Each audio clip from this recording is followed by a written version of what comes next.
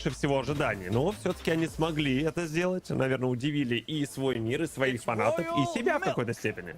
Да, оставили позади Cloud9, Xianyu Gaming, которые не смогли по итогу прорваться. Это представители группы D. Ну а как вы понимаете, Liquid Echo — это ребята, которые сражались в группе с нашими отважными Team Spirit, и там вместе с хамбойсами смогли выйти из группы С. Кстати, Саша, извини, что мы тебе вопросы задаем, да, потому что все-таки ты хост, но ты просто там был, ты в курсе. Что случилось с Cloud9? Почему так слабо? Слушай, очень сложно ответить на этот вопрос, но в первый день Мобайл ходил как, ну, сам не свой, скажем так. Он прям вообще был супер сильно расстроен. И, что я хотел сказать, я с китайскими коллегами, когда обсуждал, правильно говорить, Шэньё гейминг. Ну, Александрию, как мы говорили, да. Да. Шэньё, ну, это именно на китайском, если произносить, да? Вот это-то нас и смутило, понимаешь? Потому что ты потом в чате написал, что это именно с китайским произношением. Ну, мы-то не понимаем, на каком нам говорить. Но знаешь, как я запоминал? Ребят, рассказываю лайфхак, как запоминать Шэньё гейминг. Шэнь — это из кунг-фу панды, лорд Шэнь. Йо — это из Шаман Кинг. Все. Или не грози уже мы Централу тоже, в принципе. Да, вполне.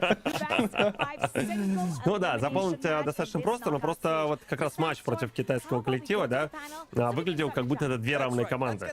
И две равные команды, которые не понимают, что делать на землях рассвета. Вот, к сожалению, это было именно так. Я не знаю, то ли они были не в настроении, то ли что-то еще. Ну вот я расстроился, честно скажу, я расстроился. Ух ты, дуалити of versality. Бенни против Бенни.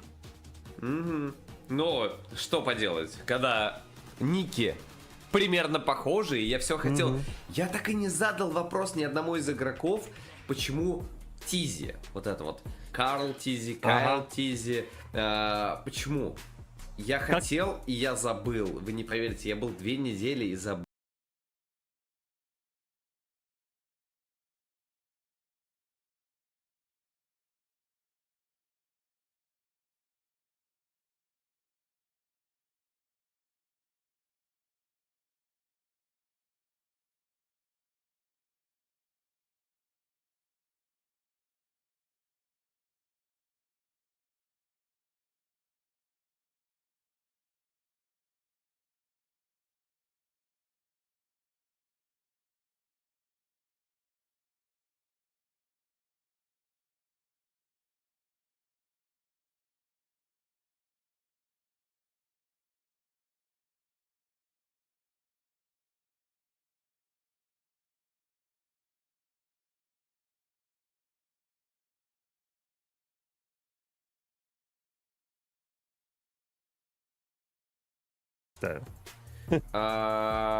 Ну, это, наверное, сложно сказать, но по моим предположениям, что он должен быть первым, потому что он играл с 2018 года.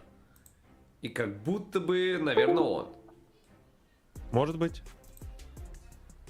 Ну вот, к сожалению, я даже вот начал посмотреть, да, Так. а можно ли что-то, но, к сожалению, информации такой нету. Вот по поводу ЖК есть модная приписка после ника. Все, это на этом, к сожалению, вот заканчивается информационная какая-то полезная информация. Есть в Анже, это First Generation, тоже приписки всякие, да. ЖК это просто был какой-то вот пик моды и все, да. А есть какие-то вещи, которые еще что-то означают, как ни крути. Ну вот в чатике я видел предположение возникло, что это от Too Easy. Может быть, кстати. Может быть. Но на Туизи не очень похоже. А похоже вообще очень похоже. Судя по посылу, ты знаешь, очень похоже. Туизи. Ну, кстати, может быть. Тогда это получается обидно. Вообще очень обидно, да. Ну что, Destroyer Тизи. Ну что, Lifeforce Surf Тизи. Просто Surf Тизи. Сократим в случае. Surf Тизи. Но у нас стадия, наконец-таки, пиков и банов. Первой карты БО5. Напоминаю, что это серия до 3 побед. Это очень важный матч для каждого из коллектива. Как уже отмечал до этого Дмитрий КДАш, нету права на ошибку. Давайте смотреть. Давайте смотреть. ЖК тоже расшифровали, вот я подсмотрел немножко, да, это Just Kill Enemy переводится. То есть сейчас все расшифруют. Ну, круто, что у нас такой, скажем так, эрудированный чат. Я уверен, что Толстого тоже все читали, 100%. Наизусть. Стадия драфта стартует прямо сейчас. Друзья, только подумайте, это первый матч стадии плей-офф MSC 2024. И здесь, конечно, фальконам не позавидуешь. Что уж греха таить. Нам даже показали возможный драфт, да, успел так промелькнуть, судя по всему. Ну и дожидаемся, что ребята готовы преподнести на этот поединок. Опять-таки, по силам, наверное, сразу заранее можно сказать, что Liquid является фаворитом в рамках этой встречи и будут давить авторитетом своего соперника. Falcon Esports попадает в сложную ситуацию. Но, как показывала практика текущего мероприятия, уже неоднократно даже сильные коллективы внезапно оставляли позади и другие. То есть есть чему поучиться у коллег. Всегда есть чему поучиться. Ну что, ребят, давайте по драфтам. Чего ожидаем? Какие-то стандартные баны или чего-то неожиданного? Что вы успели, так скажем, посмотреть, подсмотреть за групповой этап? Вот за время всего турнира я заметил, что Чип погулять очень редко выходит. Я думаю, что Чип в этот раз погулять не выйдет. Такая ситуация, но это все какие-то просто истины. Вообще, в целом скажу, что есть шансик небольшой. Есть шансик у фальконов. Потому что Liquid, скорее всего, могут легкомысленно отнестись к этому сопернику, учитывая, во-первых, что серия Best of 5, поэтому даже первую, а может быть, кстати, и вторую игру фальконы могут забрать, если покажут прям свою идеальную игру и покажут какие-то интересные драфты. Я думаю, что Эхо будет просто играть, скажем так, как всегда, да, понятно, что у них 0 волнения, у них 0 переживания, соперник, который им, мягко говоря, по силам, а вот фальконы, конечно, скорее всего, и нервничают, и переживают, и понимают, что на жеребьевке не повезло больше всего, то есть из всех 8 команд они оказались самыми, извините, неудачливыми, да, в этом плане. И им надо... Но с другой стороны, если ты обыграл Эхо, то тебе уже вообще, мне кажется, никто не страшен. Ну вот просто никто. Ну, как тебе сказать, верхняя часть сетки, конечно, очень тяжелая, поэтому даже если ты обыгрываешь Эхо, то тебе все равно предстоит очень нелегкий путь. То есть, если бы это нижняя часть, да, и там, ну, у тебя только ликвиды были бы, я бы такой, окей, но у тебя еще фальконы и пибрены. Там за них папа придет мстить, да? Да. Это чисто, сынок, подожди, ну-ка подвинься, тут папа пришел, работаем. Что это вы себе позволяете, да, тут обижать нашего? Ну, кто знал, что так сложится, что у нас вот 2 малазийские команды с одной стороны, 2 филиппинские с другой. Я, опять же, в своих предиктах предсказал, что у нас завтра как раз мы еще 2 матча посмотрим, а вот послезавтра у нас будет филиппинское и малазийское дерби. Если, конечно, все сложится по плану этих команд, и финал у нас будет многонациональный, что тоже достаточно приятно. Есть, конечно, и минусы у такой системы, да, что... Ну, кто вот сильнейший на этом турнире, конечно, сказать сложно. В рамках данной системы, да, действительно, мы узнаем победителя. Но если бы была система Double Elimination, возможно, и результаты были бы другие. Возможно, все-таки это Эхо и AP Brand. Как вы считаете? Ну, слушай, тут надо тогда уже, если представлять плей-офф, чтобы совсем уж точно определить, еще одну групповую стадию провести. Как раз самые сильные в рамках того, кто умеет бороться за выживание в турнире. По-моему, тоже неплохой показатель, потому что через нижнюю сетку, ой, мы потом успеем собраться. Вот кто успевает все свои ресурсы сразу подключить к геймплею, тоже достаточно важный фактор. Тоже путь чемпиона. Путь чемпиона начинается здесь и сейчас. У каждой, давайте честно, команды. Потому что если вы выигрываете, неважно, кто выигрывает, выигрывают ликвиды, выигрывают сейчас фальконы, то они проходят дальше. Да, скорее всего, это будут эпибрены, понятное дело. Но если вы проходите еще и их, то это все, это уже гранд-финал. Как я уже сказал ранее, нижняя часть сетки намного проще. Давайте называть ее не нижняя, а правая часть сетки, да? Представим, что она идет с 2 сторон. Мне кажется, это более правильно, потому что люди, которые... Развиваем фантазию. Да, не очень разбираются в системах, могут подумать, что есть нижняя сетка еще, и тогда будут ожидать еще какой-то матч. Ну нет, я имею в виду... Ну да, вторая часть. Нижняя половина сетки, давайте просто так. Давайте так, с этого момента я объявляю, что все матчи, которые вы увидите далее, они будут на вылет. Они будут по системе Best of 5, и команда, которая проиграла, турнир покидает. Без всяких вторых шансов, без всяких, ой, извините, а можно мы еще разок. Ничего такого не работает, просто все, домой. Какое волевое решение от Сергея Лайфотерпа. Приходится принимать решение. Смотрите, друзья, это Серега вот только что решил Что Не, ж, ну все, переигрываем турнир. Серега решил.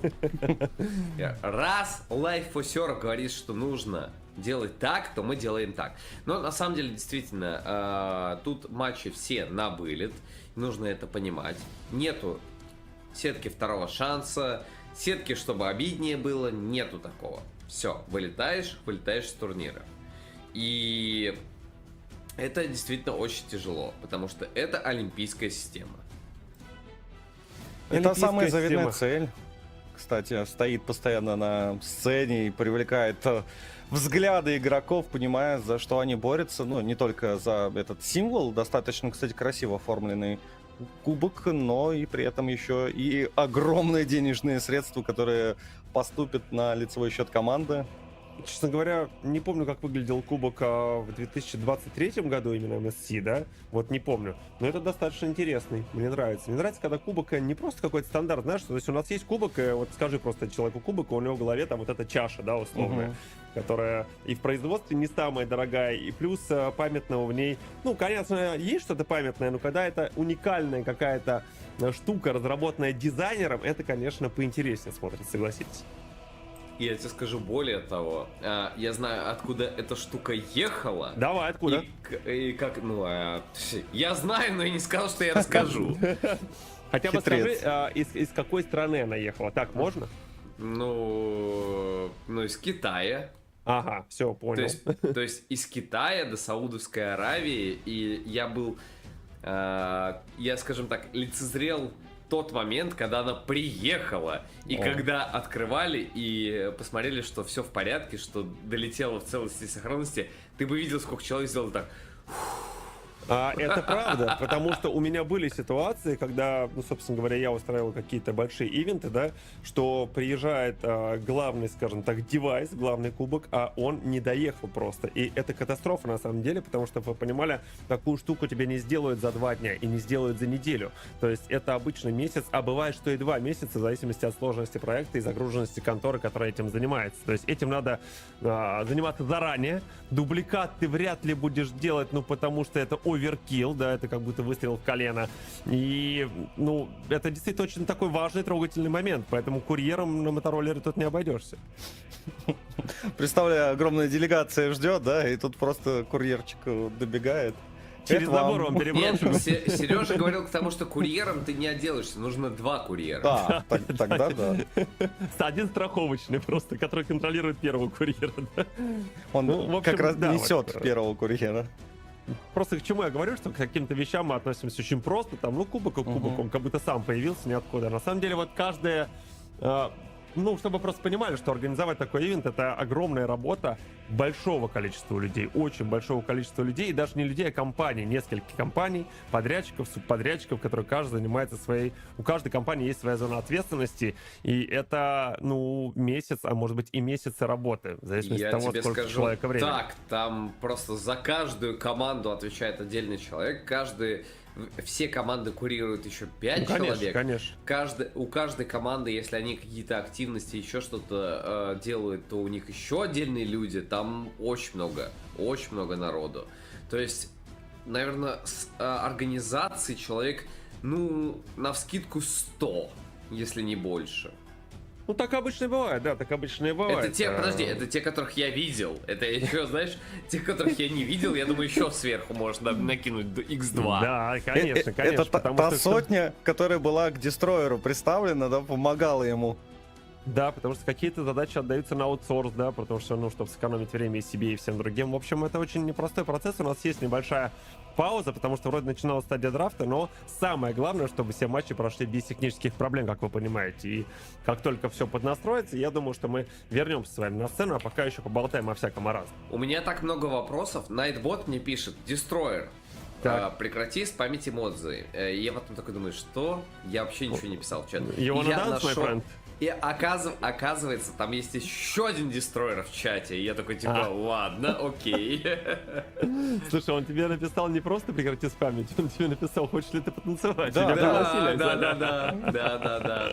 Ну, я не хотел целиком озвучивать, но да, ты прав. То есть, есть еще один дестройер, который спамит эмодзи, а мне приходит предупреждение. Я такой, типа, хорош, брат, ты чего? Остановись, стой. То есть там скорее всего, не оригинальный. Разделили, то есть ему стоп спаминг, а у тебя спрашивают, хочешь ли ты танцевать. Все достаточно поровну. Кстати, по-моему, в Саудовской Аравии запрещено танцевать в публичных местах. Да?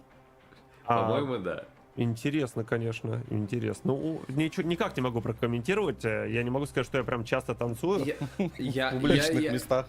Нет, ты понимаешь, когда тебе сказали, что тебе нельзя, тебе хочется. Конечно, да. В этот момент, вот то есть ты обычно ты идешь в обычной повседневной жизни.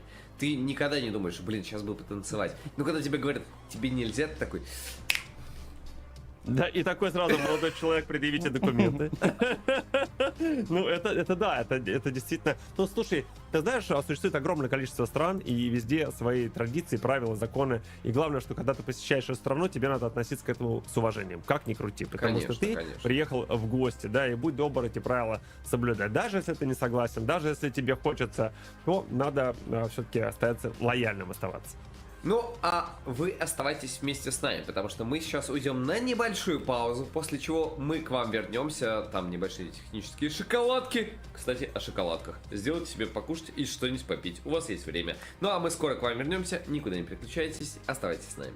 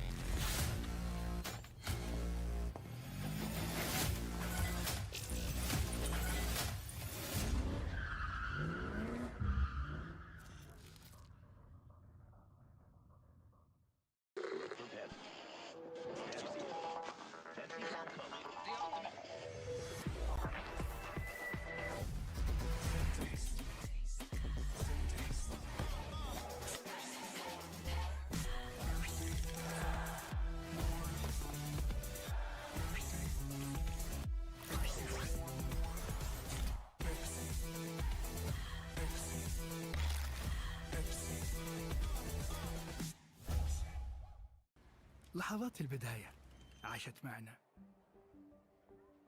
كنا نحسبها وقت للتسلية بس. نحسبها بس ذكريات.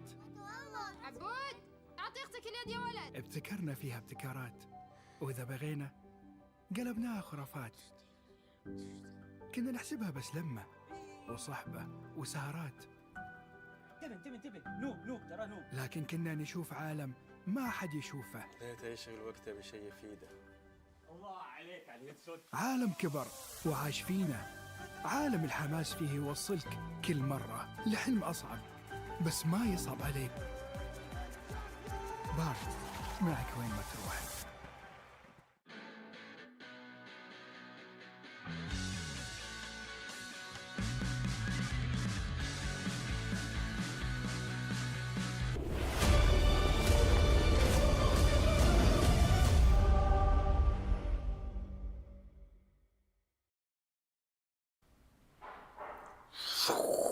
Видали, что могу? Я Данзела призвал.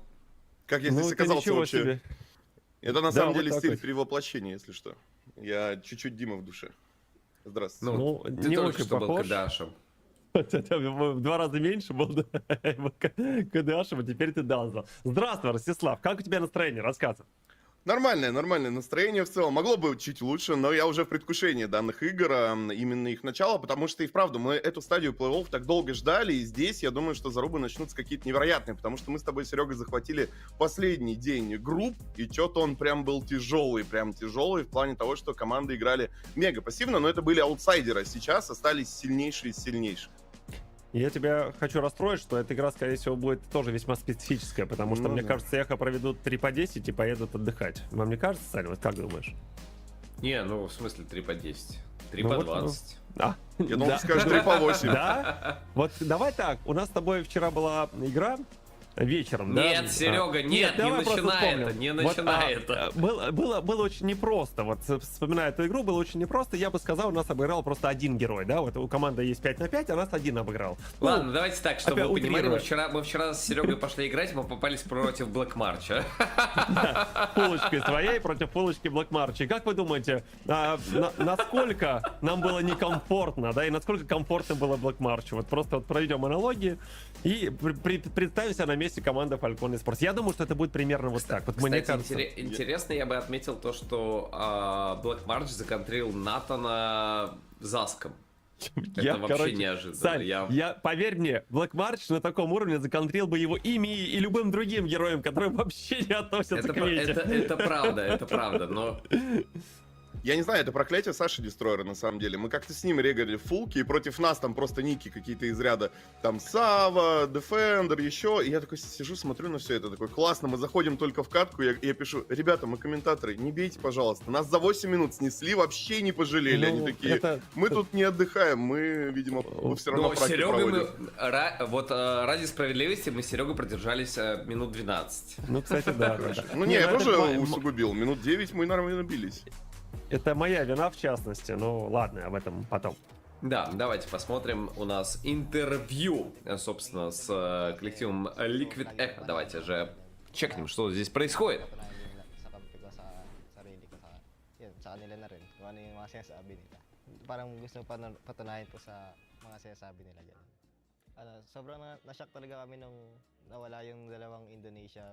Мы были шокированы, когда 2 индонезийские команды покинули чемпионат. Я думал, что мы переведем потом. Давайте потом. Хорошо, хорошо.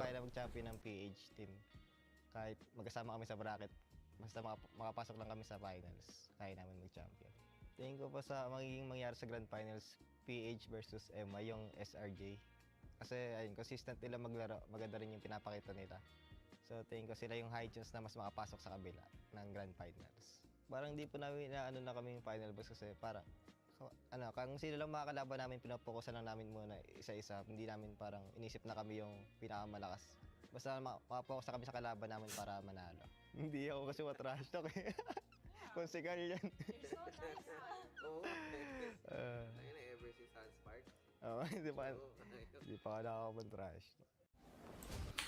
Ну, если кратко, прям, кто знает английский, тому попроще. Если не знаете, то быстренько переведу. Во-первых, ребята, весьма в шоке, то, что оба индонезийских коллектива выбыли. То есть, давайте честно, это супер неожиданно для всех. Вот, и второе, они думают, что они будут играть против Селангор Red Giants, то есть в гранд-финале. Такие вот предикты со стороны коллектива Liquid Echo. Это, честно говоря, весьма удивительно, то есть... хотя нет, это, наверное, не удивительно. Наверное, так оно и есть. По моим предиктам примерно такая же ситуация. Вот, я не знаю, Fireflags, в гранд-финале по моим предиктам. Я понимаю, по твоим предиктам я понимаю прекрасно и понимаю, что, наверное, все-таки частичка нашей души, учитывая, что все команды EWC региона вылетели, все-таки болеет за Fireflags. А Владимир Оспрей остался. Владимир остался, вот частичка там, и мы не можем, мы чувствуем вот эту силу и даем ему всю свою поддержку, но, честно говоря, гиганты хороши. Хороши гиганты, с этим сложно спорить. Я притом помню, когда мы предикты выставляли, там половина людей такие, когда я говорил, что Селангор должны выйти, они такие, ты чё, Саня, тут как они выйдут? Я такой, в смысле, как? Ну, это очень сильный коллектив. Сашка, аккуратнее, потому что Ежик тут недавно мне такой, ты за Сиюсун, да? Сиюсуны там кого-то выиграют, он мне постоянно в эфире это упоминал. В итоге ребята тоже вышли, я напоминаю. И в теории могли выйти даже с первого места, если бы не технически. Вопросов нет. В смысле технически? Ну не технически, именно по регламенту, да. Давайте так, по регламенту. Не технически. Они пикнули не то. За это, да, ну я думаю, что это можно говорить, если уже, это да, не это есть. Да, можно, мы уже... Это официально. Тогда я думаю, что я могу говорить об этом. Тренерский штаб, во-первых, был исключен на 4 игры у коллектива Сиюсун. И что внезапно для меня, Сиюсун даже без тренерского штаба выиграли Fnatic Оников. И притом, ну, как бы, уверенно, я бы сказал, уверенно это сделали. Очень. Самое интересное, Саня забыл сказать то, что команду еще оштрафовали на $2000, но он просто очень богатый человек, поэтому для него это ничто абсолютно. Кто? Где этот? Где? Вот он. Ты, видимо, не смотрел, Серега, ты не смотрел его шорт-стримы, потому что когда он был в Ариаде, я просто вижу, ребята, магниты такие дорогие, я бы, конечно, вам привез всем из чатика, но только жене, у меня только... Потому что там из золота магнита, понимаешь, поэтому он не пойдет. Я магнитик купил один из Дубая, все. Слушайте, для меня вообще магнитики это какой-то пережиток прошлого, да, то есть я вот как-то... Да, блин, это прикольно, прикольно, приятно, да. это прикольно, ты чего? Ну, не знаю, видимо, 40 лет здесь не мне все-таки. Что поделать. Не, Серег, именно тебе. Ну, именно мне, да, вот поэтому я удивлен вашему, скажем так, вайбу. Ну что, друзья, игра-то начнется у нас, как считаете? Или все-таки придет? Конечно начнется. Но на самом деле первый матч, он всегда самый тяжелый, там пока настройки, пока там проверка всего. Кстати, еще и любопытно, там, если сравнивать даже там с чемпионатом мира, на чемпионате мира можно было как-то подснять еще что-то. Знаете, сколько мне дали времени, чтобы подснять Team Spirit в момент, когда они выходили? 4 минуты. Да, конечно. 10 секунд. Серьезно? И что, все, 10 секунд, все, иди до свидания, да? Пора. Я вот так вот буквально зашел с ними, быстро заснял и убежал, потому что мне дали 10 секунд. И один раз за все время. Ну там все серьезно максимально. Ну там вообще, там прямо очень жесткие правила. То есть, почему? Почему? Есть какая-то, какой-то... Конечно. Какая причина? Ну, у тебя вообще много причин, потому что у тебя идет все-таки международный чемпионат, и у тебя идет по огромному количеству дисциплин, и там очень жесткий контроль. Ты не можешь... Чтобы вы понимали, насколько тяжело подойти к какой-нибудь команде. Вам нужно поговорить с менеджером, вам нужно поговорить с представителями региона, вам нужно поговорить с представителями EWC, и только потом, вот пройдя 3 инстанции, вы можете с кем-то пообщаться. То есть это безопасность, правильно, в первую очередь? Это, во-первых, потому что у игроков, у них очень жесткое расписание, очень жесткое. То есть у каждой команды, у них расписание там поминутно. Вот реально поминутно расписано. И ты не можешь просто так, знаешь, такой типа: ребята, я хочу сегодня с Liquid Echo поговорить. А знаете, сколько таких вот, как я? Там таких человек 100. И каждый хочет пообщаться. И, понятное дело, там ограничения для этого вводятся. Чтобы попасть в Player Lounge, вы просто так не пройдете. Там физически не попасть вообще. У вас должно, обязательно нужен специальный пропуск. Вы не можете пройти туда. Ты условно должен быть частью команды, да, чтобы туда попасть? Условно, либо, то есть, ты должен быть в списках, как минимум. Ты по-другому не можешь туда попасть. Кстати, пока у нас игры не начались, пока мы ждем, друзья, мы еще раз передаем приветик всему чатику, в частности, сыну Наны, потому что он там негодует, я смотрю, я замечаю, слежу за тобой, дружище, за всеми остальными тоже слежу. Буквально совсем недолго нам остается подождать, скоро драфты начнутся. Друзья, это не мы, хотим с вами поговорить так долго и мучаем вас тем, что матч Серега вас обманывает, Серега хочет поговорить. Это просто Сань никак кнопку перехода не нажмет, он говорит, я вот так соскучился, по вам столько не было, да? Сейчас вообще да, я соскучился. Правда. Вообще, да, это правда. Я соскучился по всем вам. Там, конечно, классно.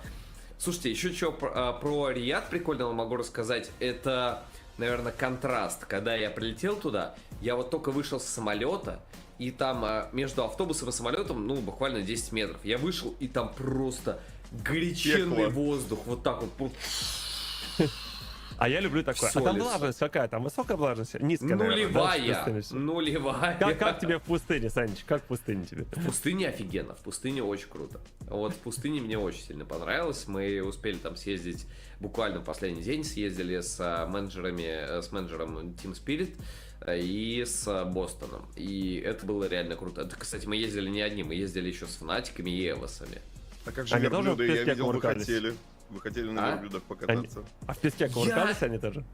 Я верблюдов заснял, когда они просто вот, естественно, среди обитания.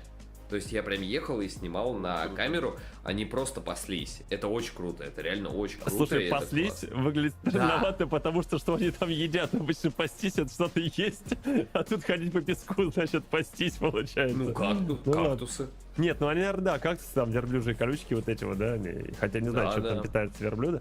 Ну ладно.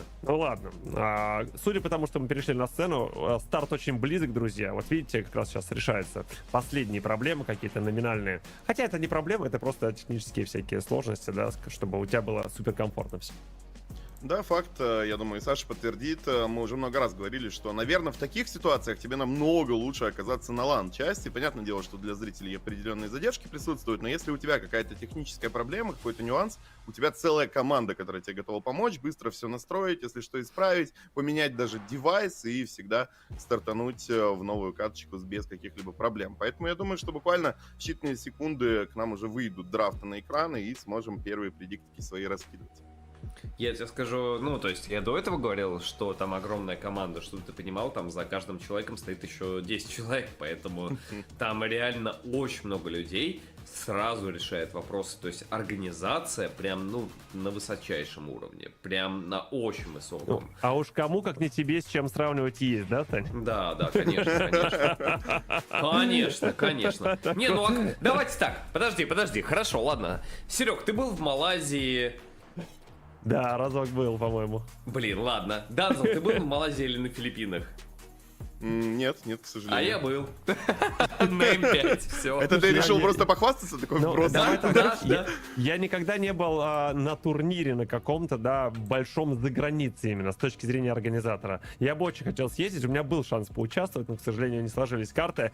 Но я организовал большие ивенты, и это очень круто. Это очень круто, если тебе этот ивент нравится, если он тебе по душе, то это потрясающе, когда все это строится. Вот из ничего оно превращается в нечто вот то, что мы видим сейчас на экране, друзья. Это очень большая отдача от работы. Это очень тяжело, честно скажу. Это очень нервная работа, да. Но это прям круто. Как раз в последнем приготовлении мы видим, что прошла мотивационная команда. Подожди. Вот именно этот человек меня не пускал. Не пускал меня на сцену. Вот именно его запомните. А как его зовут? Я не знаю. Честно не знаю. То есть вот именно он меня не пускал. Я понял. Он судья, слушай, ты не имеешь ничего как бы. Это Ух правда, ты, это у нас правда. драфты-то как-то пролетели быстро, друзья. Да, драфты пролетели, давайте же смотреть вместе с вами, что будет происходить, а прокомментировать все это дело для вас. Конечно же, Данзел и Лайфотер. Поехали. Первая игра, друзья, Ликвид против Falcon. И спорт по составам в команде слева. Это Ликвида. Здесь у нас есть мой любимый Джулиан, также Чип, Валентина, Лапу-Лапу и Москов. А что у Фальконов? У нас здесь Роджер, Харит, Аврора, Руби и самое удивительное, Алукард появляется на нашей сцене. Это что-то невероятное, это очень странное, причем это Алукард не лесной. Я сейчас пытаюсь разобраться. Экспа? Зачем? Почему? Почему вы это ты делаете? знаешь, я вот в шоке. Я в паблике такое вижу в последнее время, ну не то чтобы часто, но бывает, да, и всегда думаю, ну окей. И, кстати, все эти алукарды проявили себя очень-очень хорошо. Понятно, что об уровне говорить сложно, потому что, во-первых, это соло-рейтинг, во-вторых, это все-таки ранг еще маленький, да. Ну, как мы видим, это имеет место на существование права. Герой мелко бьют его, ему очень больно. У алукарда проблемы, только бы о нем сказали что-то хорошее, тут же он получил полбу. Вот такие новости. Отмечают момент, мол, это имеет место быть, и сразу же на нем оформляется появится ФБ, и это будет не последняя его смерть на этой карте, его будут постоянно закрывать. Он боится, во-первых, контроля, ему не очень получать большое количество урона, которое вместе сейчас имеется в хорошем порядке, и я думаю, что особенно в лейт-позициях очень его будет тяжело, когда Москва его будет прилеплять к какой-нибудь стене и буквально, я не знаю, там за считанные 2 секунды растворять, потому что ему и вправду слишком много нужно для этого героя, чтобы он работал вполне хорошо. Странно, не знаю, как там сложились баны, возможно, ребята пошли на это, потому что очень сильно прошлись по эксполайнерам, но и вправду это все равно для меня не ответ на данное решение. Я думаю, вот опять же, анализируя какие-то варианты, во-первых, удивительно, что чип у нас появился все-таки, да, он в катке, он существует, его забрали ребята из Ликвитека.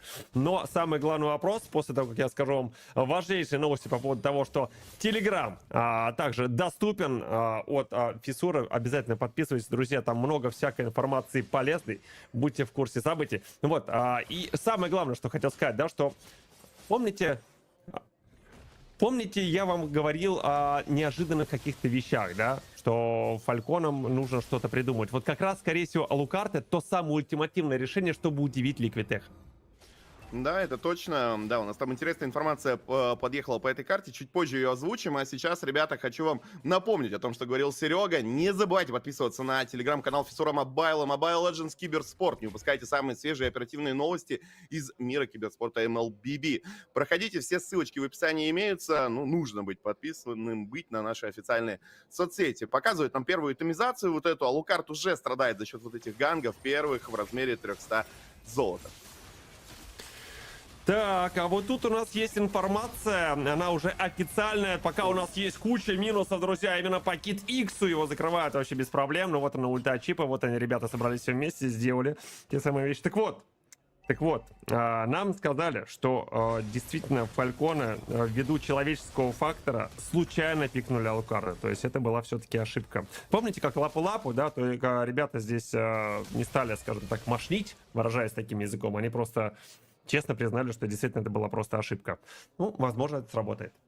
Я тебе говорю, Серега, нету никаких плюсов. Братья Лукарда ни в лес сейчас, ни в эксполайн. Это не особо работает. Ну, как бы можно в теории что-то какие минусы? Давай, ну чем? Герой, я тебе уже сказал, плохой. Герой боится контроля, он ничего не может сделать. Выдаешь по нему любой стан, все, весь его вампиризм растворяется. Плюс сейчас, в данном случае, он очень сильно зависим от фарма. И я бы сказал, что эксполайн не самая линия, которая тебе дарит огромное количество золота. Плюс в боях 1 на 1 до 4-го уровня его постоянно просто отправляют в таверну. Ну, во-первых, 4-ка уже есть, во-вторых, контроля у команды Ликвитеха не так много, поэтому здесь Алукард себя чувствует, ну, не прям супер отвратительно, как мне кажется. Возможно, я, конечно, ошибаюсь, мы видим, что у Алукарда уже проблемы с нулевой, мы видим, что Ликвитеха ведут за счетом 3-0, и преимущество по золоту у них 2000 и будет расти, но что поделать, придется вот как-то так отыгрывать.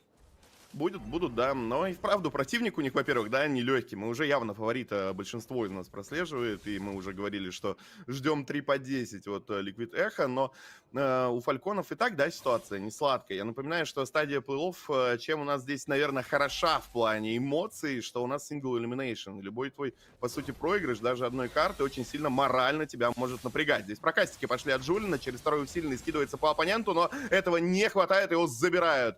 Первый килл зарабатывает Фальтонси Спорт на этой карте. С жуликом так обращаться, конечно, нельзя, он за это будет мстить жестко и беспощадно, но это шанс забрать черепаху, потому что, опять же, здесь выход был шикарный, Калутези, казалось бы, вот-вот уходил, но его просто стерли, поэтому кнопку не нажал. Черепаха должна доставаться Фальконам теоретически, но они на нее не идут. Пока. Но перетяжечка небольшая вроде как происходит здесь, но мы не забываем, что, по сути, даже вот этот портал можно снова призвать Джулиана уже с базы. И так и происходит. По сути, ставится данная ультимативная кнопочка перемещения сюда лесника команды Liquid, и они без проблем должны добирать данный объектик. Руби попыталась здесь как-то подснайпить, но, мне кажется, не получится. Его просто стерли с лица этой карты, и им придется немножечко передохнуть в таверне 10 секундочек. Очень классно, здорово вместе перемещается команда Liquid Tech. Мы видим, что любое действие, любой их выпад, оно происходит либо... Ну, вот сейчас Лукард забрал вышку, тоже неплохо, хоть какой-то размен, да, но просто происходит так, что 4 игрока сразу летят на одного, и там вообще не важно, какой у тебя герой. Алукард, не Алукард, у тебя там Барт, я не знаю, Бакси, его все равно стирает, потому что контроля, когда ты вчетвером нападаешь на одну цель, его все-таки хватает. Да, факт. Ну и что ж, будем смотреть, будем наблюдать.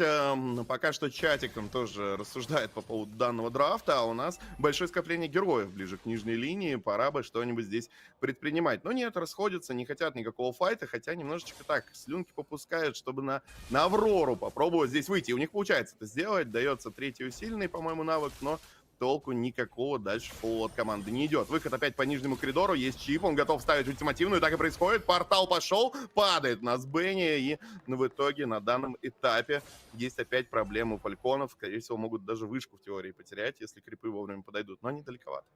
Да, да, совершенно верно. Сейчас у Лукарда находится здесь один из персонажей, это Сенфорд. Ничего страшного пока особо не происходит. Преимущество по золоту, ну, перестало увеличиваться временно, да, это неплохо для команды Falcon Esports, но и игра подуспокоилась. 30 секунд передышки по времени есть. Дак здесь уходит. Выходить он дальше никуда не будет. Здесь недалеко Карл Тизи находится. Пытался дать проказ по Роджеру, но ничего у него не вышло. И Аврора собирается играть? Ну нет, это оптимистично слишком. Карл Тизи как чувствует опасность. Да, уходит. Хотелось бы, наверное, взглянуть на итемизацию. Надеюсь, у нас в ближайшее время появится, потому что и вправду сейчас уже прошла определенная такая медиана, да, Early Game уже нас покидает, и совсем скоро уже начнут вместо черепах лорды выходить. Хотелось бы, конечно, увидеть, что там с предметами, как себя чувствуют. Но здесь чисто по счету я вижу, как хорошо сейчас с Ликвидом, потому что у них и даже Джулиан, с учетом вот этой смерти, летит 3-1-2. Очень больно Чаипу, но уходит на своем ускорении. Там проблемы, падает Лукард в очередной раз, и уже вторая смерть здесь на карте сфиксирована. Кстати, заметим, что Чип у нас играет с очищением, что интересно, поэтому все-таки с этой позиции он ушел. Вот такие вот интересные вещи у нас случились. Ну и до лорда очень долго и много, точнее, еще до следующей черепа. Да нет, уже до лорда, друзья, 8-я минута уже, дальше все. Дальше только серьезная игра, а Бенни QT у нас пушит вышку на топе, Т1. Я не представляю, чем Москву останавливать, если честно. Ты знаешь, Москву, да, сложновато остановить, да в целом вся команда Ликвитех себя прекрасно чувствует. И Жулик сейчас уже набирает, он шотывает практически любую цель, а мы видим, что у Фальконов, ну, таких суперплотных целей нету. Там с Кидексом могут быть проблемы, но на этом, пожалуй, все. Что делать? Вопрос интересный. Дев-потенциал не самый лучший, честно скажу. Таких вот массовых героев, вроде как Паша, вроде Натана, который хорошо отпушивает, скажем так, да, с дев-потенциалом. Их тоже нету, поэтому Фальконы даже с этим лордом могут получить очень много. Да, сравнение у нас было голдлайнеров, но конкретно здесь это, наверное, не совсем правильно, потому что Роджер здесь у нас, да, выступает в качестве лесника, плюс это такая роль, которая может, если что, посвапаться, пойти и в голд, и в лес, и его вот эти значения, они, ну, не до конца объективны, когда Москва у нас все-таки в лесную часть карты не ходит. Смотрим на итемизацию, впереди у нас Москва над своим противником в виде Харита на 1000, и это достаточно уверенный, хороший показатель, да, не такой большой для 10-й минуты, но это уже заставляет здесь задуматься. Ставится у нас портал на нижнюю линию, пытается поиграть, схватить какого-то из оппонентов, но не получается этого сделать с Харитом, прошу прощения, уходит отсюда. Опять разменная игра по Москве, вот это очень важный минус, они готовы преследовать. Falcon Esports готовы разворачивать карту, но сюда подходит у нас Джулиан, хороший контроль, падает Алукард, готовы дальше пробивать, и Дакс ничего особо не делает, падает еще и Аврора. Вроде как ребята развернулись, но не смогли. Ну, все меняется, когда приходит они, именно когда Жулик пришел, да, там уже на исходе, скажем так. Вот и в момент они бегут, да, и на контринициации Картизи просто подброс по троим сразу. Казалось бы, не так часто Жулик использует, типа, третий усиленный, да, ну, от ситуации, конечно, зависит, потому что если игра не складывается в свою пользу, то тебе вообще это опасно очень делать, тебе чаще надо второе использовать. Но вот все планы команды Falcon здесь были испорчены. А на секунду я поверил, что Алукард сейчас разгонится и просто всех перещелкает один за одним. Я на самом деле удивился этому факту. Я замечаю, что у нас многие команды именно третий усиленный прокидывают. То есть здесь игра идет все-таки командный уровень, да, мирового масштаба. Это весьма безопасно, понимаешь? Просто когда ты прокидываешь, ты больше на контроль рассчитываешь, опять же, чтобы понимаешь, что у тебя есть тиммейты, да? Вот, но в обычной жизни, скажем, у тебя все-таки по умолчанию на жулике используется второй усиленный, да, потому что дает тебе какой-то эскейп и сохраняет тебе вилку принятия решения. То есть либо тебе пойти в атаку, либо пойти тебе в отступление. А вот если ты влетел там с первым усиленным, да, то это билет в один конец, и эскейпиться уже не получится. Да, у нас вот еще пишут в чатике по поводу Лукарда, что вот ему очень сильно жизненно необходим красный. Ну да, это факт, да и красный смайт тоже неплохо, чтобы максимально увеличивать количество урона, да, на начальном этапе и выходить быстро в хороший дэмэдж и отхил. Здесь такого, к сожалению, мы увидеть не сможем, потому что, да, уже мы озвучивали, что у Фальконов получился случайный пик героя в виде Лукарда, и здесь, конечно... Тут еще такой момент, что у Алукарда тут задача другая немножко, да, то есть лесной Алукард, он создан для того, чтобы наносить урон, и вырезать цели, да, здесь Алукард собирается, как мы видим, он собрал себе крыло, да, ну, топор, военное крыло, то есть он дольше должен жить, как бы, вот у него расчет на то, что он будет вырезать какие-то мелкие цели, плюс максимально долго жить, потому что урон тут наносят другие ребята, другие немножко цели, а тут немножко Сенфорда забайтили, но все-таки он депается, а вот проблема у Бенни, Бенни пытается отступить, вообще очень мало КП у команды Фалькон, и это только первый лорд, друзья, они все-таки бегут отсюда, с первым лордом удалось снять кучу пассивок, и, возможно, еще и вышку на топе заберут, потому что Сенфорд уже по ней начинает работать, но все-таки Фалькон держится. Да, пытается как-то проковырять, продавить это строение, но не выходит, к сожалению. Появляется уже кристалл на Харите, и это на самом деле неприятно, потому что урона этот предмет сейчас дает в огромном количестве. Удивляет меня немножко выбор райского пера сейчас на Джулиана, потому что, по большому счету, там это уже далеко, по-моему, не второй, это третий слот, и третьим покупать перо как будто... Нормально вполне. Понимаешь, думаешь, я обычно на второе первый беру. А в зависимости от того, опять же, что ты собираешься на этом жулике делать. Если ты можешь бить, а Карл Тизи здесь объективно может бить, потому что перифарм огромный, не доминирует по игре, тогда это отличное решение. Если ты бить не можешь и больше рассчитываешь на прокаст, урон с прокаста, тогда, конечно, тебе нужны какие-то магические предметы, кристаллы и прочее. Потому что это, скажем так, достаточно дорогое решение, то есть, да, но он может себе это позволить, поэтому почему нет? Ну да, может быть, соглашусь, почему и нет. Предмет в любом случае на героя смотрится очень приятно. Хотя многие, бывает, даже избегают его, не берут. Хотя он приятнее становится фармить, быстрее по карте передвигаешься и в файтах после прокастика сбриваешь с руки. Ну и что ж, у нас... Да. Обычно для фарма один собирает вот ножичек вот этот, и все просто на скорость атаки, и на этом все заканчивается. Для фарма вполне себе хватает, а дальше уже расчет именно на магический урон, как бы и на какой-то прокаст. Ну, учитывая, что у тебя есть команда, да, безусловно. Ой-ой, это вообще чуть ли не пятым, да, слотом все это дело покупается. У Джулиана у нас и кристалл есть, и крылья, и божественный, и вот и сейчас только райская. Да, и заморозочка. Может быть, он такой пронзающий. Пронзающий небеса. Но это было бы совсем странно. Он просто не успеет его растакать, потому что, я думаю, 1-2 файта, и, в принципе, все закончится. Сейчас Карл Тизи уже начинает бить лорда. Заморозка появляется еще на Сенфорде. А именно зимняя корона. И вот мы приходим к тому самому геймплею в лейте, когда начинается файт, у тебя прожимается куча корон. Такая коронация происходит и первой, и второй команды, и дальше уже все заканчивается после того, как все отморозятся, скажем так, да, выражаясь сленговым языком. Но посмотрим. Лорд выходит по топ-линии, и проблема у Falcon Sports на этот раз имеет такой весьма серьезный характер. Да, перефарм гигантский, на самом деле, уже 9000 мы фиксируем на счетчиков. Да, 14 минута, да, уже не так страшно, как там на 9 и на 8 видеть такие цифры, но все равно, опять же, очень сложно все это дело именно позиционировать файты и так далее. Тот же самый Лукард, даже если он соберется во все деф-слоты, будет пытаться как-то до себя впитывать, а не вносить урон, этого недостаточно. Вы посмотрите, сколько урона ему сейчас по центральному коридору убивают. Руби неплохо, ультимативную здесь прокидывает, а команда будет как-то помогать, чтобы закрыть эту цель, но нет, фокус быстро не приходит. Ребята играют в основном по крипам и правильно делают. Они отдефались, еще посидеть здесь, пожить можно, но еще придут пачки, и я думаю, что не захотят останавливаться. Как минимум Т3 на нижней линии хотелось бы добрать. Вопрос только, чего они ждут, вот самое интересное, да, здесь вот ворваться они как бы боятся, то есть уже какая-то инициация, то есть ошибка от Ликвитеха и потом инициация от Руби. После этого врывается Лукард и пошла вода в хату, как говорится, неплохая инициация по какие-то иксу, Кидекса, казалось бы, закрывает, но все-таки он живет до последнего, отступает команда Falcon Sports, пока все живы, кроме JP сбрили, это уже неплохие новости, но потеряли все-таки Т3 на боте, Жулиан врывается, заморозку использует Пик 7, и команда Ликвитеха отступает. Да, у нас в чатике спрашивают, не понимаем, как случайно пикнули Лукарда, но бывает такая ситуация, и, видимо, здесь по регламенту нет возможности выхода на рехост именно при таких обстоятельствах, и, естественно, пришлось Фальконам играть именно с этим драфтом. Ну, всякое случается, даже с таким мы видели, что выигрывают, бывали у нас разные, да, случаи на киберспортивной арене, поэтому тут только остается поддерживать, никаким образом не осуждать. Когда я вам говорил про нервы, да, которые будут у команды Falcon Sports присутствовать, они, конечно же, вот есть. Это проявляется именно таким образом, что порой ты ошибаешься, перенервничал и вот просто не туда тыкнул своим прекрасным пальчиком. Вот так оно и проявляется. Это только один из вариантов, да. Надеюсь, что все-таки команда будет с этим справляться, но какой бы опытный коллектив не был, если у него все-таки не так много лан-финалов, то этот момент будет присутствовать, к этому надо адаптироваться, с этим надо справляться. Да, у нас Настя пишет, я уже думала, что эхо дома уже. Нет, этот коллектив, я понимаю, что многие, наверное, немножко ошеломлены потерей оников и конкретно индонезийского региона, который нас сожалению, уже выступать не будет, но Эхо это все-таки тоже во главе. Сейчас меты все, я бы сказал так, Филиппины, это очень страшные ребята, все ники нам уже давным-давно знакомы, и сейчас их форма ошеломляет. Они очень классно отыграли на групповом этапе, поэтому потери данного коллектива, ну, никто не ожидал. Конечно, как и Оников, но там не сложилось. Здесь же все прекрасно. Они, по-моему, без единого поражения, да, у нас закончили группы. Оники?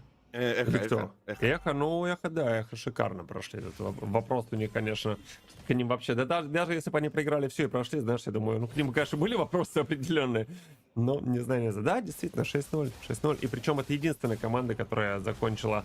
они и Брене, вот 6-0 закончили. Ну, то есть филиппинские команды закончили групповую стадию без поражений. Пока эти команды не проиграли еще ни одного матча вообще за весь турнир. Не так много, конечно, матчей было, но все равно статистика достаточно приятная. И вот мы видим, что команда Falcon Sport стоит на базе. Но дело в том, что, ну, слабо мне верится, что Бенни соло вытянет эту катку. А урон сейчас есть, по сути, у него. Роджер уже свою актуальность плюс-минус потерял. Старт не то, чтобы получился. И за счет чего они собираются выигрывать, я не знаю. Потому что ты правильно сказал, против Москвы и Джулиана шансов очень мало. Да, и здесь очень необходимо команде был контроль как раз, чтобы это все сдерживать, хоть как-то держаться и давать туда прокасты под ту же самую Аврору, чтобы Хариту было чуть поудобнее. Здесь эта функция чуть потерялась. Да, есть Аврора и Руби, но вот Алукард, я понимаю, что они хотели взять там условного Террика, хотя он, скорее всего, был в бане, что-то такое, и из-за этого очень тяжело конструкцию всю это выстраивать. Выход, попытка, лорд наш уже здесь падает, Т3 на центральном коридоре, ну и готовы проходить дальше. Они готовы, мне кажется, играть по трону. Ребята дают рассказ, третий усиленный от Джулиана. Ой, далеко, его, скорее всего, сейчас похоронят. Долго держится на данный момент игрок команды Falcon Esports, еще и выходит оттуда. Нет, падает все-таки у нас Royal Milk, готовы еще поиграть, кого-нибудь выцепить. Аврору, например, по ней скидывается лапу, заходит очень далеко, готовит для команды пространство, чтобы они доиграли по этому трону. Это первая карта стадии плей-офф, и она уходит в сторону Эхо. Ликвид Эхо, да, но даже вот учитывая, что понимали Фальконы, что нельзя подпускать лорда близко, потому что Эхо могут загадать просто в трон, даже так не получилось ничего сделать, но держались достойно. Браво, Эхо! Что хочешь сказать, Фальконы молодцы, что доиграли даже с Алукардом. Да, есть нюансы, как говорится, но тем не менее ребята сыграли. И это первое разыгровочное. Ну, конечно. Знаешь, да. Ну нет, Сань, ну я, честно говоря, вот, ну, мои предикты пока сходят. Да, я не буду лукавить и говорить, что ничего страшного, первый разыгровочный. Я действительно считаю, что Liquid Echo посильнее. Я все еще верю, что Фальконом придумают что-то интересное, и изначально я прям даже обрадовался. Подумал, что это действительно какая-то вот задумка, заготовка. Но, как вот поступила официальная информация, что это все-таки была ошибка, я бы не сказал все-таки, что Алукард тут прям супер плохо, что вот с ним были какие-то проблемы. Ну, я бы не сказал так, правда. Потому что... Часто Алукардов на экспо видишь? Нет, никогда не вижу, да, никогда не вижу в официальных матчах, но, честно говоря, вот видел, тогда пишут, что там все герои, там, с контролем. Этот контроль весьма условный. На жулике ты вряд ли скажешь, что это герой с контролем, скорее всего, но это очень редкий случай. Валентина тоже весьма условный контроль, да, так что вот уже два персонажа а-ля без контроля, да. Ну, Чип, да, Чип неприятная, конечно, ситуация. Лапу тоже, можно сказать, без контроля, потому что, чтобы дать контроль, там надо, извините, ну, слишком много кнопок отдать, да, и прям вот в одну эту цель в Алукарда ты этого делать не хочешь. Ну и Бенни QT тоже это все можно скипать. Так что я считаю, что на Алукарде тут можно было сыграть эффективнее. На самом деле, очень сильно это может ударить по морали. Я просто себя ставлю на место ребят, и они, я представляю, очень сильно волнуются. Это очень серьезный оппонент, нижней сетки нету, у тебя на кону огромное количество призовых, и ты первую игру вот так вот, к сожалению, да, у тебя получается там случайный драфт, выход этого Алуки, и все сыпется, тебя может очень сильно это морально ударить, что ребятам мы уже отпустили, уже сложнее, уже как бы по большому счету, если и вторая будет закрываться, там ну совсем уж больно будет, все на экране будет происходить. Да. Они удар по морали получили еще на жеребьевке, мне кажется. Это тоже, да. Ну, знаешь, на жеребьевке одно, когда ты пикаешь Алукарда случайно, это другое. Ну да. Ну, конечно, да, тяжеловато было, возможно. Опять же, тут, наверное, если бы был условный Террик, было бы попроще, но надо понимать, что у коллектива Ликвидов, у них, опять же, лапу-лапу. У него тоже единственный контроль, поэтому, ну бывает. Ну, конечно, да. Опять же, я не говорю, что Алук здесь хороший пик, чтобы понимали все, да, что там это было бы лучше, чем 3. Конечно, нет. Конечно, нет. Я просто говорю, что не самый ужасный пик против Алукарда. То есть можно было что-то придумать. Я только к этому говорю, потому что в большинстве случаев Алукарду на карте делать вообще нечего будет. В большинстве случаев, учитывая ту мету, эти драфты, которые мы видим сейчас. Так что, ну ладно, давайте так. Есть еще 2 шанса. Ну, бывает 2 шанса, бывает всякое, бывает разное, в том числе то, что происходит за кадром, но это мы опустим. Сергей, надеюсь, что это не тебе было адресовано. Я надеюсь тоже, что не мне, потому что я вроде ничего не сделал, только вошел, как говорится. Да, но на самом деле это очень неприятно так стартовать, но шансы у Фальконов есть. Опять же, надо понимать, ну, когда я говорю Фальконы, я говорю Team Falcons. Давайте, опять же, пока у нас есть EP бренд Falcons, все еще нельзя говорить Фальконы, да, просто вот так вот. Поэтому Team Falcons еще имеет шансы.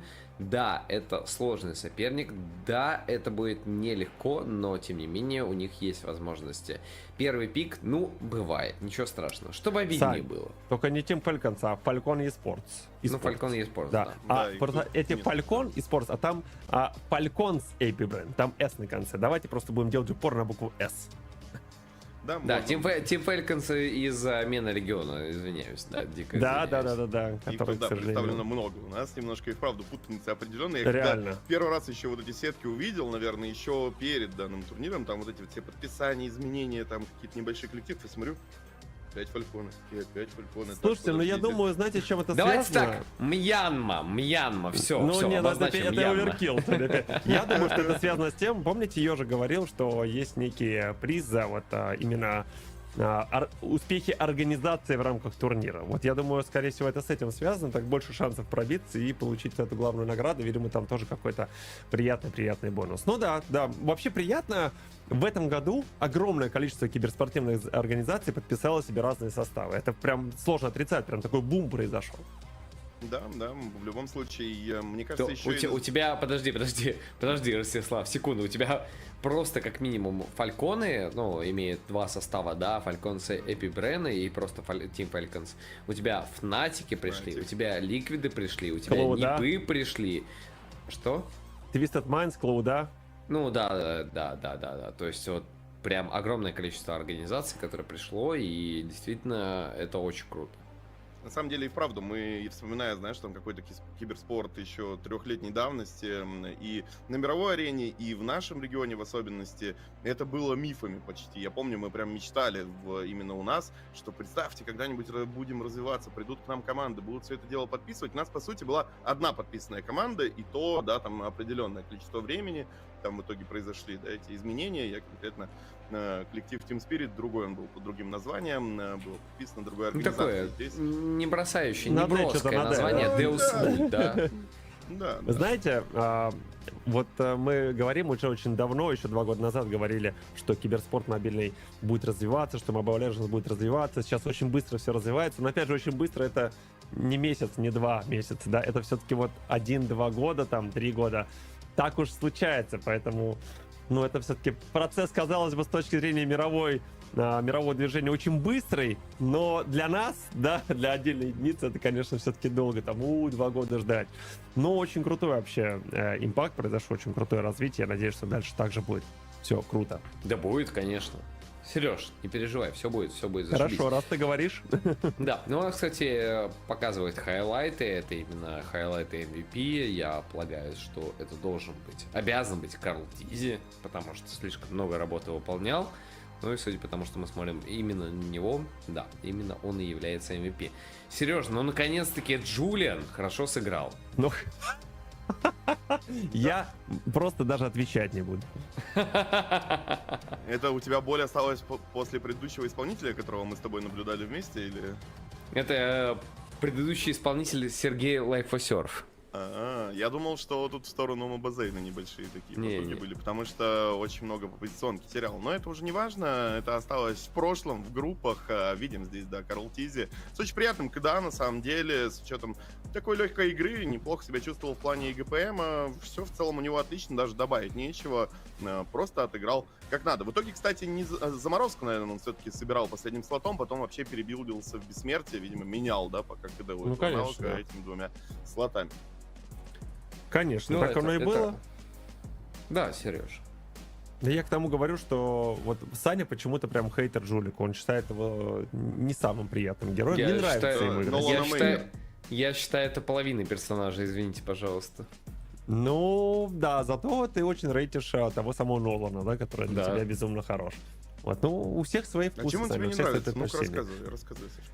Да потому что, ну, это one-way ticket. У тебя, если ты неудачно выдал прокаст, ты все, ты не уйдешь. Ну, то есть, ты выдал прокаст, и ты...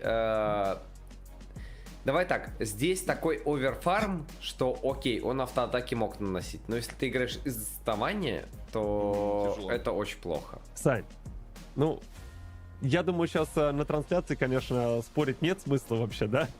А просто без трансляции ты меня задавишь своими аргументами, в которые веришь только ты, поэтому это будет наш вечный спор с тобой, хорошо?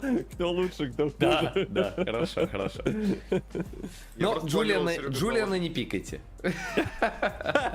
Да, друзья, Тебе пожалуйста, неудобно не играть пикайте против него? Джулиана, потому что сейчас даже в рандоме, ну, невозможно взять Джулика, это постоянно либо бан, либо пик, и это очень тяжело. Ладно. Какие варианты у наших прекрасных Falcon eSports? Не пикать Алукарда. Окей, пункт номер 1, готово, не пикать Алукарда. Всё. Дальше. Все? То есть я считаю, что им для победы нужен только это, и дальше все просто, да?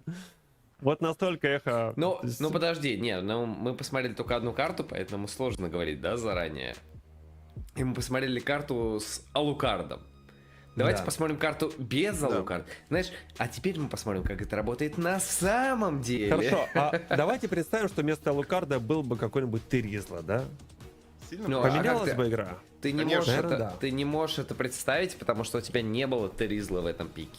Нет, я могу представить это. Мне кажется, вот не хватило где-то инициации как раз. Вот той самой инициации, того самого влета Терика с ультой ульт плюс лик. И тогда бы, может, это получилось. Потому что порой Falcons и Sport очень неплохо огрызались, согласитесь. То есть у них были моменты, в которые они прям шли вперед и переигрывали своего соперника. Да, возможно, это из-за того, что уже эхо на перефарме, там эх полетели, эх, ничего страшного, отбежим. Но мне казалось, что какая-то маленькая надежда у них все-таки была. Да, в любом случае, если был бы Терик, у тебя, во-первых, появляется больше выживаемости, у тебя появляется инициация, у тебя появляется комбинация под Аврору, под Руби. Это все можно хорошо скомбинировать, и как раз там многие персонажи боятся контроля, это могло бы зарешать здесь на самом деле. А по итогу ты можешь рассчитывать только на Руби, которая, если, по сути, прокаст не дает, Авроре очень тяжело попасть, потому что ее касты требуют времени определенного. На чатике уже пишут, что там комментаторы не здесь, Джулиан вообще-то топ. Нет, Я поддерживаю. Я не к этой половине вообще. еще раз. Давайте так. Комментаторы здесь, комментаторы знают замету. Я говорю мое личное мнение по поводу Джулиана. Потому что Серф топит за то, что Джулиан топ-1 и имба. Но у нас интервью, давайте посмотрим. ခက်ခဲတဲ့ပြိုင်ပွဲရင်ဆိုင်ရမှာဆိုတော့အများကြီးဒီတက်အများကြီးပိုကြိုးစားရအောင်ကျွန်တော်တို့screen တွေ training တွေစောရင်အများနဲ့9ရောက်အများနဲ့ focus ပြီးစောတော့တင်ရဒီမနေ့ကတည်းကပို့ပြီးတော့ဒီနေ့ကမနေ့ကတည်းကပို့ပြီးတော့အများကြီးပိုကောင်းလာလို့ဒီ knockout stage တွေရောက်လာတယ်လို့ပဲပြောချင်ပါတယ်ကျွန်တော်တို့အားလုံးဒီတက်ပို့ပြီးအများကြီးကြိုးစားနေပါတယ်သူတို့နိုင်ပြီးတော့နောက်တစ်ဆင့်တက်နိုင်မယ်လို့လည်းယုံကြည်ပါတယ် Ну, если кратко. Мы все время на скримах играем как единое целое, как пятерка. Ну, то есть мы играем... we play as five, он сказал. То есть мы играем как единое целое. И именно поэтому они в том числе дошли до плей-офф стадии. И именно поэтому они побеждают. Ну, это прям такая сокращенная версия. Ну, в принципе, знаете, стандартные какие-то вещи, да, что мы тренируемся, мы как единое целое, мы стараемся каждый следующий день быть лучше, чем предыдущий, и вот таким образом двигаемся вперед, то есть ничего сверхъестественного, причем, знаешь, очень спокойный голос у молодого человека, прям такой очень спокойный. Он очень, на самом деле, волнуется, потому что мы видели, что он как раз участвовал и на жеребьевке, и он очень сильно зажатый. В принципе, как, ну, игрок, просто я думаю, что он не особо любит прям большую сцену, вот эти все интервью, тут, ну, у каждого, как бы, в любом случае свое, зато играет хорошо. Я смотрю, там у нас баталия развернулась по поводу лесников, по поводу линк имба в лес. Лайк, да. подписка. Это Лайк, точно, подписка, ну. просто, ну, вот, линк это, если человек умеет играть, то это реально имба. Почему? Давайте так, хорошо, все, мы закроем этот гештальт. Почему мне не нравится Джулиан? Потому что у Джулиана у вас 3 кнопки. Нет, Сережа, мы открыли ящик Пандоры. Все, мы должны его закрыть. Мы должны его закрыть. Почему мне не нравится Джулиан? У тебя 3 кнопки, и у тебя 3 секунды после этого КД. Так. И ты врываешься, и ты одно из двух делаешь. Ты либо подкидываешь ребят, Так. да, и это полсекунды стан. Ну, хорошо, ладно, там 0.75, по-моему. Сколько, Сережа? Да не суть, не суть. Он играет на Джулиане, он не помнит даже сколько там Так потому что я подкидывает. этой кнопкой, в принципе, редко пользуюсь. Эта кнопка очень полезна Ну, в команде.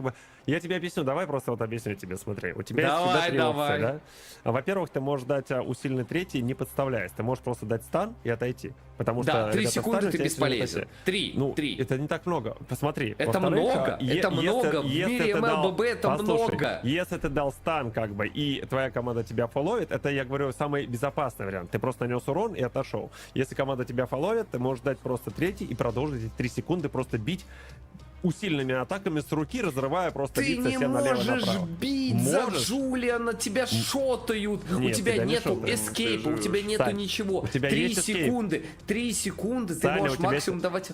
Ты можешь Я тебе максимум еще раз давать объясню, автоатаки. хорошо. Давай по-другому. У тебя есть, да, разберем усиленный первый, да? Усиленный первый ты Давай. даешь безопасно. Ты даешь практически на перефарме, шотаешь любую тонкую цель. Любую Смотри, тонкую цель. смотри, не ты нанося кидаешь, урон. я отошел на миллиметр, все. Ты не отошел на миллиметр. Если ты поймал звездочку, ты умер. Ты никуда не отошел. Ну я отошел, просто я флик Нет, дал, ты не я флик отошел, дал, ты Сань. умер. Я флик дал, ты умер. Ну хорошо, минус флик, отлично. Я потерял первый, ты потерял флик. Ты Отличная потерял игра, свою Александр. жизнь. Нет, я первый даю, не впарываясь в этот файт. Я просто могу его дать с расстояния, и все, понимаешь? Давайте В том-то поговорим и о проблема. плюсах героя. Я пока вкину, потом может Дестро Давай, продолжать давай, своими давай. минусами. Нет, ребята, вы меня не переубедите, я все Сашка, еще... во-первых, Кто бы ни вариативность. пикал, даже Вари- если это будет SSSS тир персонаж, я буду говорить, что Джулиан нет, не Ребят, для вы- меня. Чтоб Я понимали, вы спорите против. с человеком, который на Сайберовром берет кару. Да. Сайбер-ром, кара, да. Ну все, я Да. думаю, на этом Я конечно. бегаю 17-0, если вы не видите. А он хорош. Нет, я хочу продолжить. Я теперь Давай, тоже ворвался давай. эмоционально в вашу штуку. Да, во-первых, вариативность. У тебя есть варианты, как ты можешь использовать себя под файт, да, то есть, опять же, ты можешь пройти через второй навык, продамажить пол пачки сразу, через первый, через звездочку. Ты можешь выдать дополнительный контроль. Ты постоянно еще делаешь такой аргумент, что ты влетел, навыки в КД. Подожди, Если ты уходишь через второй, ты урон не наносишь толком. Ой, Нет, почему? там Не все равно наносишь? нормально. Там Ну, нормально. подожди, Пойдет. Нет, хорошо. Ты выдал первый, третий, и ты уходишь через второй. Ты не Или, наносишь столько урона. или ты атакуешь, допустим, смотри, стоит 2 танка, перед тобой стоит Терик, а за ним стоит стрелок с магом, да? Ты просто даешь второй, и оказывается на лице у Клинта и, допустим, Навари, и просто разрываешь их с 3 ударов. А Терик остается с бубном, еще и в стане. Ну, кстати, вот Джейзи правильно говорит, ты не путай соло-ранг и турниры. безусловно, я да, это тоже разные Я вещи. согласен. Я еще раз говорю, я хейтер Джулиана в соло-рейтинге. Потому что люди, вот мое мнение, опять же, это чисто мое мнение, вы можете к нему не прислушиваться, оно вам не нужно, оно бесполезное. Я понимаю, что тут сидят люди, которые явно лучше меня шарят, и я уверен, что половина людей, которые сидят в чате, больше звезд, чем у меня. Но факт, вот для меня лично, я же говорю, это для меня лично, я ненавижу Джулиана, потому что когда это в моей команде, это влет и смерть. Все. Да, Сян, тебе просто не везет. Тут я даже Так апеллировать я не с буду. тобой играю, ты Да, за Джулиана играешь. Слушай, у меня на Джулиана мы с тобой играем постоянно MVP. Ну, кроме той игры, когда нам, извините, против киберов попались. Там, конечно, мы все Полегли. Объегорились. Отошли, да. Отошли, хочется сказать грубее, друзья, но не можем. Ладно, ничего страшного, давайте разбираться дальше, а потому что у нас начинается вторая игра, и наконец-то мы посмотрим стадию драфта, а именно баны и пики. Соскучился я по ним. Здесь Лойка, Орлот слева, Фарамис и Ангела справа. Фальконы будут участвовать у нас именно на ферст пике. Будут как раз здесь более удобно, наверное, для себя выбирать и драфтить. До сих пор у нас открыт такой персонаж, как Чип. Его выпускать не нужно. Мы видели, что происходит, когда он либо Лойка в картах появляется. Особенно такого уровня, с этим могут быть определенные проблемы. Поэтому стоит задуматься. Также открыт Роджер, герой достаточно удобный, и Линк, который достаточно самостоятельный без Ангелы. Может здесь устроить шума на карте, поэтому выбор есть, нужно думать. Надо Чипа либо забирать, либо банить, мне кажется, потому что Чип по-прежнему доступен, и я думаю, что сейчас Liquid Echo будут его убирать.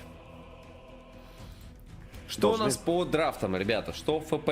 Что ФП забираем себе? Линк, Роджер, что-то из этого можно подумать, выбрать для себя. А Валентина? Что скажете по поводу Валентина Валентины? тоже хорошо. А как насчет Ангелы? Потому что она и в Роджера хорошо, и в Линга хорошо. Она в бане, по-моему. А ты знаешь... Она, по-моему, не в бане. В бане она первый не в бан бане. справа. бане, Первый бан, да, да. все, нормально. Линк. Линга забрали. Ребят, Так, вроде я в интересно. очках.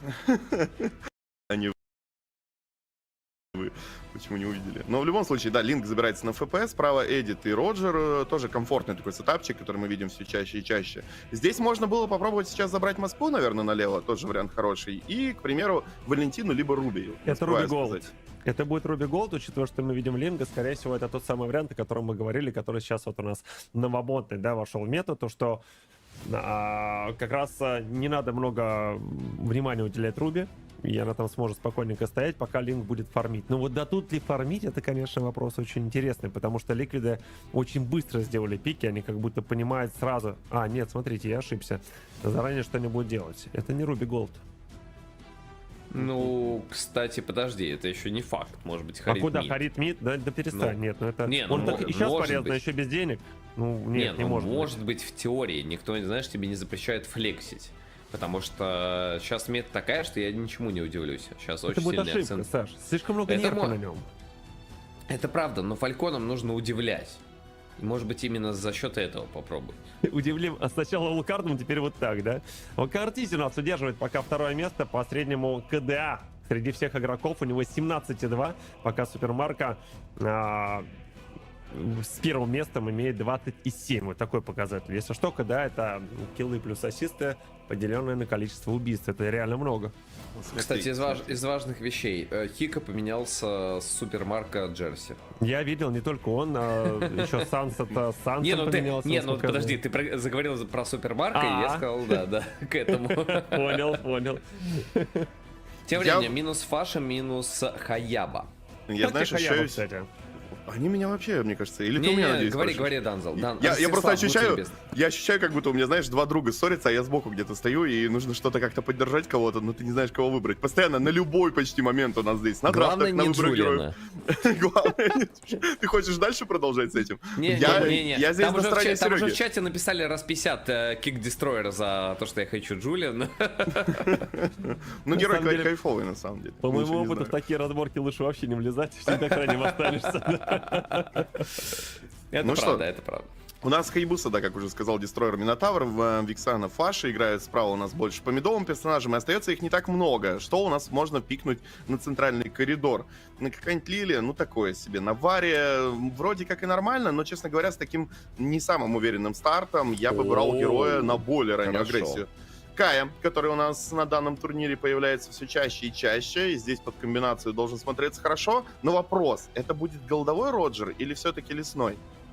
Я думаю, что все-таки голдовой в данном случае, как мне кажется. Вопросы действительно по поводу магов Фалькона, потому что магов осталось не так много, и тут нужен маг, учитывая, что у нас линки есть супердолги, да, Харит, которому нужно время, нужен маг, который будет прям вот наносить много урона и давать много импакта на старте. Либо все-таки действительно они хотят Харида отправить в мид. Харида на Не, ну можно в лейт попробовать упороться, и тогда на Варю еще его допикать. себя отпустит в лейт, учитывая, что у них Роджер.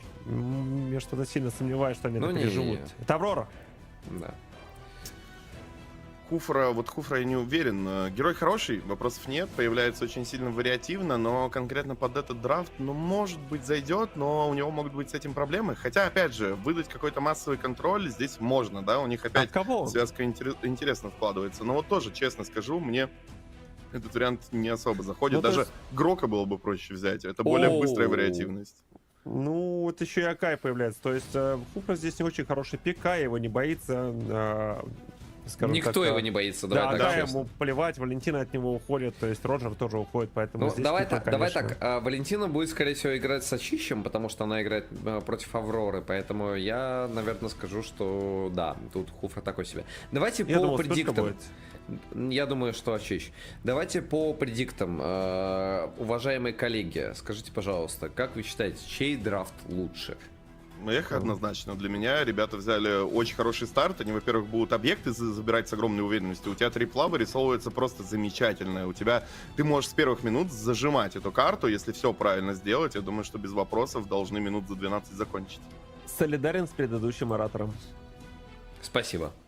Потому что, ну, ты сказал не с текущим, а с предыдущим. Ладно, в любом случае, давайте смотреть вторую карту. MSC Плей-офф. У нас первая игра. Best of 5 противостояние. Вторая карта. Falcon eSports Liquid Echo. Прокомментируют для вас Сергей Лайфосерф и Ростислав Данзел. Ребята, погнали. Совершенно верно, друзья. Кстати, напомню, что если вы приобретете себе вот пропуск, который сейчас на экране, то можете себе получить интересные скинчики, получая монеты MSC. Вот я там коплю на самый дорогой, пока еще не докопил, честно скажу. Мне осталось там буквально 2-3 тысячи, и все это пойдет на благое дело. Ну, сегодня мы посмотрим всего 2 матча, напомню, в формате Best of 5. И сейчас вот первый матч, вторая игра начинается.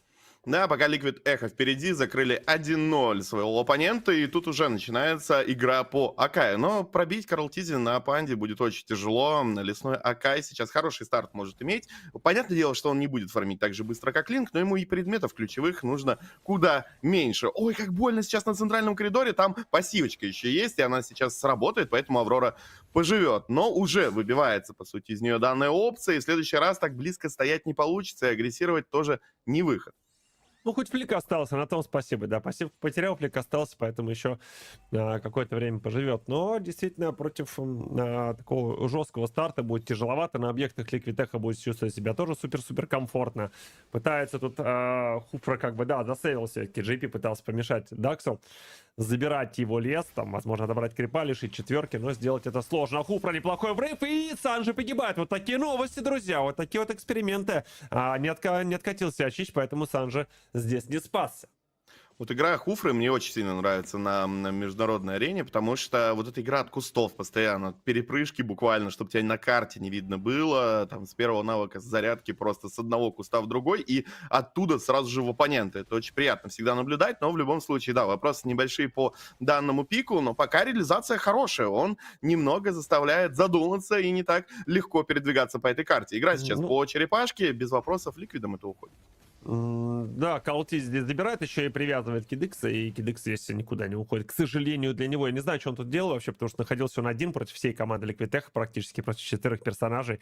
Ну, как-то решил посмотреть, и Кидыксу объяснили, что смотреть бесплатно не получится, надо купить обязательно входной билет, он не вывез эту цену, и, к сожалению, отправился на фонтан. Почему тебе нравится Хуфра? Потому что если Хуфра попадает, это всегда ярко, да, понимаешь, да. вот так.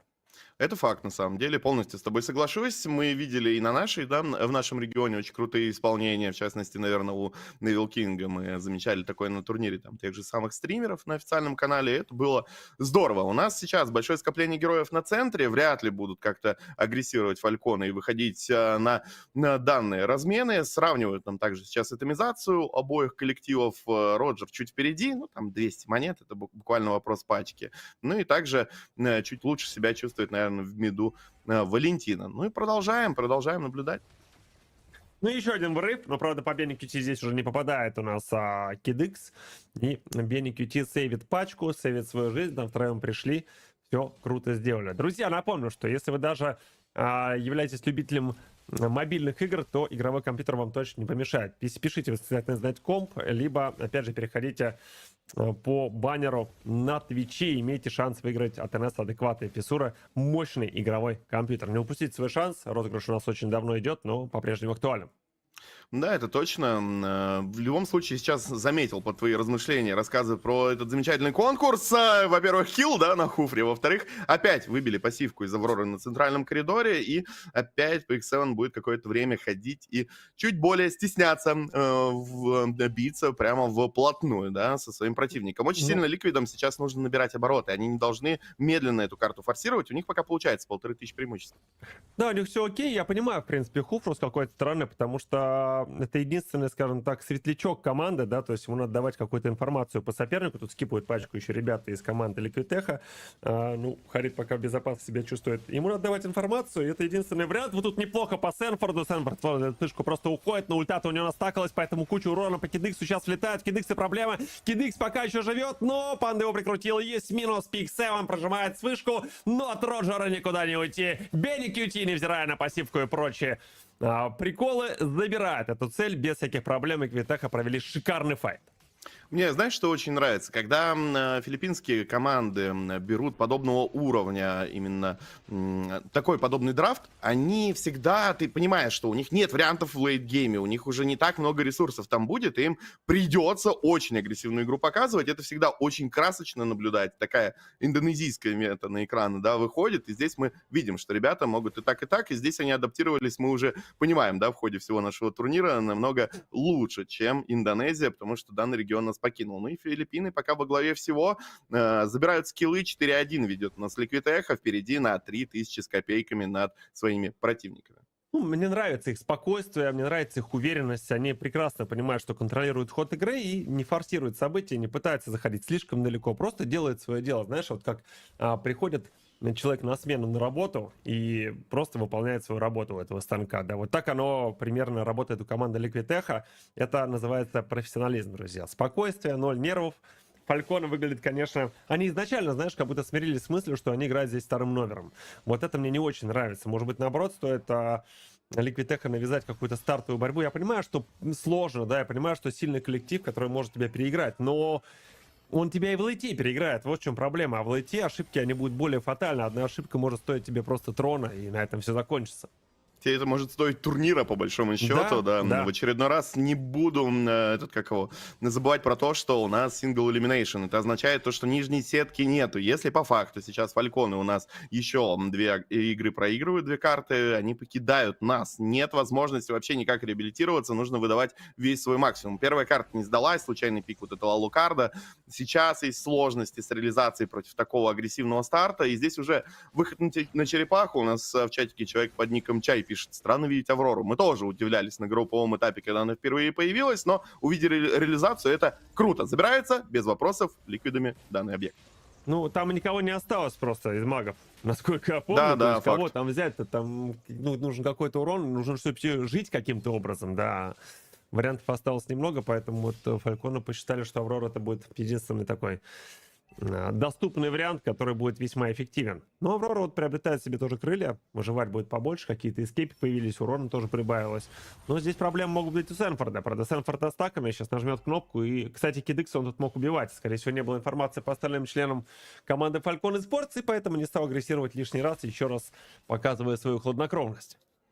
Да, ну и у нас выход на центральный коридор. Ребята готовы драться, у них очень много кнопок. Ставится неплохая ультимативная от Авроры. Продолжается хуфры, хорошая реализация, но добивать особо не успевают. Падает в итоге мидер команды Falcon Esports. Они продолжают давить. Эхо заходят, забирают здесь Руби, заходят в вышку Т2, и у них все прекрасно. Это дабл килл для Бенни QT. И также еще и забрали у нас румера команды Falcon Esports. Это прям проблема. Они готовы, мне кажется, уже в Т3 вжиматься, но там, если что, есть пассивочки, здесь проблемы. Бенни, что ты тут делаешь? Его будут закрывать командой с другой стороны. Здесь подходит Эдди. Там также есть Кая вместе с Валентиной, которые между вышками его также будут встречать, но чуть-чуть не успевают. Фоллоу нету. Вот отмечу действие Сенфорда. Он подставляется, может быть, это подкасты, казалось бы, да, но он четко понимает, что он может, а чего он не может. То есть он впитывает необходимое количество урона, причем не на тоненько. Он теряет где-то там 2/3 хп, и после этого умудряется отойти, прожать ультимативную. Тут вот смотрите, да, он выживает, дает вспышку, и здесь от него огромное количество урона. Он просто стирает цели, и даже Руби, которая отличается своей живучестью. И это происходит уже не первый раз. Очень круто Сенфорд отыгрывает, и еще и вышку там спушил наполовину. Поэтому если отдавать кнопки именно в него, вы просто будете его стакать и привозить себе проблемы. К сожалению, это так.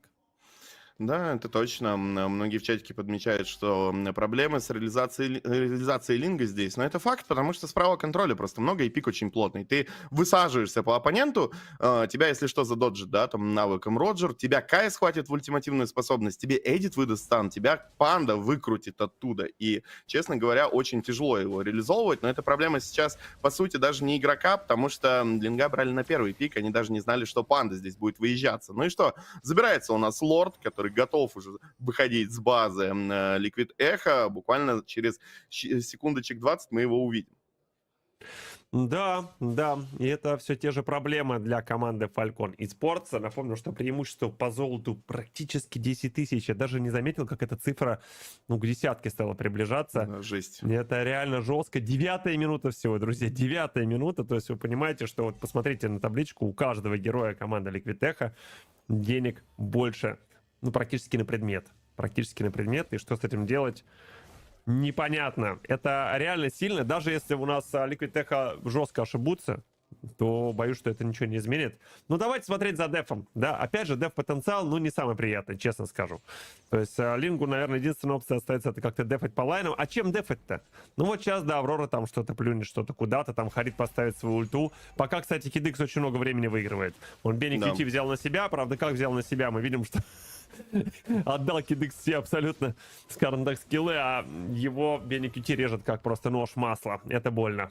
Да, и по большому счету патчики еще будут подходить, и они остаются без роумера, остаются без дополнительной кнопки контроля. Опять будет тяжело реализовывать ту же самую Аврору, например, вместе с Руби. Ой, как неприятно, и Руби туда же, и в итоге все. Мне кажется, что игра может закончиться здесь сейчас, подкруточка такая, шедеврально все это исполняется. Еще один килл оформляется уже по мидеру. Линк пытается что-то сделать, но здесь без шансов для него. У него очень плохо все с атомизацией. Лес был, к сожалению, потерян на данный момент, и ни киллов, ничего у него нет, ни слотов, поэтому я думаю, что буквально считанные минуты игра придет к своему умозаключению. Да, сюда правда Фальконом Ксавьера. Да, было бы, конечно, поинтереснее, как мне кажется. Хотя бы деф-потенциал какой-то появился бы. Хотя, знаешь, с таким менеджментом у него денег не было бы, и поэтому ничего бы он тут не сделал. Было бы у него сейчас вот книга и, допустим, даже жезл молнии собран. Но это все равно очень-очень мало урона. И там уже щиты Афины практически у всех игроков Liquid Echo. Было бы не больно, скажем так. Дарья, по поводу твоего комментария в чатике, мне кажется, любой человек перед данным, любой аналитик, любой зритель, который наблюдает за киберспортивной сценой, даже больше года запредиктил за эхо. Поэтому не очень понимаю твои возмущения. Здесь все прям понятно происходит на данный момент. Понятно, что фальконы могли выдать, да, какую-то базу, посопротивляться, но, честно, я просыпался с мыслями о том, что я буду наблюдать, скорее всего, с вероятностью в 90% 3-0. Да, конечно, нет, мы можем врать, конечно, но мы-то с вами честны, друзья, я просто даем свою аналитику. Аналитика порой бывает жестоко, это правда, да, и ничего с этим не сделать. У Дакса проблема, придется все-таки отдавать ультимативную, энергию заканчивается, Дакс пытается жить, но он в окружении просто 5 персонажей, друзья, и вот прошел ульту, чтобы просто уйти в позицию, но даже это его, видимо, не спасет, он просто догорит, не догорит, непонятно, Кидыкс ему маскировку дает, не достал до него, видимо, маскировку, и все-таки Берекути его съедает, и как бонус еще и Кидыкс, ты хотел помогать этому парню, вот, получай примерно то же самое туда же. Еще раз скажу, и прости, да, продолжу свою мысль, что, опять же, фальконам просто надо прыгать выше себя, выше потолка. Вот мы только к этому говорим. Конечно, они могут победить, никто с этим не спорит, но будет очень сложно. Все-таки это практически чемпионы мира. Да, остается это фактом. В любом случае наблюдаем с тем, что имеем. Это у нас начало стадии плей-офф. И да, данная жеребьевка мы еще отмечали, да, на моменте, что очень тяжело. Вот эта сортировочка по командам прошла. И Фальконов это, наверное, одна из самых сложных встреч на турнире. Там тоже у нас будут интересные моменты. Кай пошел ультимативно играть по Руби. Минус она. Ультимативная ставится от Авроры. Попадает только по одному. Карл Тизи. Этого недостаточно. Панда достаточно жгучий. Его просто так не сбить. Хуфра пошел дальше инициировать. Стеночка далеко. Прокасты здесь грамотные не сделать. Шарик его спасает от большого количества урона, который вкидывается по нему, но Трон уже на последних издыханиях. Сейчас будет фокус дальше продолжаться по данному строению. Падает Бенни, и это ГГшечка. Пока что 2-0 за ликвидами. Что поделать. Эдит очень хорошо отыграл. Да вообще все игроки команды Liquid Echo сыграли просто как по бумажке, без нервов, спокойно, хладнокровно, жестко. очень уверенно, я бы сказал, потому что действительно, ребята, ну, как бы, когда ты перекатываешь оппонентов со счетом 13-1, да, всю карту, и контролируешь ее целиком полностью, отдаешь только одно строение за 14 минут, ну, как будто бы фальконам пока что чего-то не хватает. Чего-то? Ну, слаженности или, может быть, такого уровня игры, как у Ликвид. Но, опять же, надо понимать, что Ликвиды — это действительно очень-очень сильный коллектив. И это топ-1 Филиппин. А, как мы знаем, Филиппины — это один из самых сильных регионов. Поэтому здесь действительно тяжело. Сань, а знаешь, вот один из самых сильных — это когда-то Индонезия, а вот Филиппины — самый сильный регион на данный момент. Самый Это сильный, да. Ну, действующий потому что чемпион Индонезия, мира. давай так, Индонезия все, Индонезия выбыла.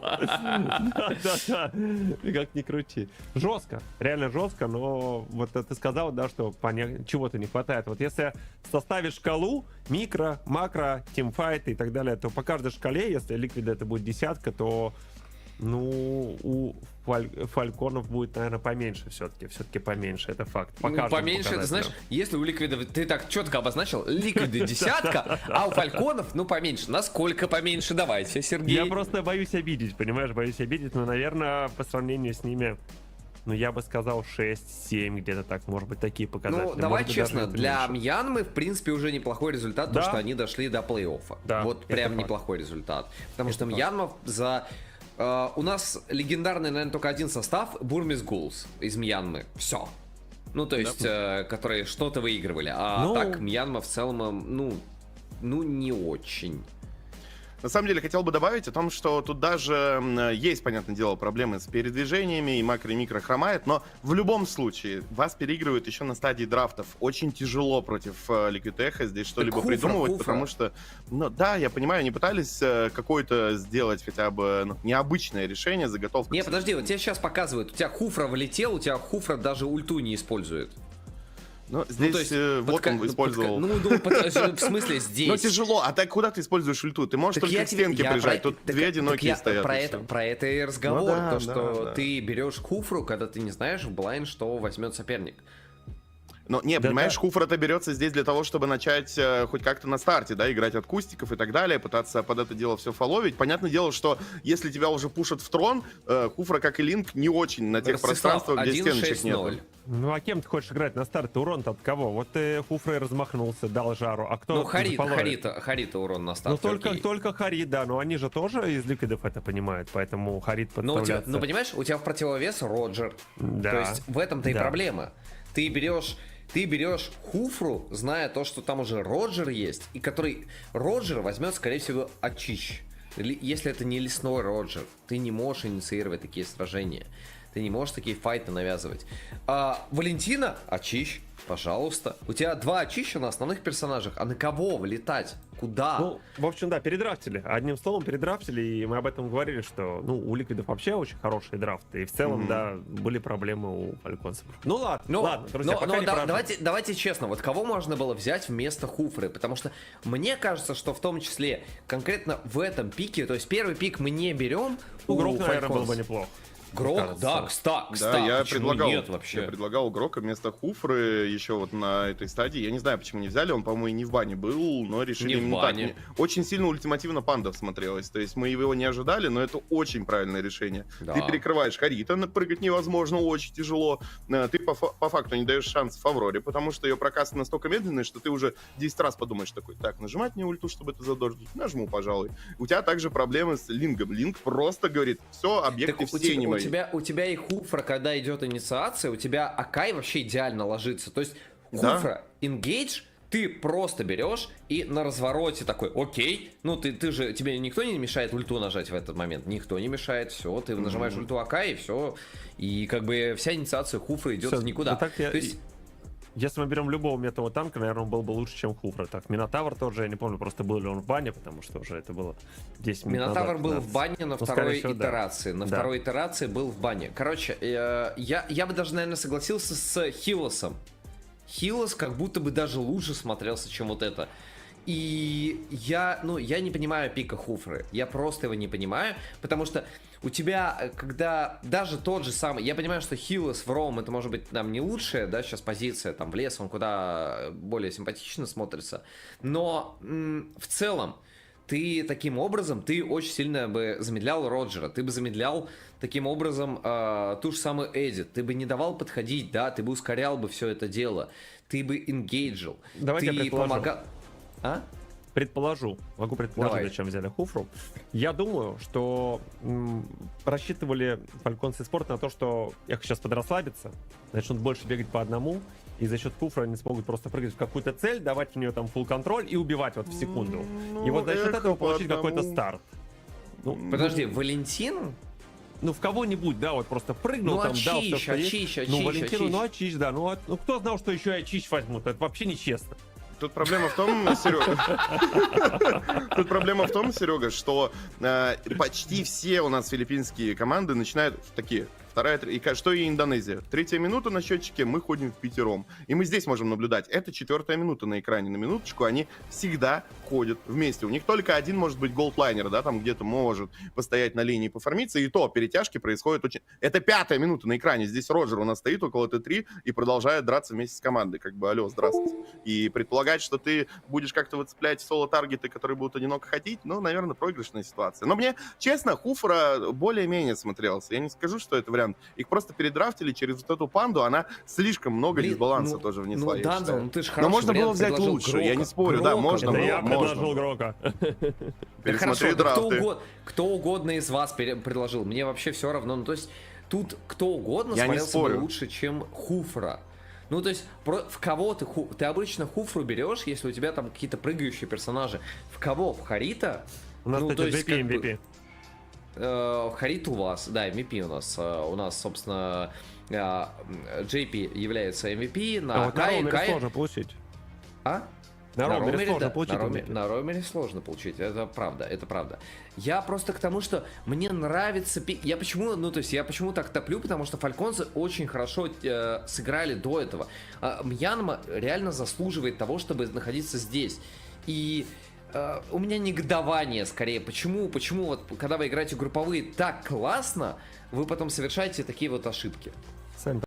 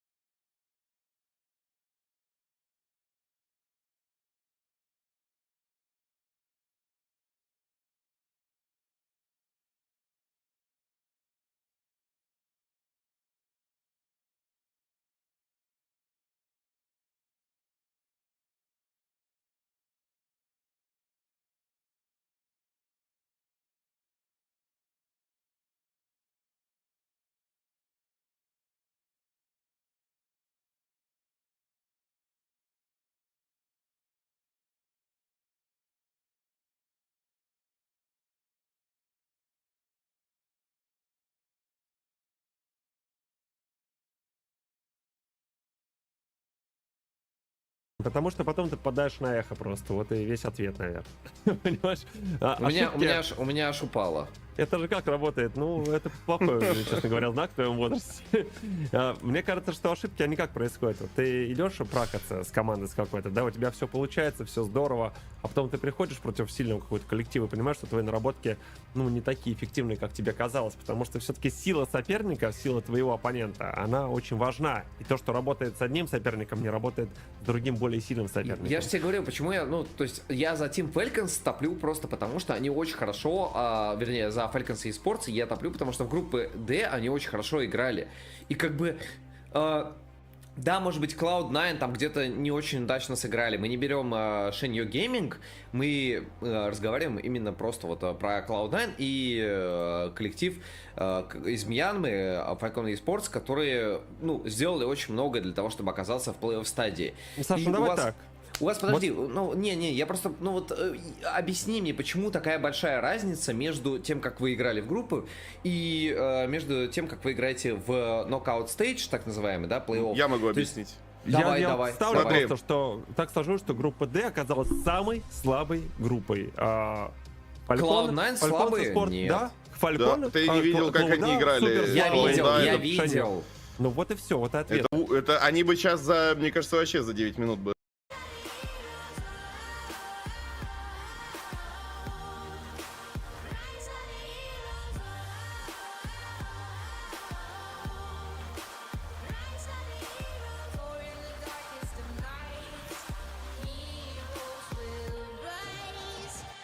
When the world they calls your name with cheers and acclaim through the land of dawn where chaos reigns in the face of the storm, they'll answer the call through fire, they'll roar, they're never gonna fall.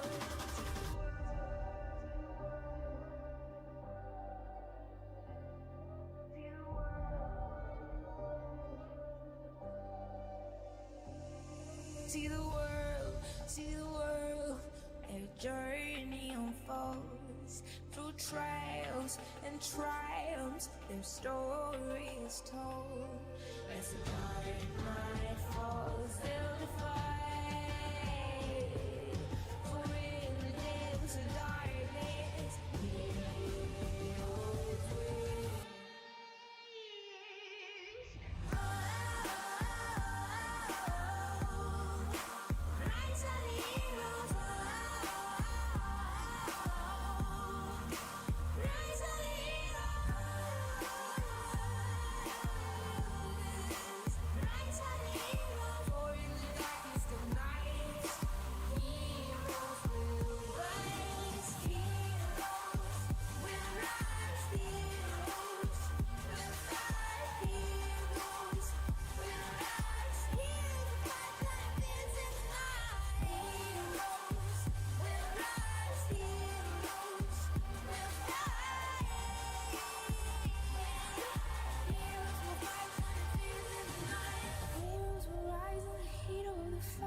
Heroes will rise, shining fears in the night. Heroes will rise with fire in their eyes, breaking through barriers, reaching for the skies.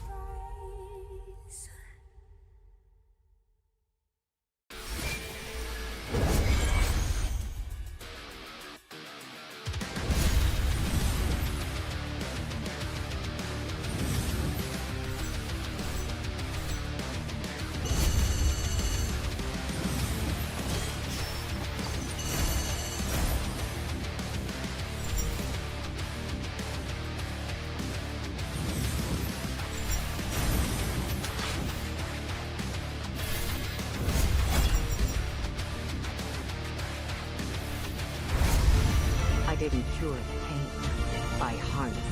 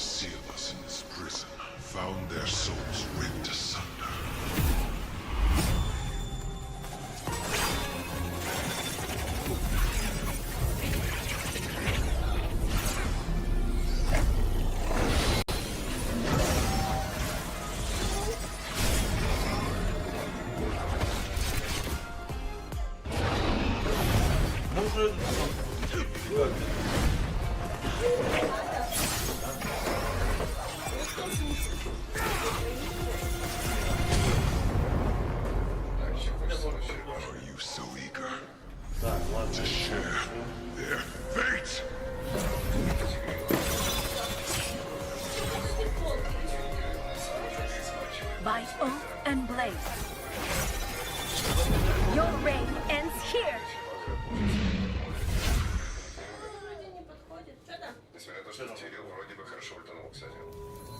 Или можно ли типов вызвать, чтобы провод удлинили? Провод удлинять? Слава, богатство, бессмертие, глупости. Закруглена полочка. Лишняя это. Но это...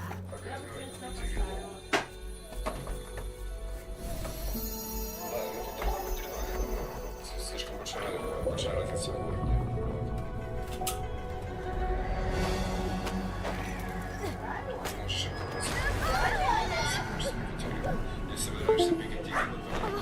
Предложите то, что вам дороже всего, и ваше желание исполнится. То, что тебя загружает транспорт, 100% места.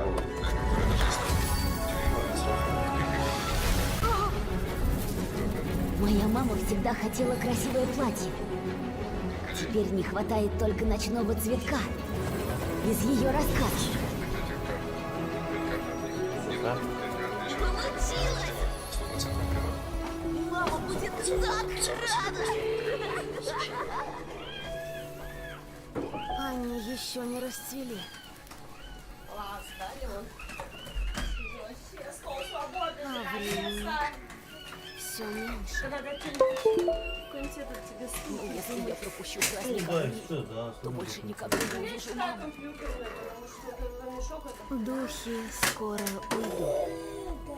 Эта конфетка — последний мамин подарок. Ты мне поможешь? А? Что так компьютер поставил? Сейчас, подожди-ка. Криво как-то стоит. The Sanji. Now JP, Benny, and Carl walking away. Heavy spin. Oh, they're forced to be on the defense now. As Sanford attempts to burst down Dax. Kid X puts up a barrier. Checking on JP. Sanford coming back to the scene. Dax scores the last turtle for his team. Flicker out by Stanford. Suddenly, Falcon Esports are alive. Oh, all right.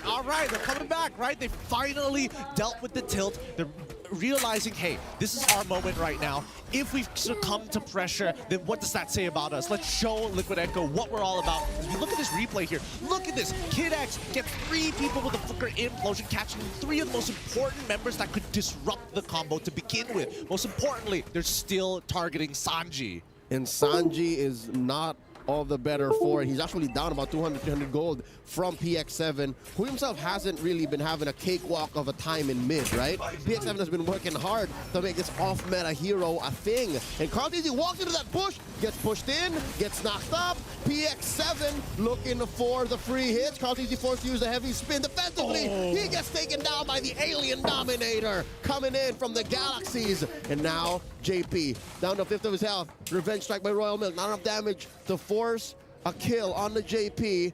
And they send the cavalry packing. Falcon Esports on the aggressive. I think that Liquid Echo may have underestimated them a little too much. And again, all of this is just snowballing out of control from the earlier stages of the game, right? If we look at this replay one more time, this was a very interesting decision. I think they weren't expecting Royal Milk to show up for this fight because nobody was visible on the map at that point of time. Yeah, what this tells me is Falcon Esports have to commit to their flickers. Like, if Liquid Echo haven't been counting flickers down to the second, they have to now. Because so far, back-to-back, those are the team fights that Falcon Esports win. For the time being, after looking at the goal differences here, Benny QT just ever so slightly ahead of Benny from Falcon Esports. And that's a big insurance policy, right? But that's under a very large condition, where the Liquid Echo could chunk out the members of Falcon Esports effectively. They already have to deal with a bunch of stuff, right? Kid X has his passive to naturally be tanky, and Benny QT will have to wait patiently. PX7 is by far the most annoying hero to deal with for the entirety of the lineup of Liquid Echo. So Sanford, if he's not targeting PX7, he's looking towards Dax and Benny. And for the most part, as long as he's standing around the little alien sentry turret PX7 has, then there's not much you can do. The slow from it is pretty obnoxious. Yep, and again, the damage that it deals, it's a combination of burst and DOT. So you have to really watch out. Royal Milk here, chunked down by Sanji and Carl. Kid X checking the corners, clearing these corridors. And now the Lord dance continues. We've been here about 10-15 seconds now. It's bursting down Dax. Kid X not really checking that northern part of the fight. Royal Milk burning. Oh, here comes JP with a divine judgment. The implosion on the 3 and the pushback. Heavy spin by Carl Teasy. Here we go. Benny dancing on. Drums the 7-4. Sanford in trouble. Able to dash away. Dash looking for the secure. Gets the kill. Knocking out Terry Bogard. Trade out for Kid X. 1-for-1 so far. Where is this fight going? Lord gets hard reset. Liquid Echo. Majority of them at half health. They're playing around their side as Falcon Esports. Oh, they're playing with fire. They're staying here. I think they can rush this down, right? I mean, it's a 50-50. Good luck, Dax. Can they? Here comes Carl Teasy looking for it. Secures the Lord, steals it away, but pays with his life. Oh, wow. You know what?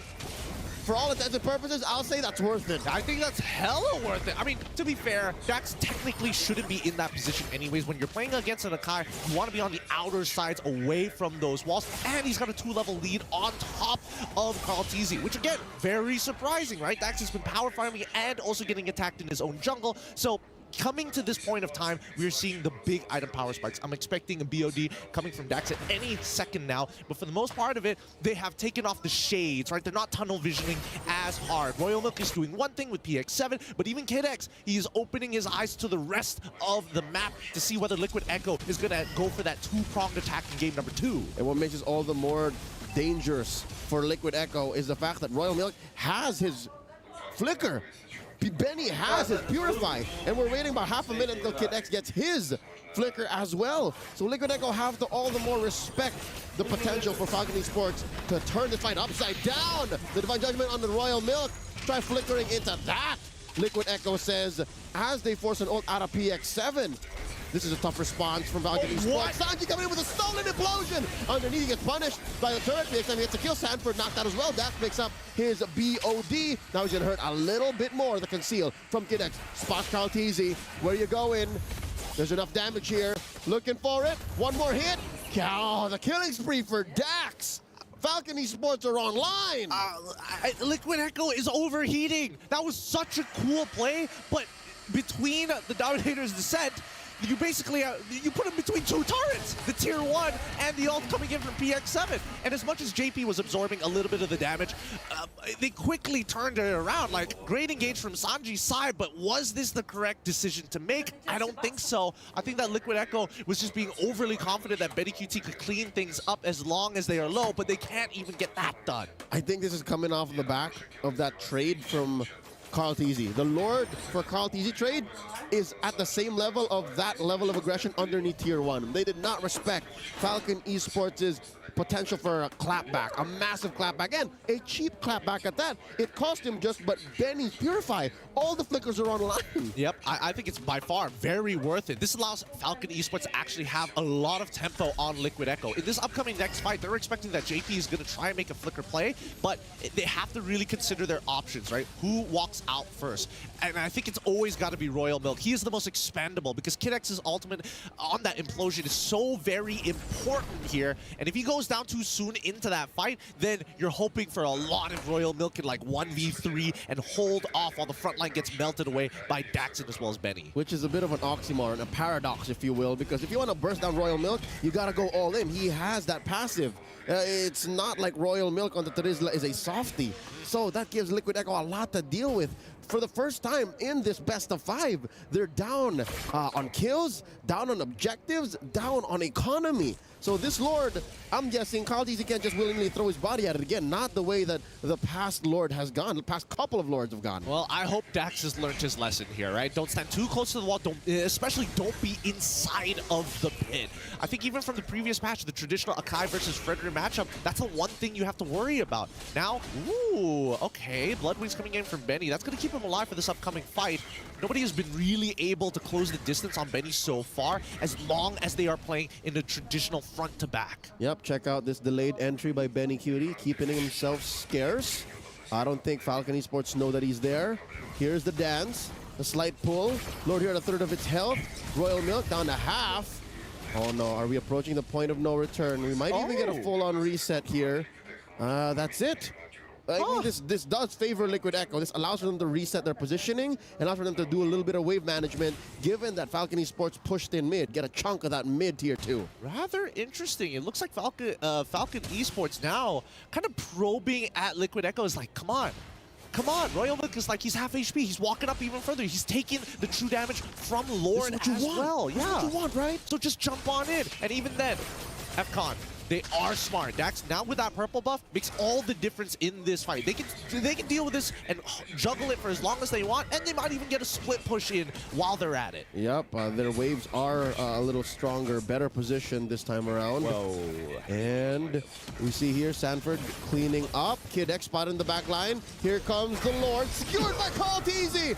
Penalty zone by Royal Milk, unable to punish Kaltizi as he exits with the heavy spin, gets caught up by the implosion. A Tempest of Blades in as well. A lot of ults thrown in to punish Kaltizi.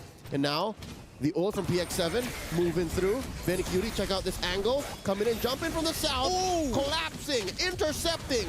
Benny with his Zaman Force, displaced. Liquid Echo don't want to dance here, don't want to fight here. As JP and Sanji fight him through. JP gets his immortality popped in.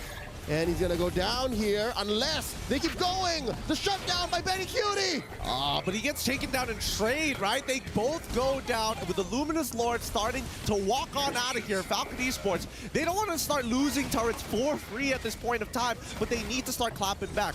Let Dax do his own thing. The rest of us, we got to take this tier 2. We've got some housekeeping. That's a super expensive comeback from Liquid Echo. Sure, they scored the Lord. Sure, they got a couple kills on the way out, but they paid the price, man. Look, the map became blue because of what they just did, or because of what Falcon Esports did to respond to their short-term comeback.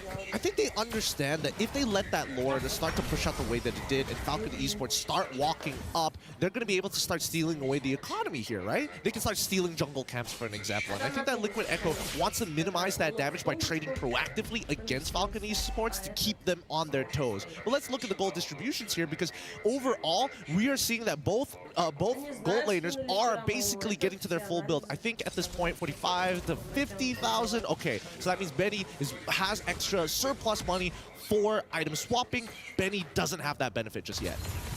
But I don't think Benny Cutie needs it. Looking at the way he's built right now, he just needs a better entry into a fight. Earlier on, he went in where Falcon Esports were clumped up, only half of them at half health. So he's not making the most of the Sky Piercer, not making the most of the Blade of Despair. And I don't know where Liquid Echo can find that angle, because they have to set it up the hard way. Kaltizi is putting the objectives on his back. Like, he's throwing his life and body at these things and is willing to die. So that's one member of yours. There's no other appeal. There's no other real way to fight front to back against Falcon Esports, who can basically draw a straight line through you. Exactly. And I think that Kaltizi is going to be the big player here who needs to kind of disrupt that positioning, right? But what's the most ideal? You're going to have Royal Milk kind of isolated by himself, maybe even Kid X, right? But at the same time, I think the most opportune moment probably will be having a fight by the pit or in lane. Once you start getting to those choke points in the jungle, as much as Kaltizi is like, maybe I can get like a 3-man like lockdown, I think that is more beneficial for Falcon Esports now that you're in tight corners. Yeah, I'd reckon maybe fight where there's no objective. Fight when it's actually just heroes. Because the fact that Kaltizi has to think about his opponents and the major objective makes it a tougher call for Liquid Echo, because they also have to perfect the art of the turn. Now Kaltizi here, sandwiched by 3, PX7, Kid X, and Benny. I wonder if he knows. He might just be baiting this out. Royal Mick responds. Look at the back line. Royal Mick catches 3. JP taken down. PX7 secures the kill. In comes Dax with delayed response. The implosion giving Benny Cutie a kill. On to Benny, and Kaltizi now down 3 for none so far. Falcon Esports are soaring. I think they might be able to close out this game here. They got they've got 2 Ballista minions walking up to this crystal. Sanford, you gotta do something. Oh no, that's it. Underneath the base, Zaman Force spelt in 2-1. 2-1. The Burmese live on, forcing game 4. Woo, boy. All right, we got a real series on our hands here, boys. Falcons finally making sure that their communication is clean. They're able to focus on what is important, and most importantly, they're not tunnel visioning. I don't know what went wrong for Liquid Echo there. They were doing pretty well for the first half, and then suddenly they just kept going for expensive plays that, honestly, Falcon Esports punished. They got too comfortable. That's what I'll say. They got very comfortable, and they're probably not as practiced against the Zask in particular, because there's a lot of situations where you're like, oh, if somebody's tanking it, maybe we can go even further and continue this dive. And I think that it's hard to calculate if you don't have a lot of scrims against it. But with that being said, let's throw it over to our analyst to have a deeper dive into that drafting game. I'm diving. That's a dive. That's pretty deep. That's pretty. Either ways, we got a match here because now it's 2-1 Falcons win it with the Zas. Nice. First impressions. What do you think? Zask, I'm always a fan of these mage picks that come through that aren't necessarily quote unquote meta, and maybe that is part of the equation here. Like Gideon mentioned, maybe they haven't scrimmed against the Zask pick so much, so they were kind of caught off guard from it.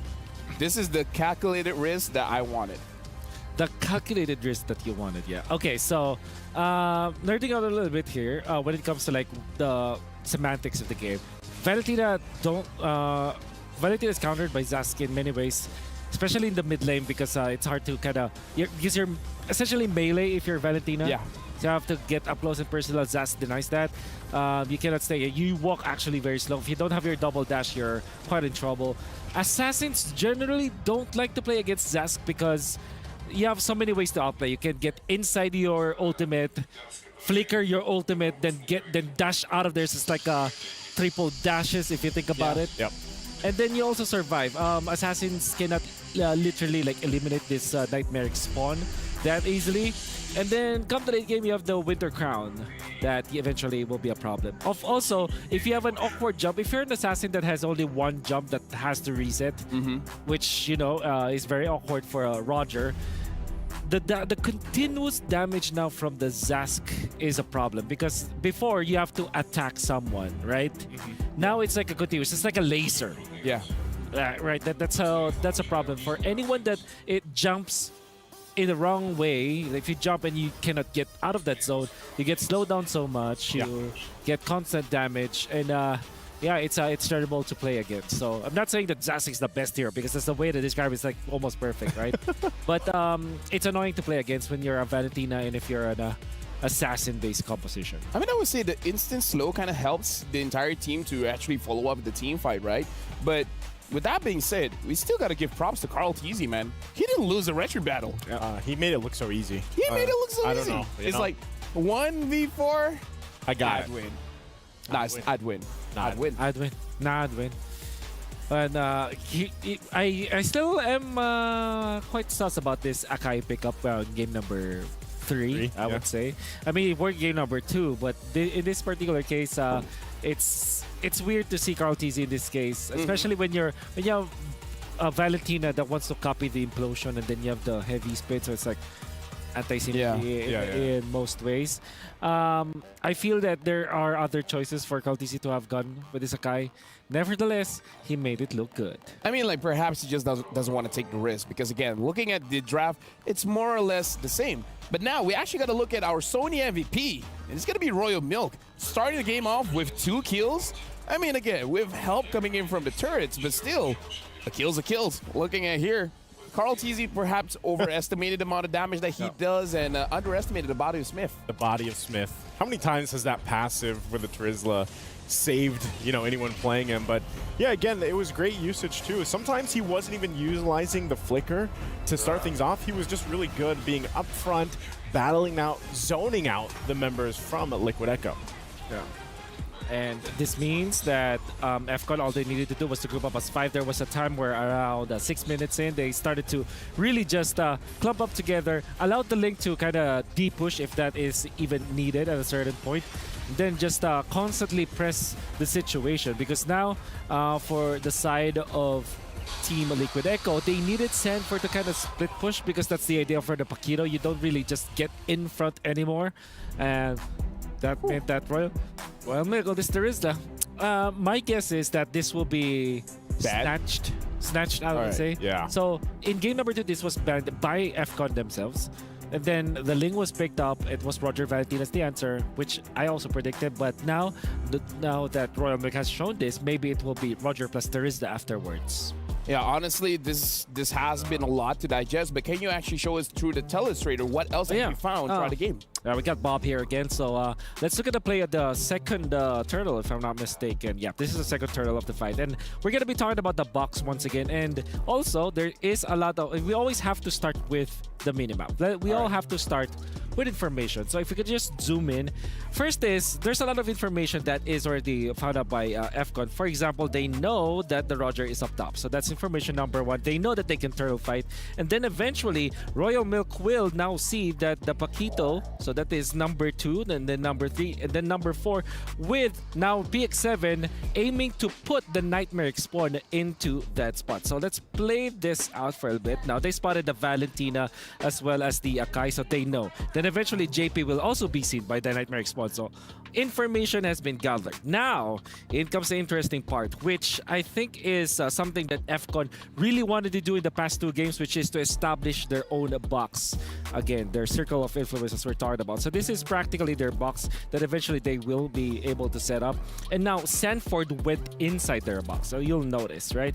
So Sanford went in, and immediately the members of FCON are gonna be grouping up, and then PX7 outplays this. Look at this. He gets hit and then goes to his ultimate.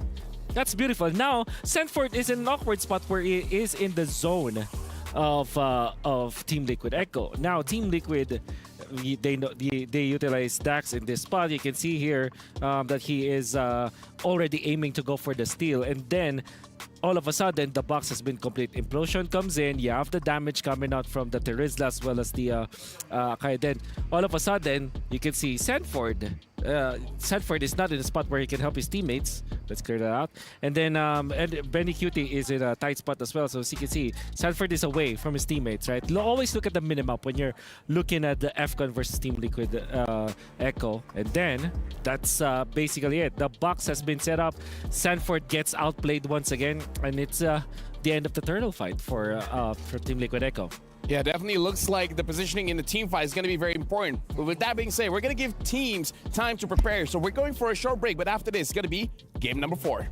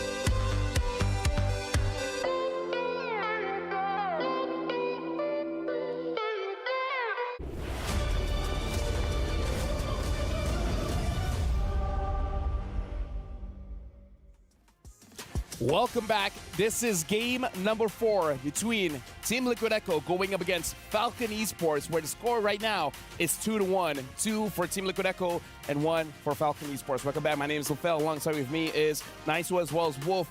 Now this is a good shot for Falcon Esports. If they win again, could be a reverse sweep.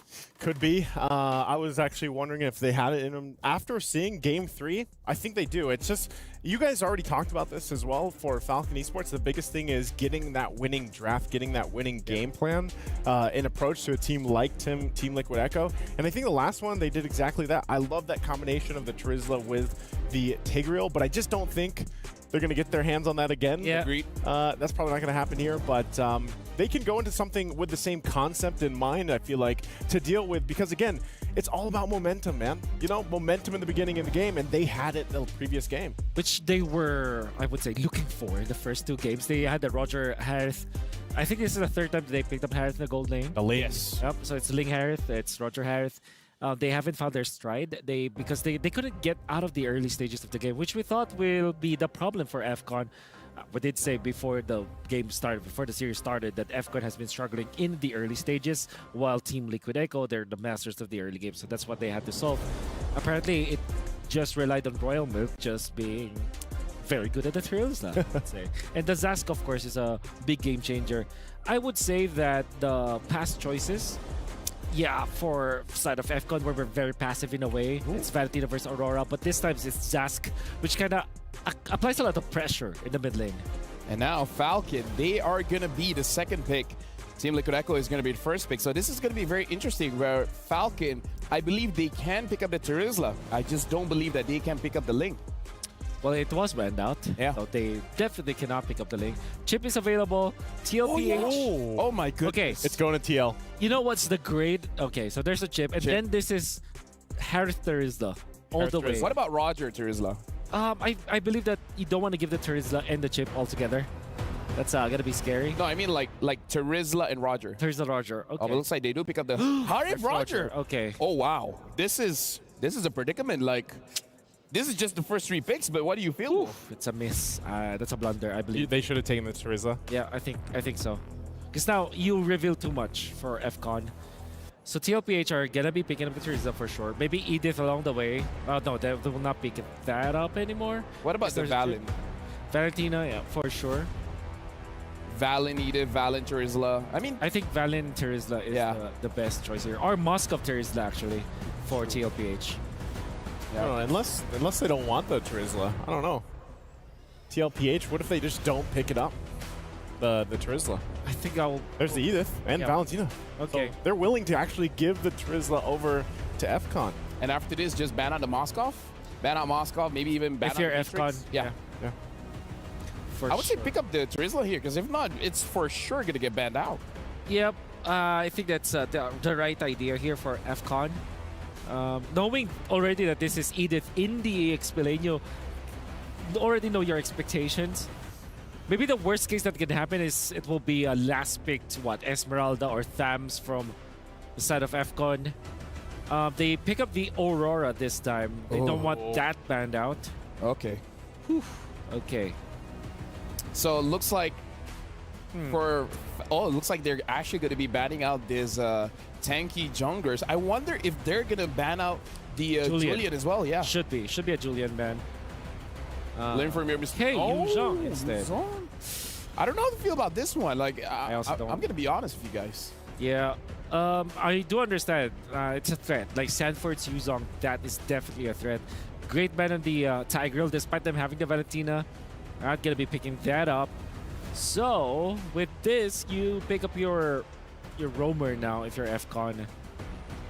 Or maybe your... Ruby? Yeah, that's a flex still. Yeah. There you go. Very nicely done. So you go Julian and Moskov if you're TLPH, right? Julian Moskov. Yeah. Sounds solid. Yeah. So, if But not, what's the last pick coming in from FCON? I think maybe Fredrid could work actually for TLPH in that regard. Like, Moskov and Fredrin. But you're going up against Aurora and Ruby, though. Yeah, that's very true. But then you control both Harith as well as... What if it's an Akai again?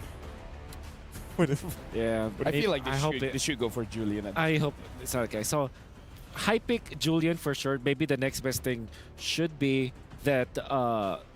I got it. Oh. That's my 1 point. Okay. I got it. Thank you for having me. You know what?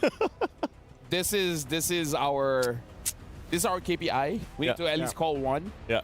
We've all called it, so you know, our KPI is settled. And they're picking up the Minotaur, so again, Natan in the goal lane for TLPH, Harib in the goal lane for Falcon. This is again a very interesting draft. So for the casters, do you guys think this is potentially a 4-4 or Liquid Echoes got it? You know what? We're passing it over to our casters. Once again, thank you to our analysts. It's me, Gideon, with Leo on the desk. And honestly, I'll be real with you. This is kind of a bit of a curveball coming in from TLPH. I'm surprised that they actually want to go for scaling against a composition that's very much sustainable, but has an insane amount of appeal. All right, they did a two-prong attack here. They stopped all of the active CC and all of the big-ticket team fight-winning ults from Falcon Esports. And they also put, again, the aforementioned scaling hero into the hands of Benny Cutie, which I think sends a message. They want to make sure that, hey, even if this does go a little late, which, by the way, games 2 and 3, games 1 and 3 went very long. Again, past 18 minutes, they want to make sure that Benny Cutie becomes a decisive win. Well, I mean, with Liquid Echo on the blue side up against Falcon Esports on the red, I think this is really scary, right? Because even for JP, he's going to imagine, he hits level 4, he's going to drop the portal, and not many people are going to take it, right? I think at this point, JP is going to play a very different role of influencing the lanes without having to call the entire team to make the big play. Yep, I think you got it spot on. It's not all in, but which members matter at the time, and then they can do cleanup, which really, there is very little cleanup. It's not like they're playing an assassin meta. This is a meta, this is a lineup that could have happened like 6 months ago. Yeah, no, absolutely. And I think that Liquid Echo, one of the few interactions that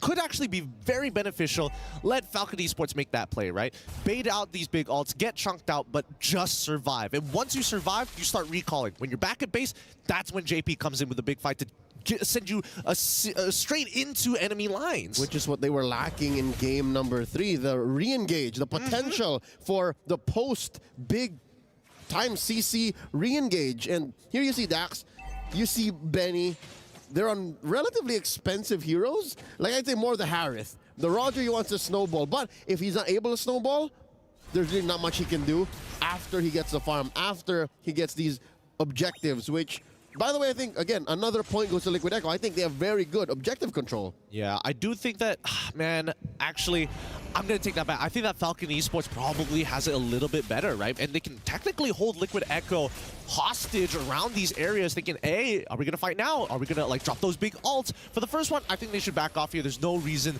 to get involved just yet, especially since First Blood hasn't been achieved. Oh, here we go. The CC, Kaltizi, gets his heavy spin and retribution on point. A freeze by PX7. Kid X in trouble, looking for the burst. JP coming in, the shortcut, who's coming through everybody. But too quickly, Falcon Esports has dispersed. Luckily, Benny Cutie can just re-exit.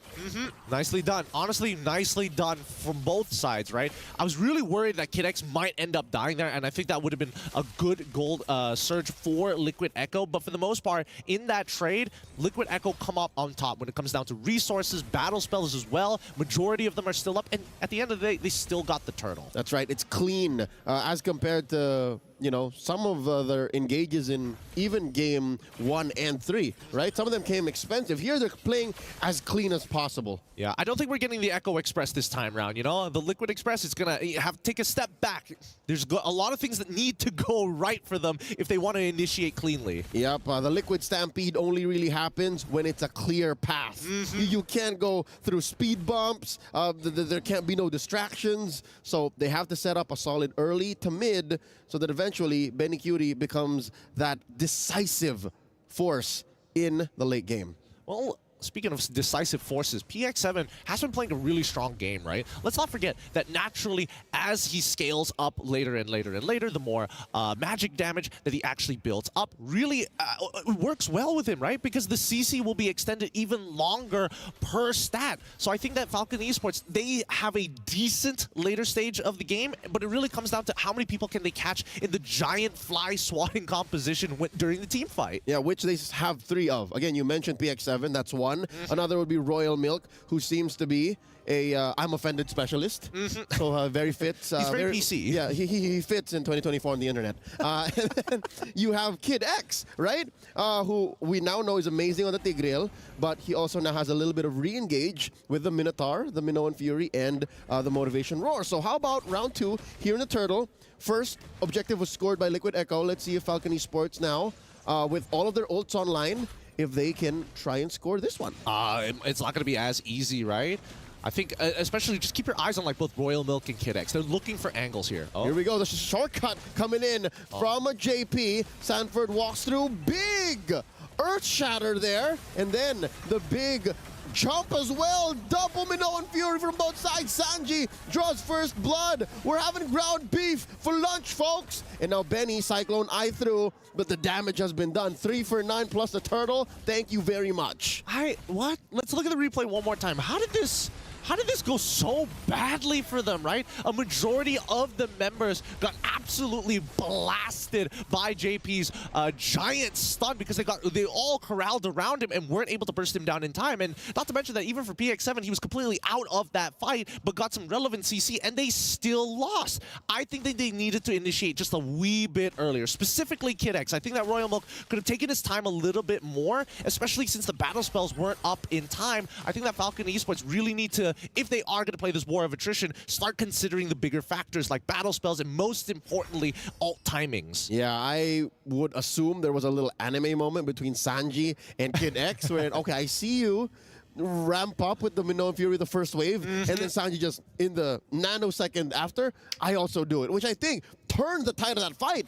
If there was no response from Sanji, if there was no Minoan Fury after the Minoan Fury, that would have been a Falcon Esports fight, definitely. Absolutely, and that's something that they need to really consider, right? Have that foresight. This is, okay, you made the first mistake, that's totally fine. 3 kills go over to Liquid Echo. It's not the end of the world. And I think most importantly, we have to look at Benny. He's already like gone with a quick lane swap down to the bottom side of the map just to make sure that Kid X and even Royal Milk can get involved for the upcoming turtle happening in 22 seconds. All this while, Liquid Echo asserting dominance in mid.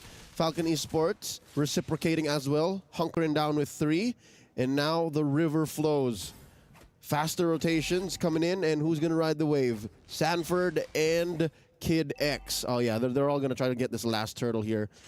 Solid setup though in the top lane. Liquid Echo just got a passive push. Do they really want to do this? I feel like not yet. I feel like Dax is already... Oh, too late. The fight has started. Here we go. I'm offended by Royal Milk displacing them all. Dax in trouble. Sanji gets the kill. Pushing back Royal Milk, Kid X, and PX7. And that's all she wrote. Falcon Esports dispersed. You get nothing, good sir. Oh, wait. JP, not going to spot Benny. Not this time. Okay, not this time. He doesn't cancel it out.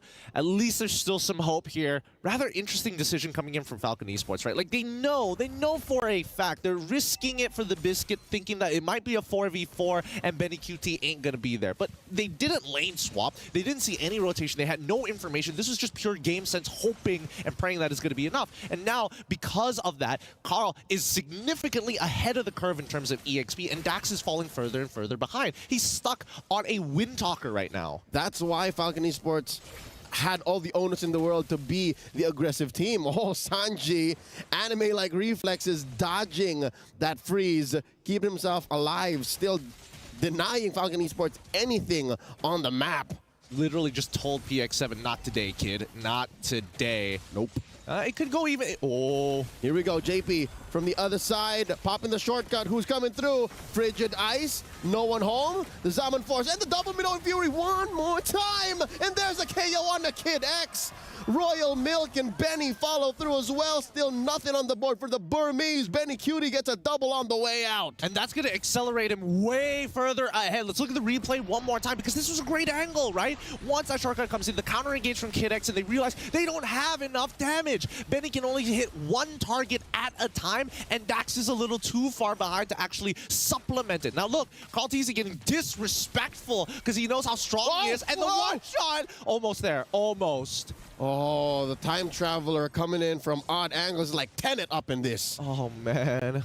It feels like they've done this before, and now they're just playing this in reverse, in real time, finally. As the Lord does spawn, I think the only hope that Falcon Esports has is whether or not they can actually catch Benny QT off, and that's under a couple of conditions. One, force him to use that Purify, and somehow Royal Milk pulls him all the way back with a flicker. Oh, wow. All this while you were laying down the options, Benny QT just blitzes the Lord. He just does it himself. Yeah, he's just like, all right, Gideon, you go ahead, lay down the win cons. I'm just going to take the massive objective. What is the gold lead now? Almost 10K, sir. Exactly. Almost 10K. Yeah, that's why I respect Benny QT. At least he gives me the time to actually talk about it. But now that they have the Lord, hopefully they can get an inhibitor. And honestly, it's starting to look like a checkmate angle. Yep. Falcon Esports, good news and bad news.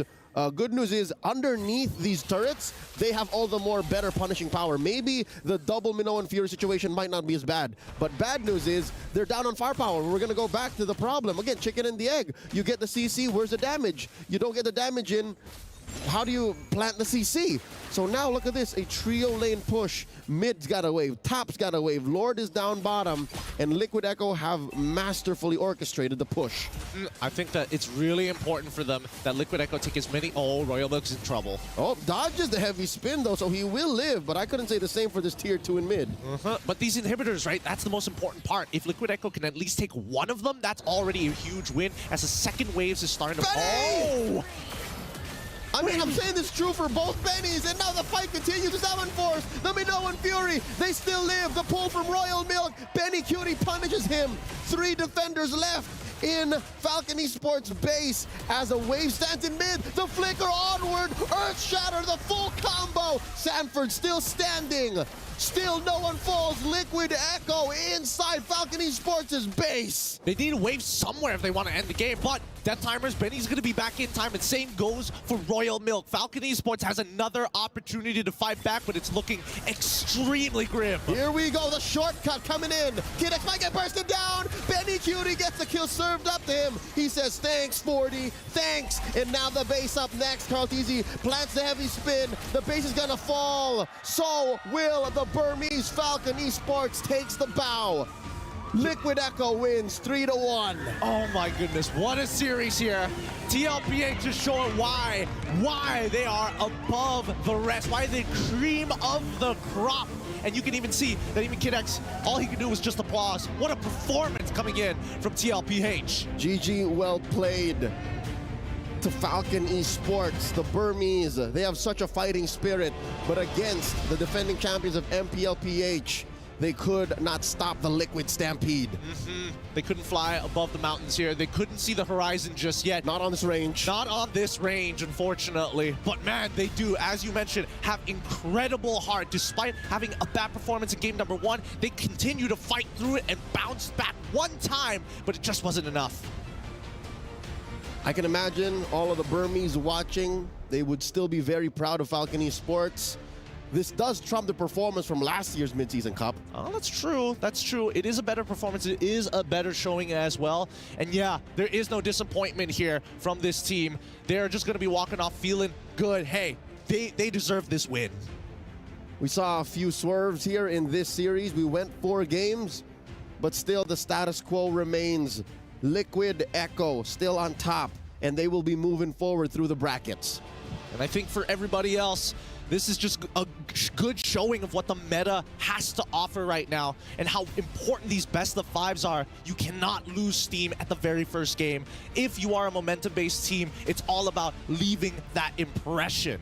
You know what I do like about the series? What? We got a little bit of a rewind. We saw what works from the previous meta and maybe even metas from far back that can make a comeback, that can definitely make a difference in the developing meta that we have now.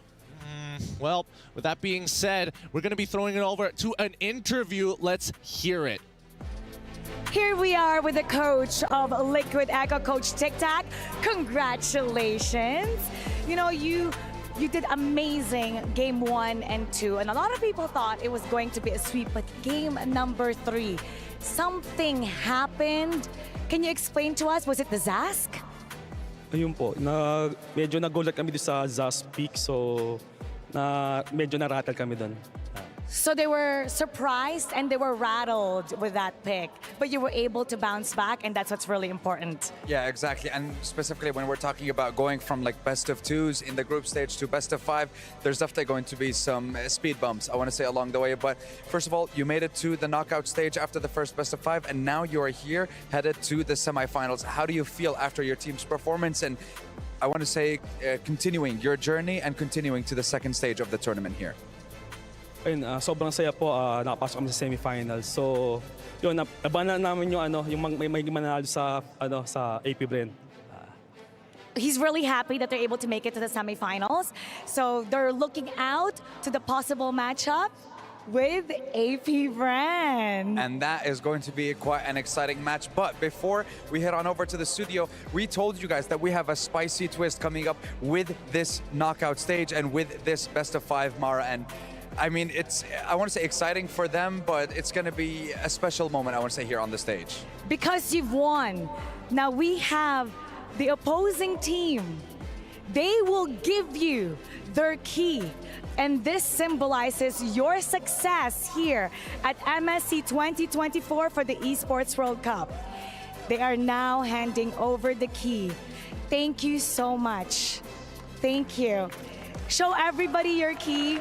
And how does it feel to be holding this right now from your opponent given to you? Ayun, sobrang saya po, hawak po namin yung key nila. So, yun. He's really happy that they're holding the key. And here's the thing, not only do you get to hold the key, but I believe you also get the opportunity to destroy the key, which is, I want to say, like, this is one of the things that makes this tournament, this Esports World Cup, this MSC, quite special. So tell me your feeling about that as well, getting to use the machine to destroy the key. Ayun, sobrang nakaka-excite kasi first time mangyayaring ganun eh. Opo. He says he's really excited because this will be the first time that they'll be able to do it. Coach Tic Tac, congratulations, and we'll see you in the semifinal round. Lots of great happenings here at the Esports World Cup, but for sure, you want us to break that down for you, so we'll go back to our panel.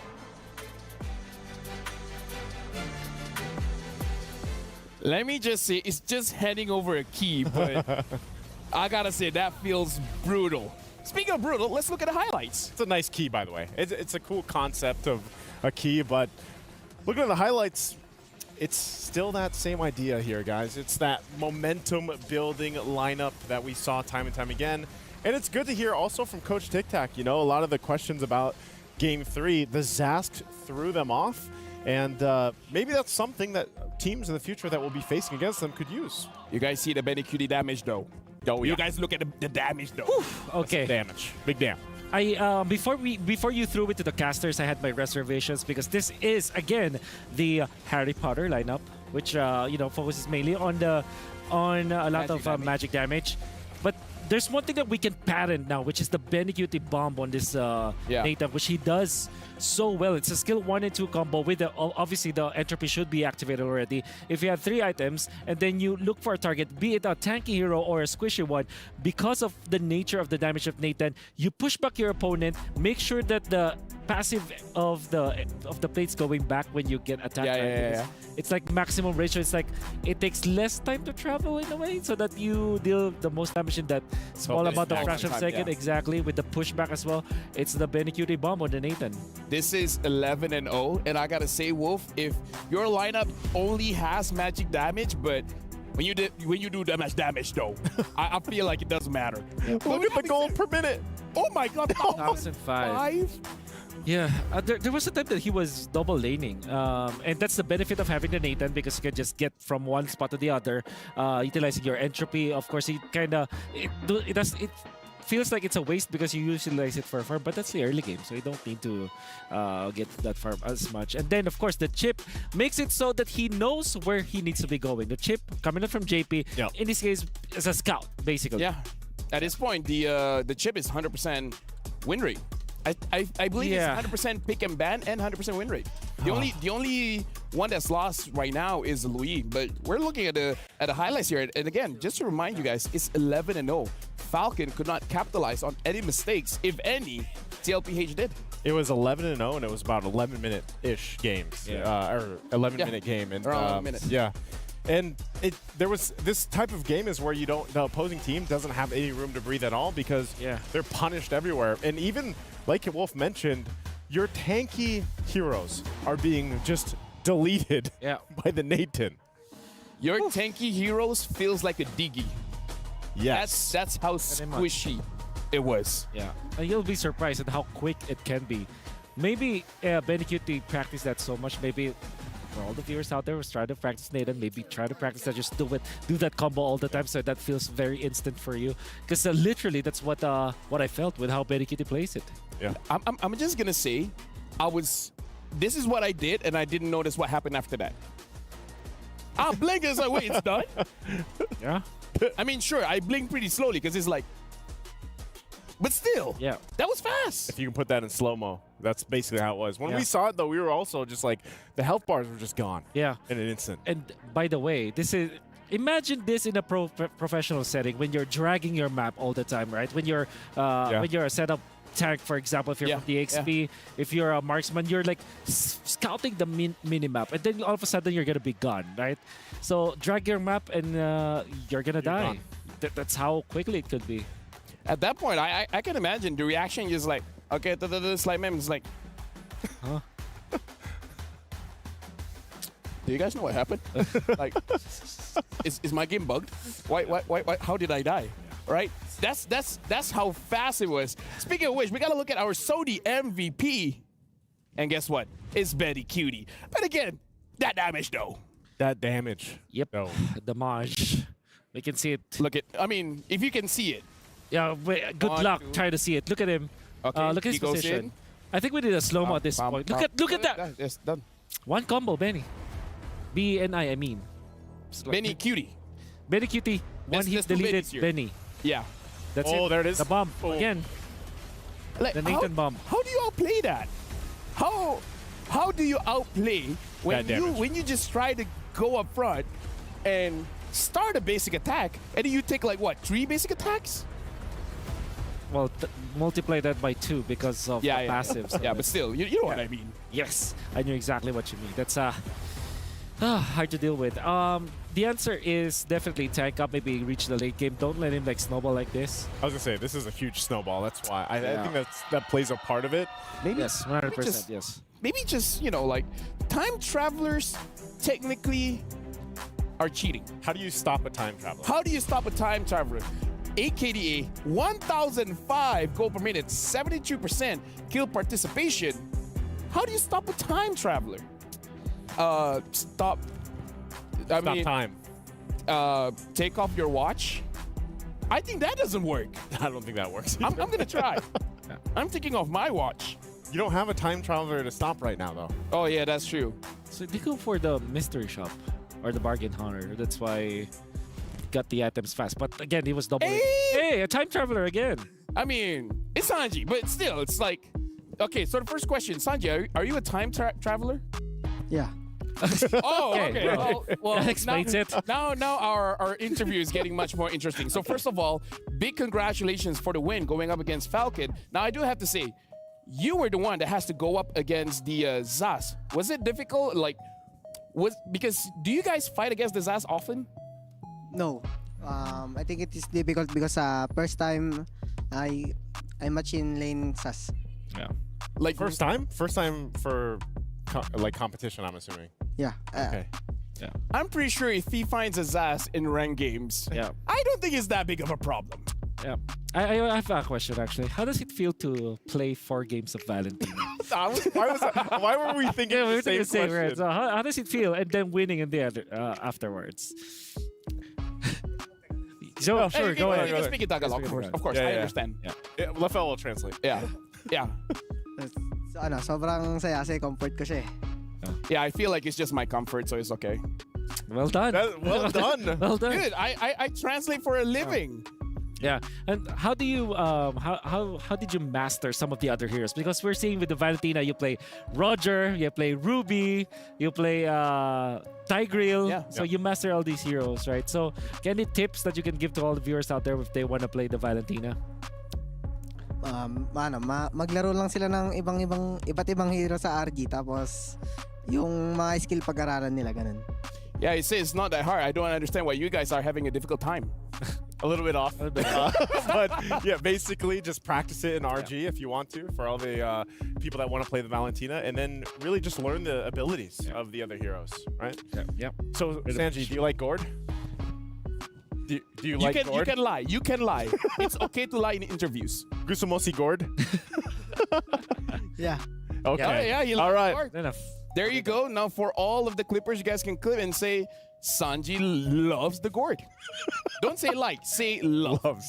By the way, now that you guys have won against Falcon, do you guys feel this is a good momentum potentially going up against Falcon CP Brand? Or do you think that Falcon CP Brand will not be able to win their match? Iniisip namin na ano, kahit sinong makalaban namin doon, bigay lang namin yung best namin. It says that whoever they face, they will just gonna give their best, and hopefully it's up against Malaysia. Yeah. That's what he said. He mentioned Malaysia specifically. Honestly, when you're translating, it's okay to lie. You don't have to give out all the details. But with that being said, we got to look at our STC prediction update to see what you guys thought was going to win. And 92% said Team Liquid Echo was going to win. 8% says Falcon Esports is going to win. How does it feel when everyone trusts you guys this much? No. You can lie. Sobrang saya po kasi nung narang MSC kami yung yung down sa voting na ganyan. So he was very happy because last MSC, they were the recipients of the opposite end where the votes were low. Against them, yeah. What, really? Maybe, yeah. Well, I mean, he said it. He said it. So if he said it, then of course. I just translated, bro. So here's the thing, Sanji. Even though just now it was actually Coach Tic Tac that received the key, but as the winning team, how does it feel when the losing team gives you guys the key, and then you guys are gonna physically take the key, and then after this you're gonna see it getting crushed? Like as a player, how do you feel? Wala po. Nothing? Feels nothing. Even I could have tried. Feels- Okay, let me translate for him. You know, he said that as a player, I do not care what happens because in this game, it's the nature of competition. If I win, I win. If I lose, I lose. When you lose, you know the consequences, and the consequences are you're gonna lose the key. So it's not my fault that you lost. So I'm just gonna take it and I'm gonna crush it. That's what he said. Is that accurate, Sanji? Yeah. He said yeah.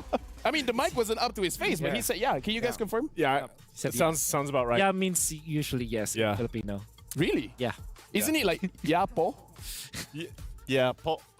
Because po is just to be a little bit polite. Polite. I'm just letting you guys know in case you guys don't know. I've been to the Philippines. They say po when they want to be polite. Yep.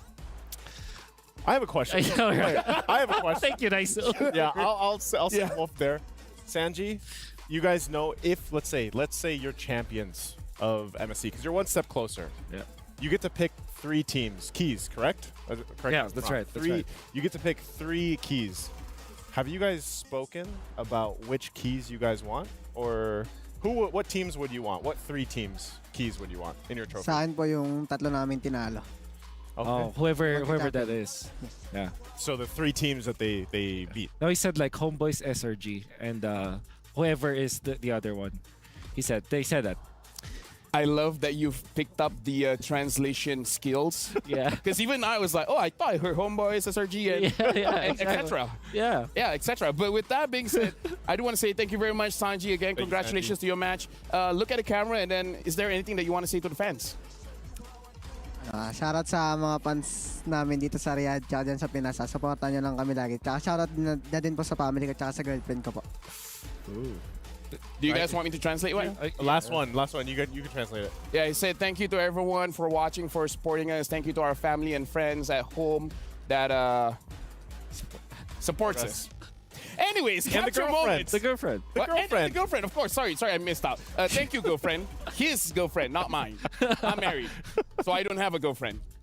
Yeah. Capture moments like a pro with the 6-axis hybrid gimbal stabilizer equipped camera. Thank you very much, Aces ROG, for sponsoring. You guys are great. Speaking of great, Sanji's great. Sorry I missed out your girlfriend, but you know what? Next time for sure, I'm gonna shout her out. But with that being said, we gotta say, for you guys at home, your opinion matters. So make sure you guys scan the QR code for the broadcast feedback survey and let us know your thoughts. What do you guys think of us so far? The knockout stage is, of course, still live.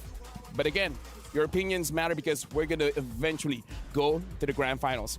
With that being said, up next is gonna be the matchup for Selangor Red Giants going up against Fireflux Esports. That's our Jamil Motorsport match of the day. Sanji, what do you feel about that matchup? Do you think Selangor Red Giants can win, or is it going to be Fireflux? I think 3-2, Fireflux. Wow! Do you want to translate that? I didn't understand. He said homeboys will, they will homeboys. Thank you very much. Thank you very much. You know what? I believe you. I feel like homeboys has got it as well. Either ways, this is going to be indeed an amazing matchup. If it goes all 5 games, that's, you know what? Am I ready for all 5 games? Because here's the thing, no one has taken a game off of Selangor Red Giants. Yeah. That's the crazy thing. It's been over 100 days. 100 days? Over 100 days. A series, right? For a series. Yeah, for the series. Yeah, Like, we don't count public holidays. Honestly, he's good at math. Honestly, we don't even count private holidays. Yeah. I don't know what's the difference between a public and a private holiday. A private holiday is like your birthday. It's like, it's your own thing, but people don't go for... you can't ask off for work for it's your birthday. Imagine though, it's like, excuse me, but I need a vacation. It's my birthday. Yeah. You know? Maybe honestly, that sounds like a 2025 thing. Yeah. Yeah. You know what? Right? Yeah. Yeah, I agree with you. But either ways, we do have to say, we got to look at our upcoming match. Dr. Sulaiman Al-Habib upcoming match. It's going to be Selangor Red Giants going up against Fireflux Esports. You guys heard it from Sanji. Might be a 3-2. With that being said, we're going for a break. After this, it's going to be an intense match. We'll see you guys then.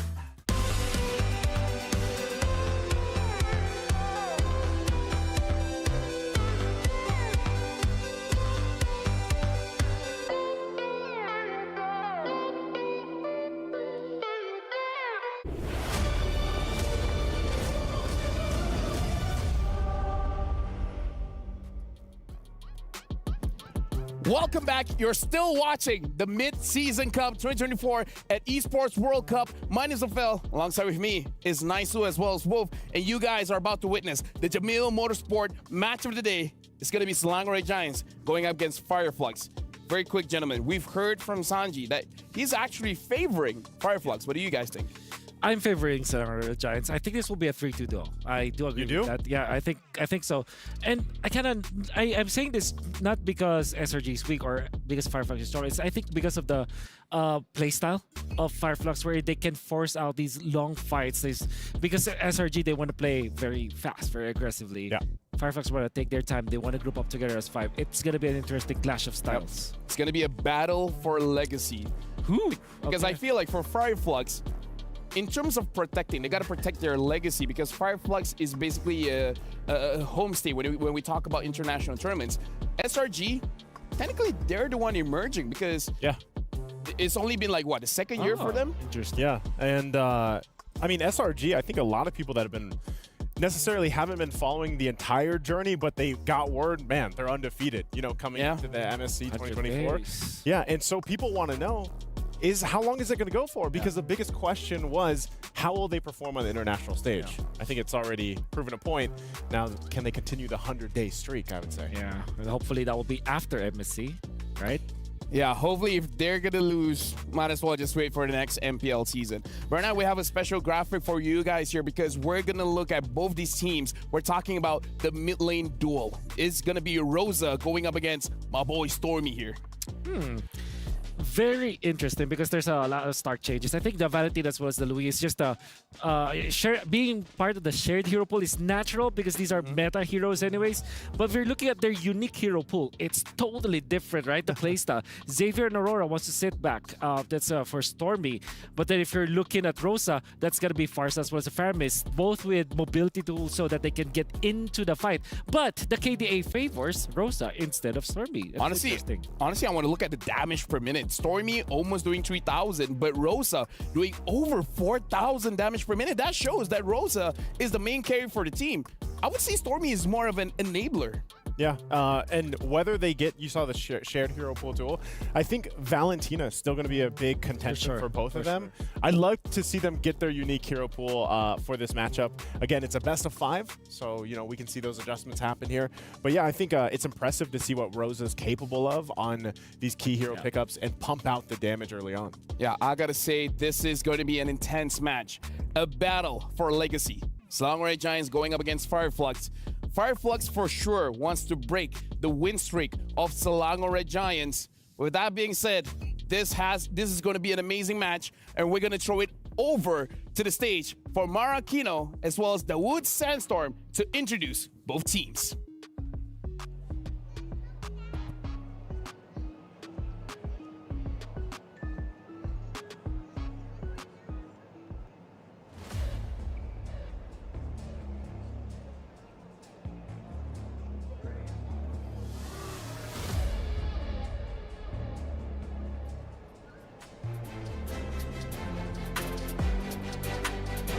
The vibes here have been immaculate at the Amazon Arena as we continue with our second series of the day, and we continue our journey through the knockout stage. It's been nerve-wracking, both for the fans and the teams, as only one will get to move on to the next round. And a lot of people have been commenting online, showing support for their favorite team. That's right, because starting with our second series, the Beast from the East is going to be going up against the Best of the West in our second Best of 5 series for this knockout stage, and we are about to continue our journey. Much like the stakes earlier, this battle for legacy is do or die. Win, and you get to continue the journey to see the world. Lose, and watch your key get crushed. And now the question remains, who will take that one step closer to being crowned the champions of MSC 2024 here at the Esports World Cup? Let's find out as we welcome our next two teams. Introducing the Red Hot Giants from Malaysia. Their strength allowed them to go over 100 days without a single match loss. Let's welcome Selangor Red Giants.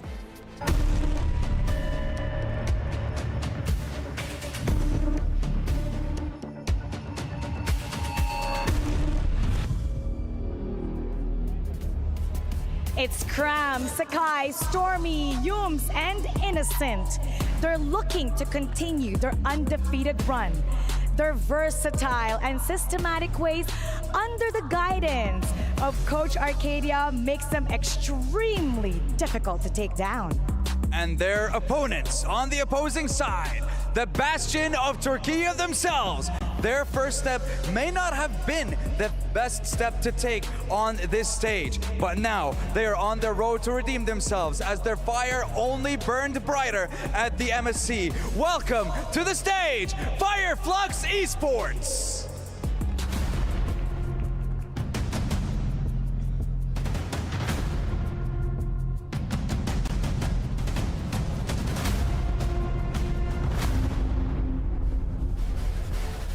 The Bastion of Turkey, starring Alien, Tienzi, Rosa, Apex 47, and Sunshine.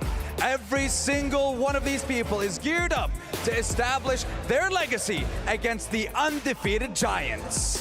It'll be the battle between the best from the West against the beasts from the East.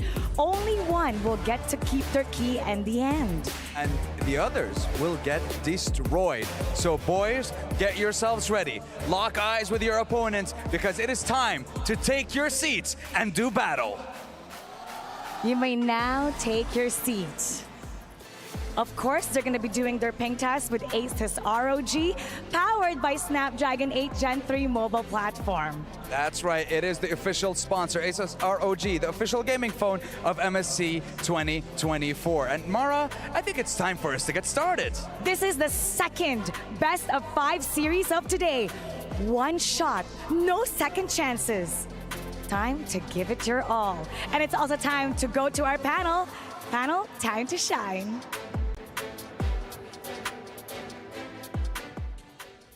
Thank you very much to both Maracino as well as the Wood Sandstorm. Now, I gotta say, this is gonna be an intense matchup, but before we even talk about that, I wanna talk about the dawn of a new landscape here, because this MSC is really shaping up the landscape of competitiveness in the MLBB scene. We're looking at a dawn of a new landscape here. We're looking at the Kings, we're looking at the Contenders, as well as the Slayers and the Protectors. Oh, just looking at this kind of breakdown too, I'm still kind of wondering, the Protectors, like, you know, protecting, I guess the legacy is what they're after, and solidifying their footing here. But for, you know, all of this, the Slayers even, I think a lot of people were surprised with what's happened with See You Soon and what they've accomplished. True Slayers, man, true Slayers.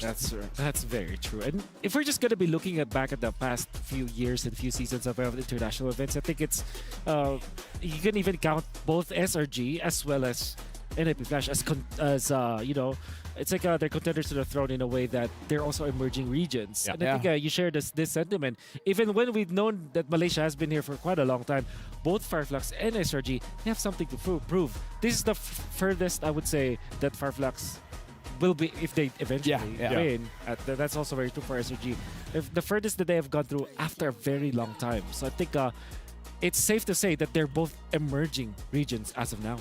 I mean, here's the thing. For teams to perform, you need a lot of support. And speaking of which, it does look like Eterna has a special interview, I believe, with the family of Stormy. So let's check the interview out.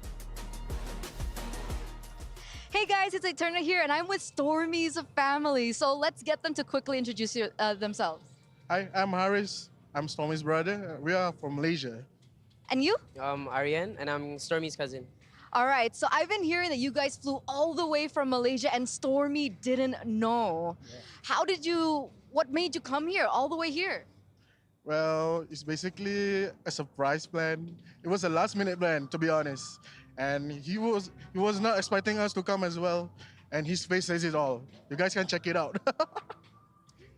So we just came here to support him, you know. We all know that we support one another and stuff, and it's good to see him on the world stage right now. And I'm happy, and we're all happy to see him achieve his dreams, you know? Yeah. Yep. He's right here, right now. He's in the world stage. That's it, baby. Let's go. That's super sweet. Do you guys have any messages to him? Because earlier on, I think you kind of exchanged like a few words, but not a lot was said. Yep. But if he's watching right now, what would be your message? Do your best. Don't crack under pressure. Just be yourself. Enjoy the game. Let's go. Let's bring it home this time. Let's bring MSC home. Yeah. That's it. Do you have a message? Don't choke. Don't choke. Don't choke. You got it, guys. You got it. All right, thank you so much, guys, and hope you guys enjoy the show. And of course, good luck to Stormy and of course the Selangor Red Giants. Sending back to the studio. Big shout outs to Harif and Iron. Like, Harif has been there every single time. Really? Whenever, yeah, he's there every single time. The only thing is, I feel like this time, Stormy's mother is not able to come here. Usually she's there for every single match. So, again, very sweet. And Harif gave a very special, I would say, advice that no one has ever given to me. Be yourself. Be yourself. No, to be fair, I get it. Me being myself, bad idea. But speaking of that, we got to talk about the STC prediction here because you guys, what do you guys think? Is it going to be Selangor Red Giants or is it going to be Fireflux Esports? Make sure you guys head on over to stcplay.gg right now and give your predictions.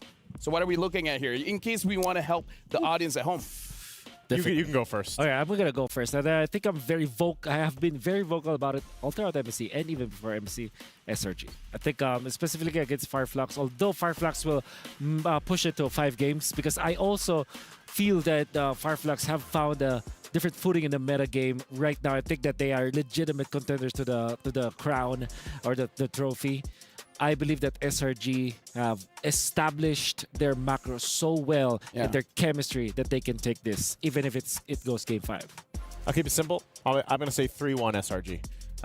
I've been vocal about it too on my media, and I've been rooting them on. I can't wait to see how this unfolds.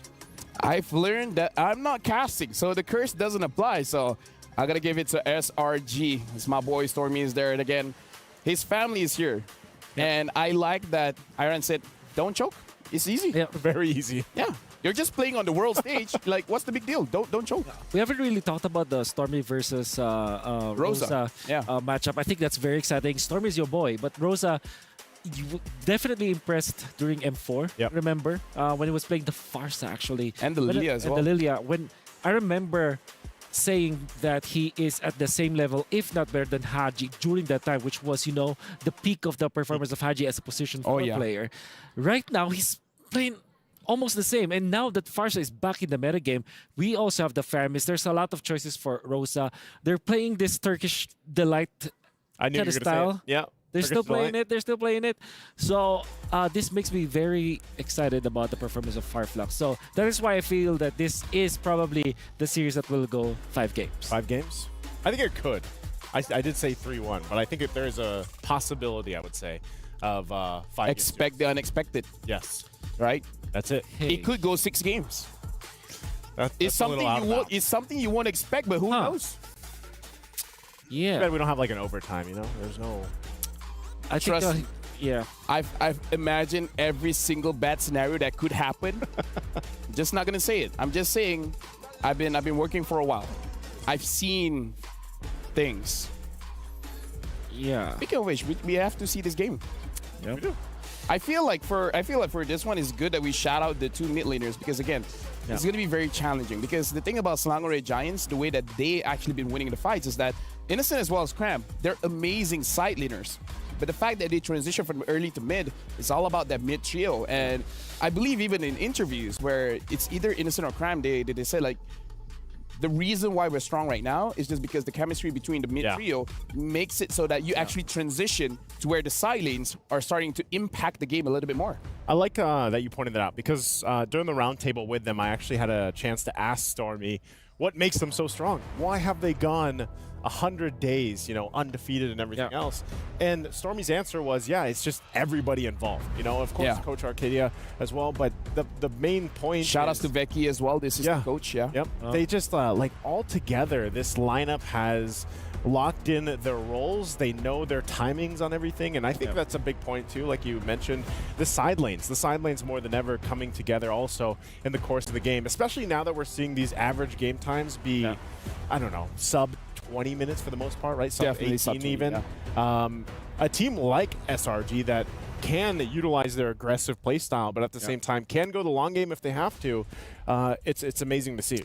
Yeah, do recall that Stormy said on stage that this chemistry and whatever that they have built was actually due to their head coach, Coach Arcadia. He made a special shout out. And let me just raise one from my boy, Coach Arcadia, because I believe that after his departure from Echo, before, that was pre-M4 when he actually was part of RQ, lots of criticism from the guy. Oh, yeah. Never really recovered from that. Everybody was just talking badly about Coach Arcadia. And now that people are starting to see SRG, then SRG themselves attributing their success to Coach Arcadia, that says a lot. And I think that we should not sleep on Coach Arcadia. Let me just add on to that a little bit, because I've been able to talk with the team, and the biggest thing that he appreciates is that the owners, they trust him.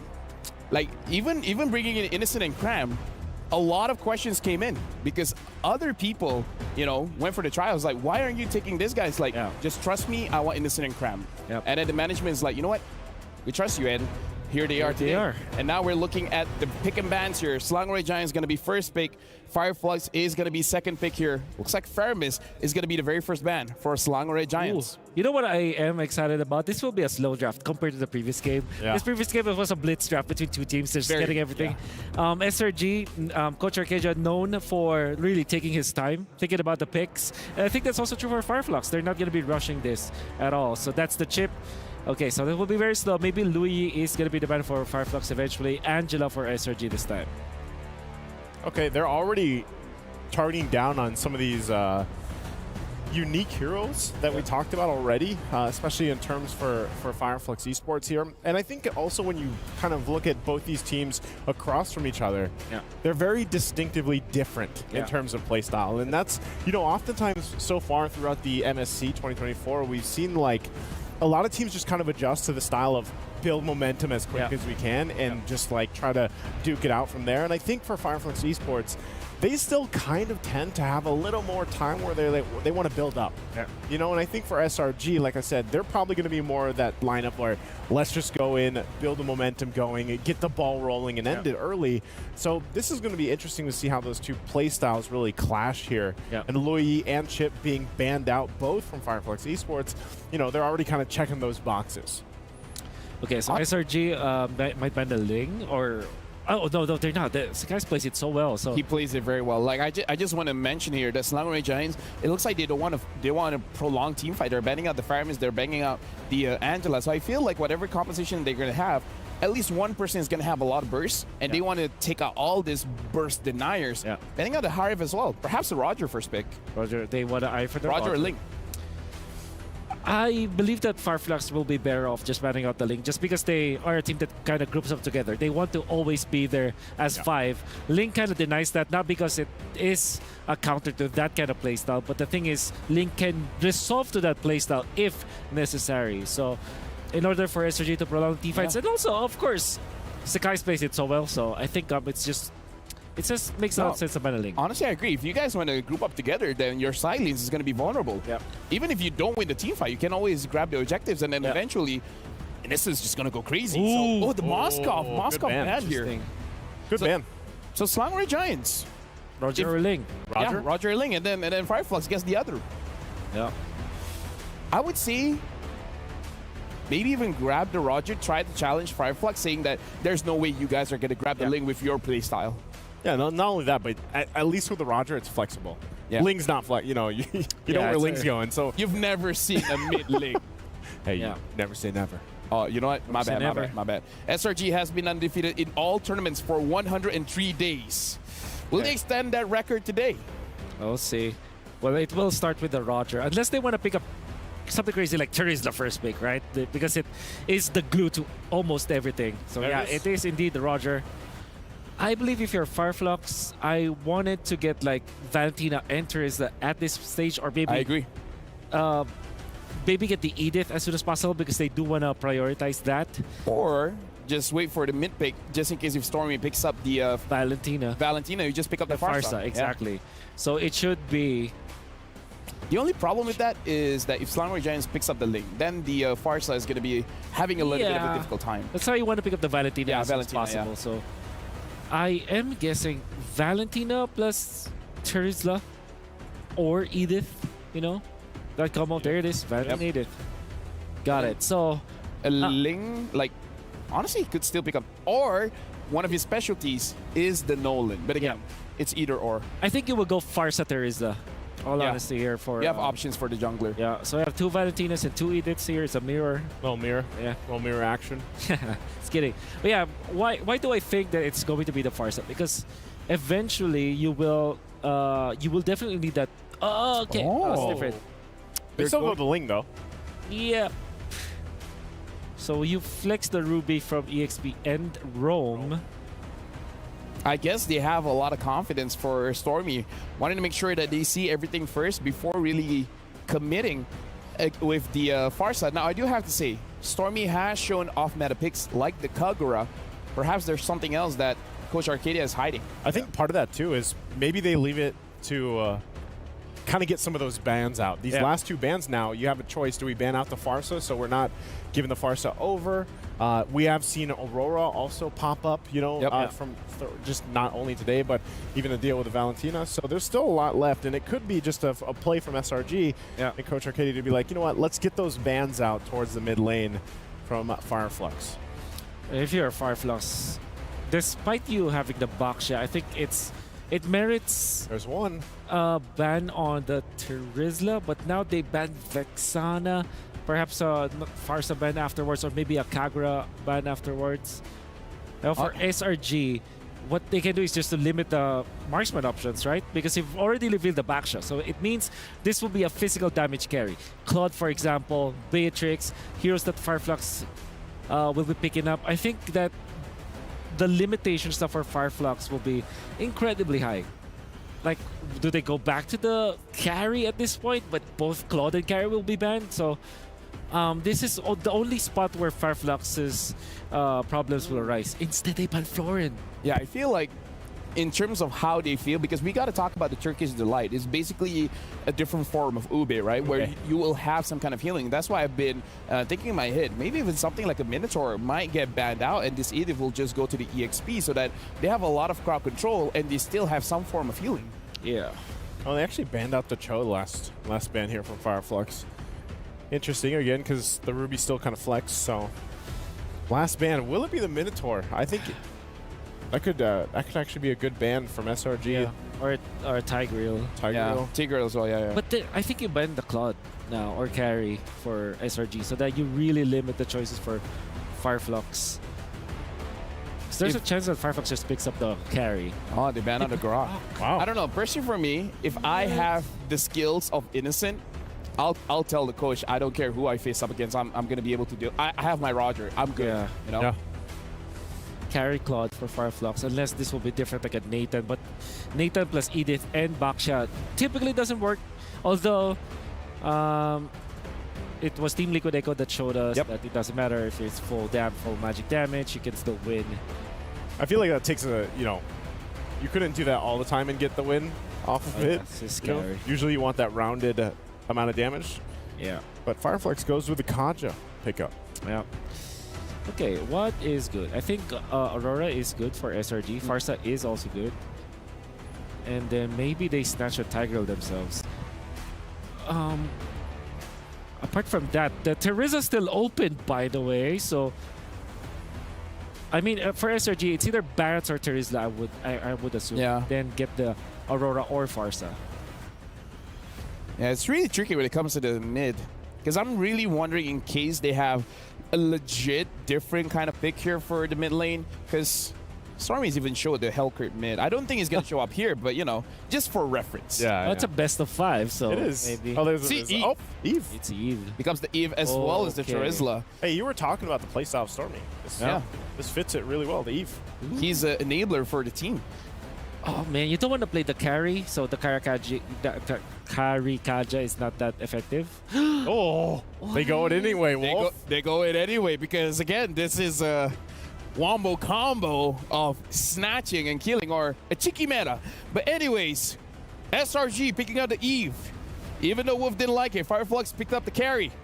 So with that being said, casters, you guys seen the draft. Now it's your turn. You're absolutely right, analysts. This one, it's kind of tough to say. They've basically broken all of Wolf's rules, every single one of them, and yet their composition is basically just looking to fight in that kill box. speaking of the box, we've only really seen Eve make a showing in the group stage once, and that's not even as a pick, it was a ban.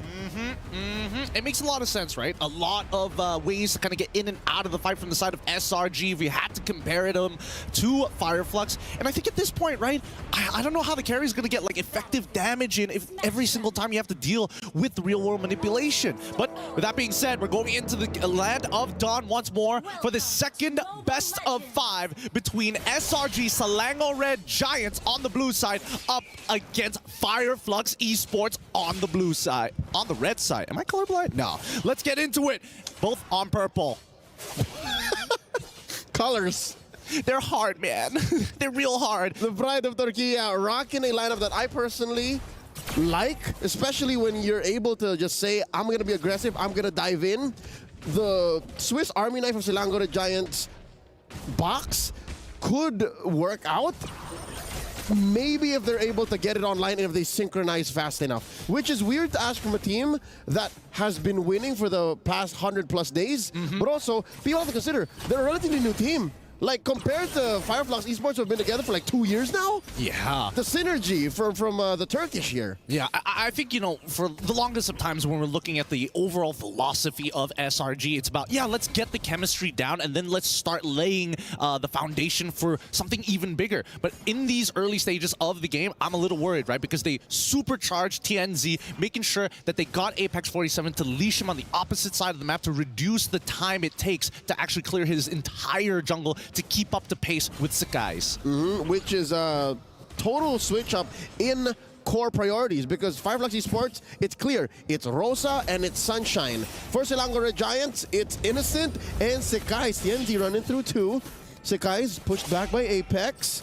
And they jockey for position here with the turtle spawning in just a wee bit. Yeah, as you can see, right now, Ling barely does any damage to TNZ on this Boxia, right? At this point of time, I don't think the first turtle should be contested. If not, at most, it should be a drive-by. But game fact, Rosa leads all the players with the highest damage per minute at 4,419. That's most HP heroes from early to mid. Rosa can burst them all down. Oh, wait, check this out. Apex forcing Sakai's to respond. There's the retribution. Now Turtle should all be but secured for Fireflux. Yeah, and I mean, Sakai's, he's just trying to get the flicker out of it. Ooh. Here we go! The Eve just dashing on through, pulls the first blood from TNZ. Yums gets punished, though. I guess that's a trade for both. I mean, Pyrrhic victory here for Fireflux, but wait, Alien still standing. Crab gets hit with the onward. He does take down Alien, and he pays the price with his life. So close, they might find another trade. They're still going, sick guys. Jumps on through Stormy, can he survive? Gets the Terrify, oh no, he dodges it. Sick guys, is there enough damage? Then the jump, the Boxer Unite, TNZ finds him. Can he get one more? Stormy's gonna live. Oh my goodness, both of these teams refuse to lose out on this trade. Technically, SRG on that very first 1-for-1, they were trading upwards, right? Let's look at this replay one more time, because once the fight really does extend itself, and especially since it's like below 5 minutes, the death timers are super short. Let's not forget that TNZ, especially with that shield unity, is able to cover a lot of distance. All this while, up top, Innocent and Sunshine are still at their weigh-in. They're still staring each other down, doing fight poses, and talking smack because they're not ready for the fight yet. I think this is the right way to deal with a Roger. I think all throughout wild card, group stage, and now in the knockouts, we've seen Rogers try to do things early because, again, that's what early Sky Piercer spells out, right? Like, you gotta fight early. But no, I think there is a tempo, there is a beat that you have to follow, and that's what Innocent here respects, and that's why Sunshine's farming up too. So guys, what's he doing? Did he steal the buff? Yep, he tried to steal the buff knowing that TNZ is going to be showing up on the opposite side of the map, and I think at this point of time, right, Fireflux, they've got a lot of tempo onto SRG's side. At this point of time, I think we can also talk about, oh, wow, wait, hold on, that doesn't seem right, but he's already got 2.7. Early Thunderbelt coming in from Innocent? Oh. All right, so he wants to get the hybrid. This is a fighter, Roger. Now wait, the crash on the Stormy. Tempest of Blade stolen away, knocking out the Eve. That is one man down. Selangor Giants missing a member. Fireflux Esports making a beeline straight for the turtle. Early puissance, can Yums deny? Oh, it doesn't look like he's going to be able to deny this, especially without the back. Oh! Oh! Divine Judgment by Apex 47 finds one. Cram flickers away. Sunshine moving forward, flickering. Or rather, no, just dashing on forward. Yums goes down too. Double kill for Sunshine. This is not good. This is not good because these kills are getting funneled into both Rosa and as well as Sunshine. The cores, right? And I think that SRG, if they have to adapt their plan right now, they've got to slow their roll. They're going to need a lot more items before they are relevant. And most importantly, right, they need this Rizla to be in the middle of this fight. Great play coming in for Apex 47. This is why tempo is so very important. Oh, wow.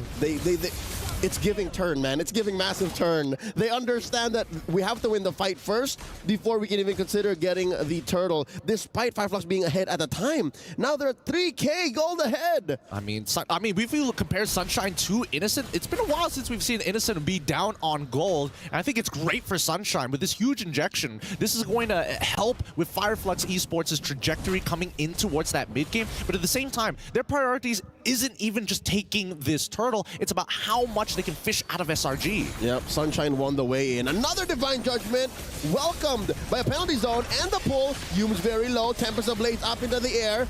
Hume's taken out already. Rosa scored in by Stormy. Aliens in trouble. Penalty zone by Cram.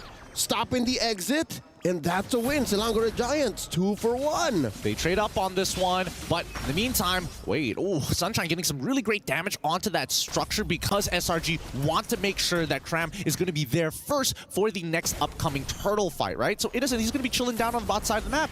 Oh, Apex just defending this the hard way. Oh, he's taking his time with his ballista. They're going to lose the turret. And will they lose his life? He's still up. Innocent gets a few bits on him. TNZ with the Baksha Unite. It's a 2v4 potentially. They're still going. Popping the Puissance. Here's Alien just up the corner. He jumps onto Humes. Forces one. There's the onward. Looking for the Earth Shatter. Primordial Wrath up defensively. Nice bait by Selangor Giants. Really good stuff here. It's kind of interesting to see that Innocent is trying to minimize as many mistakes as possible, right? Like, he definitely had an angle to kill Apex 47 there, but decided not to do it, thinking that maybe the Divine Judgment is coming up. Let's not forget that Alien was missing off the map, so he could be rotating in. He's calculating all the possibilities. Oh! Flicker Divine Judgment catches one. Humes gets the Immortality pop. Stormy swiping away, Humes. Oh, gonna get that. I'm offended and lives. They walk away from it. Rosa finds one. Train for Cram, 1 for 1 so far. Down goes Rosa. Double kill for Innocent. Kai's falls. Couple of pinwheels chasing down. Innocent with the shutdown. Triple kill for Cent. Oh my goodness, what a nasty play there. Sometimes you just forget that, hey, Innocent still has Flicker, and honestly, if he missed that skill shot, it was basically over for him. So they started off dropping down the RWM after the engage, the initial pull, and that was the whole idea having this Yeave. But just look at the way that they played this, right? Innocent targets down their low targets. Sakai's unfortunately dies, but at the same time, Innocent is very aware of the low members, the low cores from Fireflux Esports' team. He went from target to target, man. Found Rosa, next. Target, next. Oh, man. This is a build that I would like to study more. I want to see more of this. I mean, you on fight continues. Rosa with a stolen. Oh, RW. Another one goes. Stormy falls. And just like that, they force out a Tempest of Blades. Selangor Giants. Whoa.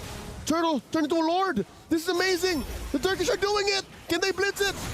Oh, massive win. Divine Judgment one more time. Sakai's falls.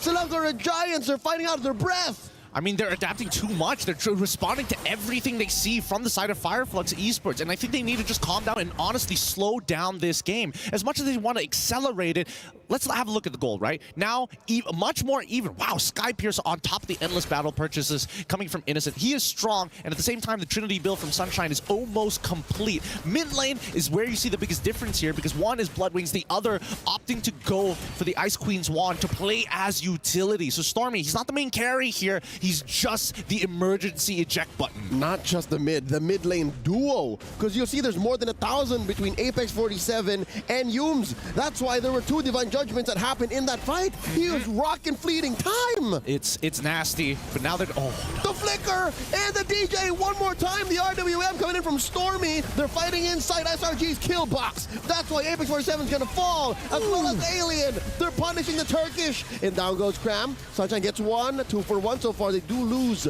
out on the top lane tier 2 and as well mid lane tier 1. And oh no, Sekais needs this.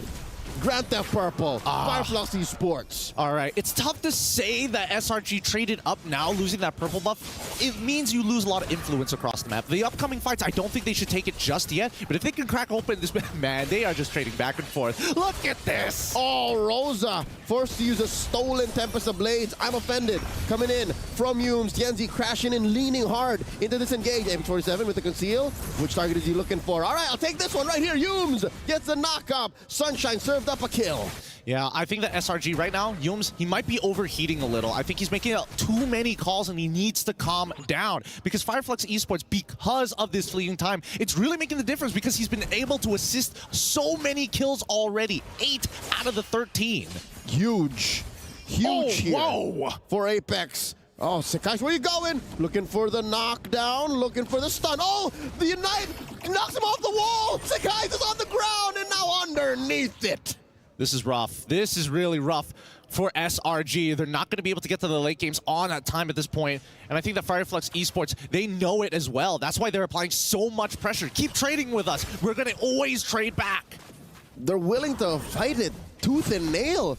And it's not like macro is thrown out the window. If anything, it always results to macro. This is so different compared to when we saw Fireflux Esports play, you know, last year, right? The Turkish delight, as we like to call it. This is such a polar opposite, even. Oh, well, that wasn't their full lineup. If I'll recall, and I'll remind people, Rosa was out busy doing, you know, real life things. Rosa was getting an education, and now. The Queen is back, and now they're going as far as they could, maybe even stopping SRG's streak. But I don't want to say it anything too soon, right? Check out the river control here from Fireflux, Tienzi, and Alien. This 4-1, technically 2-3 lineup from Fireflux Esports working out so well. Look at this, the sandwich play from down bottom. Apex 47 catches Humes after the conceal. Does not pull the trigger. I think it's not a good idea to pull the trigger onto Humes now that he has the immortality, right? It just means that the fight is going to be extra extended and you're going to be sitting under the bombardment of the RWF. We saw the damage dealt and start right now, Stormy is currently on top. If we're looking at the gold lead, it's only 3,000 despite all the blood and structures that have collapsed. It's surprising that this is only a 3K lead for Fireflux. Yeah, what this says to me is Selangor Giants, they know that the game isn't over. We're just about entering late game, and Stormy, Sekais, Innocent, they can still build more items and they can find better engages. What is this angle? Oh, that's a scary angle. They forced the flicker away from Stormy. Oh, luckily, Sekais spotted them out just before the engage actually connected, relaying the information back to the SRG to tell them, hey, we got to start backing off here. We get flanked, it's basically over for us because Stormy, keep in mind that the RWM only goes towards one direction. It's not like he has a 360 coverage like Farsa. Yeah, you can't relocate where you commit that box to, which so far has been on point. And now Tienzi, jump in the walls. Checking these rivers, checking these bushes the hard way. I mean, they can afford to. I'm offended. Apex 47 in trouble. The RWM, the answer. Back Cram coming in with the penalty zone. Sekais finds Apex, cuts his wings, takes him down. Traded out for Cram, 1-for-1. Humes gets his immortality pop, still alive, but just barely. In goes Alien to the backline. Sunshine's down. Humes as well, 2-for-2 so far. Tienzi and Rosa chased down by Innocent. Alien playing footsies with Stormy. Oh, this is a bad look for Fireflux Esports. Alien might fall here. There's the knockup. Where's the damage? Down goes Alien. Oh, Innocent still alive, but just barely. The Rose Queen keeps on going. Stormy still alive. Sekais with the kill. Could this be a wipeout? Tienzi still standing, but not so long. Double kill for Sekais. All fall down. An unofficial wipeout. No. So bold of them to actually continue to rush this out, but Sekais, he's already maxed out on EXP, right? He's got all the levels in the world, uncontested. Can't really stop this situation at all, as they're going to be able to find another pick. All right, Apex 47 had a dream, had a hope. Maybe with my passive, maybe with my Ring of Order, we can get it. But too little, too late. Massive objective scored over to SRG. Let's see that fight one more time. Yeah, we saw all the flickers come out of Fireflux. As soon as all the flickers came out, the RWM, well, Stormy didn't have to do much after that, right? I think the engagement from Cram could have been just a little bit better. It was just a little bit more to the left. It would have hit so many more targets. But I think that Innocent, this Thunderbelt is really proving a lot of dividends. He's taken a lot of chip damage unintentionally, but it's not his choice. And yet he's still so close to outplaying even the Thorn Queen. Yeah, he's allowed to just walk around. He's allowed to like take hits normally and keep his like and pounds for when it really matters. It's ridiculous. Let's look at the items here to see what we're working with. Because so far, I'm surprised that he's not taking as much damage as he could be taking. Sunshine also in a very similar position. He's pretty strong as well, but the Sky Piercer's honestly making these fights much cleaner for SRG now that they have it, and not to mention has stacked it as well. Oh, I see the interaction now. Check it out. Thunderbelt goes through the Wind of Nature. And with that, it'll also go through via Sky Piercer. So regardless, if Sunshine pops the Wind of Nature, he will still die. You got it right on the head. Right on the head. And I think that Fireflux Esports need to recognize the way that they manage their fight really boils down to how many resources can we get out of them. And that's why you see they only fight once, especially at this stage of the game, when their battle spells are up. Yeah, now the foot's on the other shoe as the Langora Giants are ahead now. Be it for the map, be it for the kills. And Fireflux Esports not going to let that stop them. Not going to let that be a detriment to their aggression. TMZ and Apex 47 going hunting. Pop to conceal. Finds the weird angle again, but wow, Selangor Giants adapting to the situation. You see this now? Yeah. They're not allowing for them to get sandwiched anymore. Exactly. They're cut literally in half. It's a parallel between the two, vertically controlling opposite sides of the map. And now this tier 2 op on the top side, as soon as somebody shows themselves, and especially if it's a core, that's when you're expecting Fireflux to then take the space back. Oh, and because of how SRG is controlling the correct side of the map, at least for this moment here, the sequence, they're able to seal away an orange. I mean, look at this. They've got so many, like, technically rear view mirrors, making sure that all the little gaps that maybe Fireflux could look to find that flank are covered. So great coverage, great vision from SRG's side, great ideas from both of these teams. They got eyes on the back of their heads. And to be honest, Fireflux Esports, it seems like they have a extra set of appendages as well, right? Because of how aggressive they are. It's like, where are those punches coming from? But that was the early game. That was the mid game. Now in the late game, now that SRG is a little more aware and their footwork is just more than fancy. I'll say it's exquisite because, again, it's been a while since Fireflux was able to find the kill angle.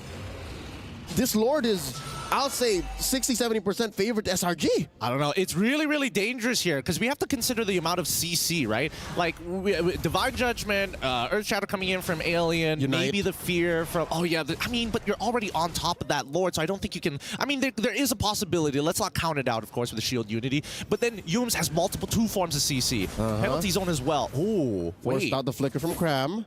Are they going to do anything about this, though? You see the conceal from Yums. The response from Cram was just to lean forward. I guess SRG made the call, all right, you baited it out, feign the response, and now they knock up Yums. Fireflux Esports looking for the re-engage. Tianzi coming in with the Unity. False engage from the back. I'm offended from Yums. Lord here at half health. I think they want Alien to use his ult. They want him to use the Primal Wrath at some point of time. But they're going to creep around the right side. Lord here at the 10th of its health. Can they force something here? Rolls it from the backside. Cram with the penalty zone. Already, the Lord secured. Tempest of Blade stolen away. Down goes Innocent. This is looking bad. Yu's taken out. Cram gets the immortality pop. Look at Sakai's going straight for the proxy. 3 for none. Gideon 3 for none. I mean, they did score the Lord, but can Selangor Giants even capitalize? I mean, they can't. And I think that Fireflux Esports, the fact that they took out 3 means that, honestly, they don't even have a response back, right? Let's look at this fight one more time, because unfortunately, they did not clear the lane push down on the bottom side of the map, right? And that's why Innocent got caught in the first place by Apex without Apex having to use his flicker. So that was already the very first mistake here we see from SRG, a blaring mistake, in a matter of fact. Oh no, Sakai's in trouble. Tempest of Blade, can Apex 47 get it? He doesn't have a fight time, but there it is! Shut down! Stormy trying to save his teammate, but he can't do that. He can secure the purple for them, but SRG, oh, the flippity flop. The switch up one more time.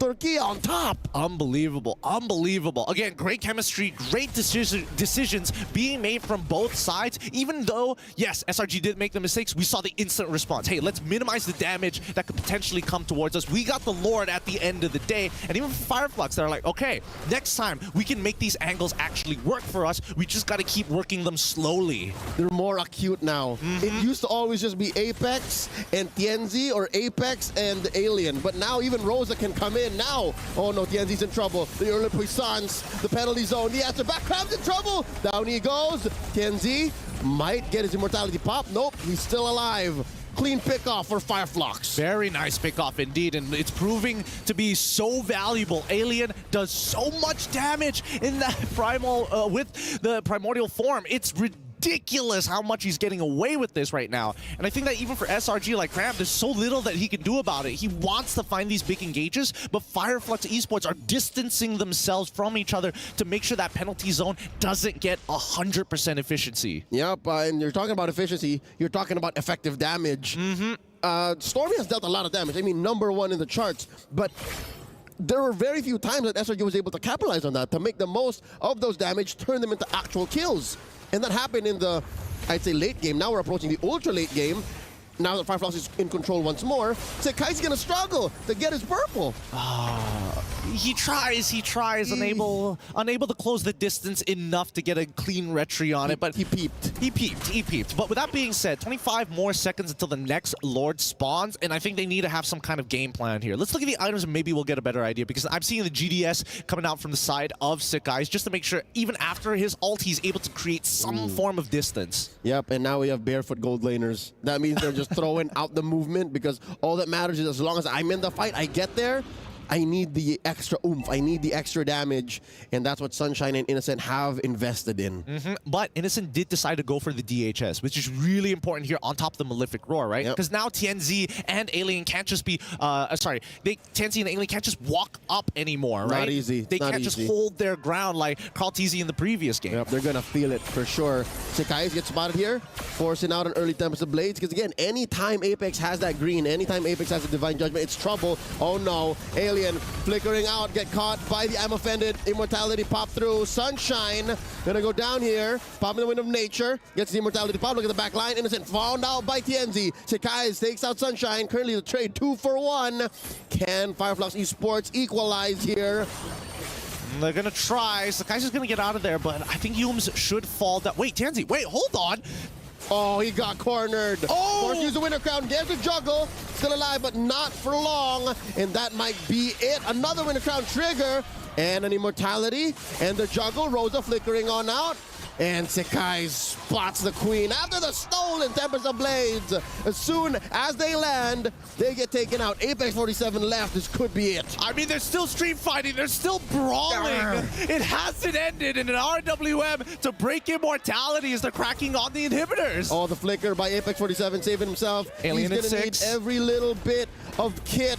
Oh, the concealed play. He gets bursted down. And so will the base. How was that an end angle?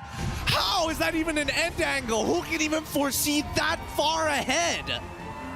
Maybe synergy isn't what SRG has. Maybe they're just clairvoyant. I can't. This game has been action-packed. Usually, when you see those later stages of the game, they start chilling out, right? They're waiting for, super long death timers, big consequences, and they're like, discard that, fight.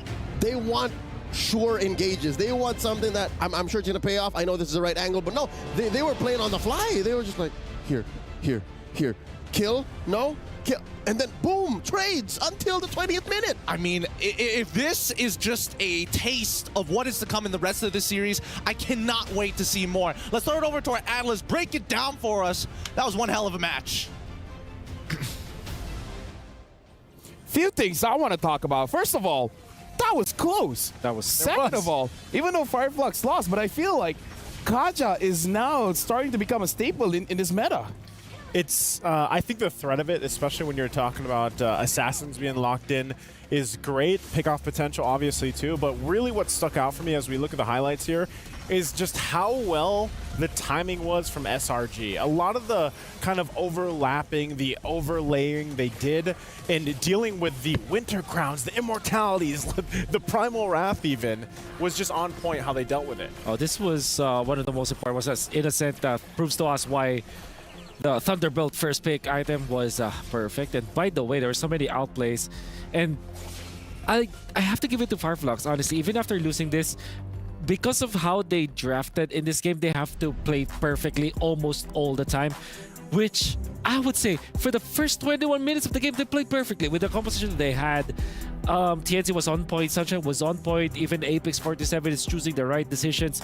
It's just that in the end, SRG just naturally won with this lineup that they have the Eve, very strong against the carry. You have the Ling, which is also not a problem. Also a problem, I mean, for the carry. Then Innocent Roger just making it so difficult for Apex 47 to decide, because surely the Kaja is great versus Roger, great versus Ling, but if they're together, Ling and Roger, that's a difficult decision, difficult spot to be in as a Kaja. Stormy did 108,000 damage, but I feel like the reason Slangred Giant was able to win that one was just whoever was the one that said, we fight now, gotta give props to the guy, because one of the last teamfights that we saw was when Sakai's found out that the Valentina and the Kaja was down bot. Exactly. And then for some reason that was like, you know what? The Valentina is here. Why don't you guys pick a fight? And then they did, and then eventually they won the fight. And Apex 47, Alien was caught. That was the main front line for the team that was caught. And then you all already have the damage, can go in and out with Roger as well as the Link. That's how strong that duo is right now. And Stormy at the end, because of access to a lot of items already, he hurts a lot. And eventually, if you get the Winter Crown, I was kind of hoping that the Winter Crown and Real World Manipulation will be seen in this game, but apparently it wasn't needed. Yeah, honestly, like, that was an amazing matchup, but nice. So after seeing that, I do agree. There's a big possibility we could go all 5 games.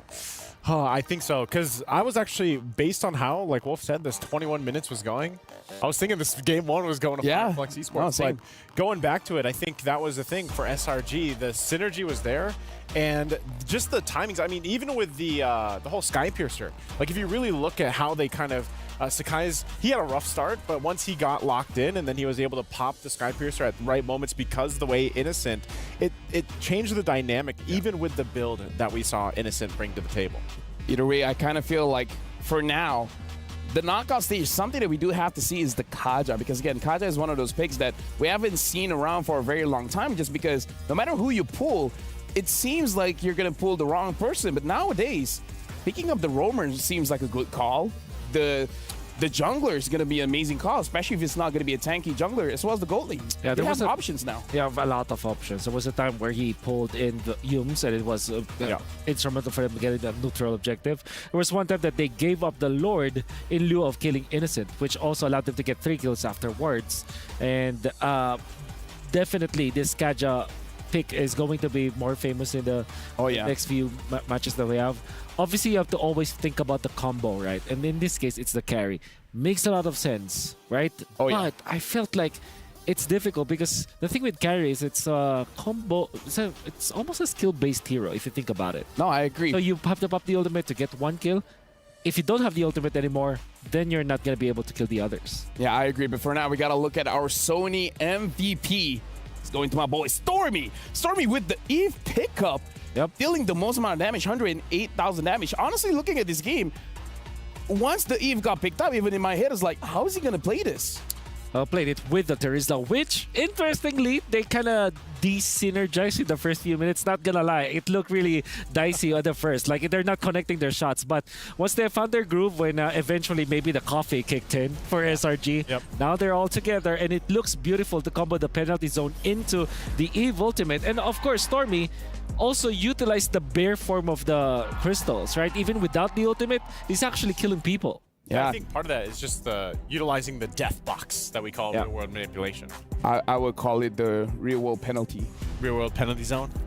Sure, let's real add world a penalty box. Penalty manipulation. Manipulated by penalties. real world pain here, guys. But either way, Stormy with the if pickup again, looking at itemization, it does look like more of a utility kind of build, having the Enchanted Talisman as well as the Ice Queen Wand. Now we got to talk about how great it is, even with a utility build, seems to be able to still dish out quite a lot of damage. So Stormy just increasing his hero pool for Fireflux to be careful of in the next game. Yeah, that's why you pointed out too in the draft, Wolf, that you were surprised with the carry pick. Yeah, because like you said, it's kind of it comes down to skill base because also you're working against very short range. Yes. So once the purify's down, that's why even just the base, you know, the base hits there, proccing the Ice Queen Wand was sometimes enough to go ahead and start that up. Eve is naturally the counter to carry from before. Like even Farsa, they kind of make it difficult for carry to walk around. True. Especially with the Ice Queen Wand Eve, wherein you can purify the real world manipulation box with the stun, but the following skill 1 and skill 2 pokes, you will now survive from that. With that being said, we've actually prepared a special video here where we're able to talk to Sakai. So let's see what he has to say.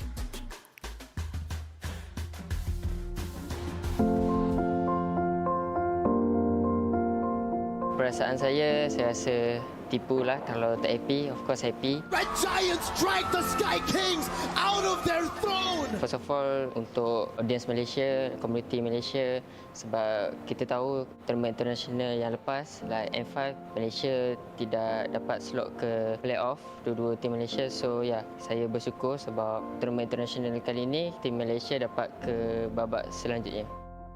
Kita tahu yang tim Oni adalah one of most strongest team in the world. So saya rasa diorang maybe ada problem dekat sini, like tak biasa ke dengan weather dekat sini, ataupun diorang kekurangan preparation, ataupun kita orang more prepare daripada diorang. So saya rasa macam tu, sebab diorang cakap anything pun diorang still the best team lah. So for carry, actually he is my jungler idol. So even though I defeat him, but I still respect him. And actually I'm very proud because I can defeat him. Also, this is my first international tournament and I made good run. I like Onyx very much because we know the carry is like the most good jungler, or we can say assassin user. I also love to play assassin and I idol him so much, so that's why I love Onyx. Untuk fans Malaysia, terima kasih kerana support kita orang dengan Homeboys. Kerana tanpa korang, kita orang tak dapat jejak ke sini or dapat ke babak selanjutnya. So teruskan support kita orang.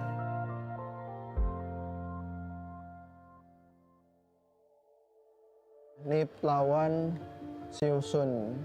Menurut gue mereka berdua udah improve banget sih. Dari draft pick, gameplay mereka. Cuman yang sekarang tuh kayak beda banget. Apalagi dari Singapura sih. Kayak improve banget. Terus juga dari hero-hero mereka lebih banyak. Hero pool lebih banyak.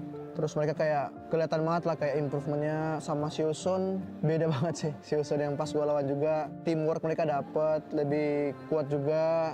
Juga kayak bingung sih mau pilih siapa kalau mereka berdua lawan. Dua-duanya kuat banget lah. Turki Fireflux ya, lawan SRG. Gue tetap SRG sih jauh. Gue udah sering lawan mereka juga di Scrim. Baru udah lihat turnamen mereka. Baru lawan mereka juga lah. Terus SRG tuh kayak potensi buat juara turnamennya tinggi banget lah. Seiki, Stormy sama Yoms ya. Trio mid mereka lah. Kayak itu tiga-tiganya kuat banget. Individu mereka dapet. Connect juga kayak teamwork mereka bagus banget. Kalau buat Fireflux, perbedaan yang gue ketemu kemarin ya lebih berani sih mungkin mereka. Kayak lebih berani mainnya, lebih terbuka lah. Jadi kalau menurut gue Fireflux lawan SRG masih SRG sih, lumayan jauh. Yang terakhir buat semua yang dukung kita, maaf banget lah karena hasilnya tidak sesuai ekspektasi. Terus kita bakalan kembali lagi dengan sekuat tenaga lah. Kita bakalan alin lagi buat turnamen selanjutnya, buat next turnamen lah. Jadi tetap doakan kita, terus support juga, semua kita bisa baik lagi, terus lebih kuat lagi banget lah. Nah.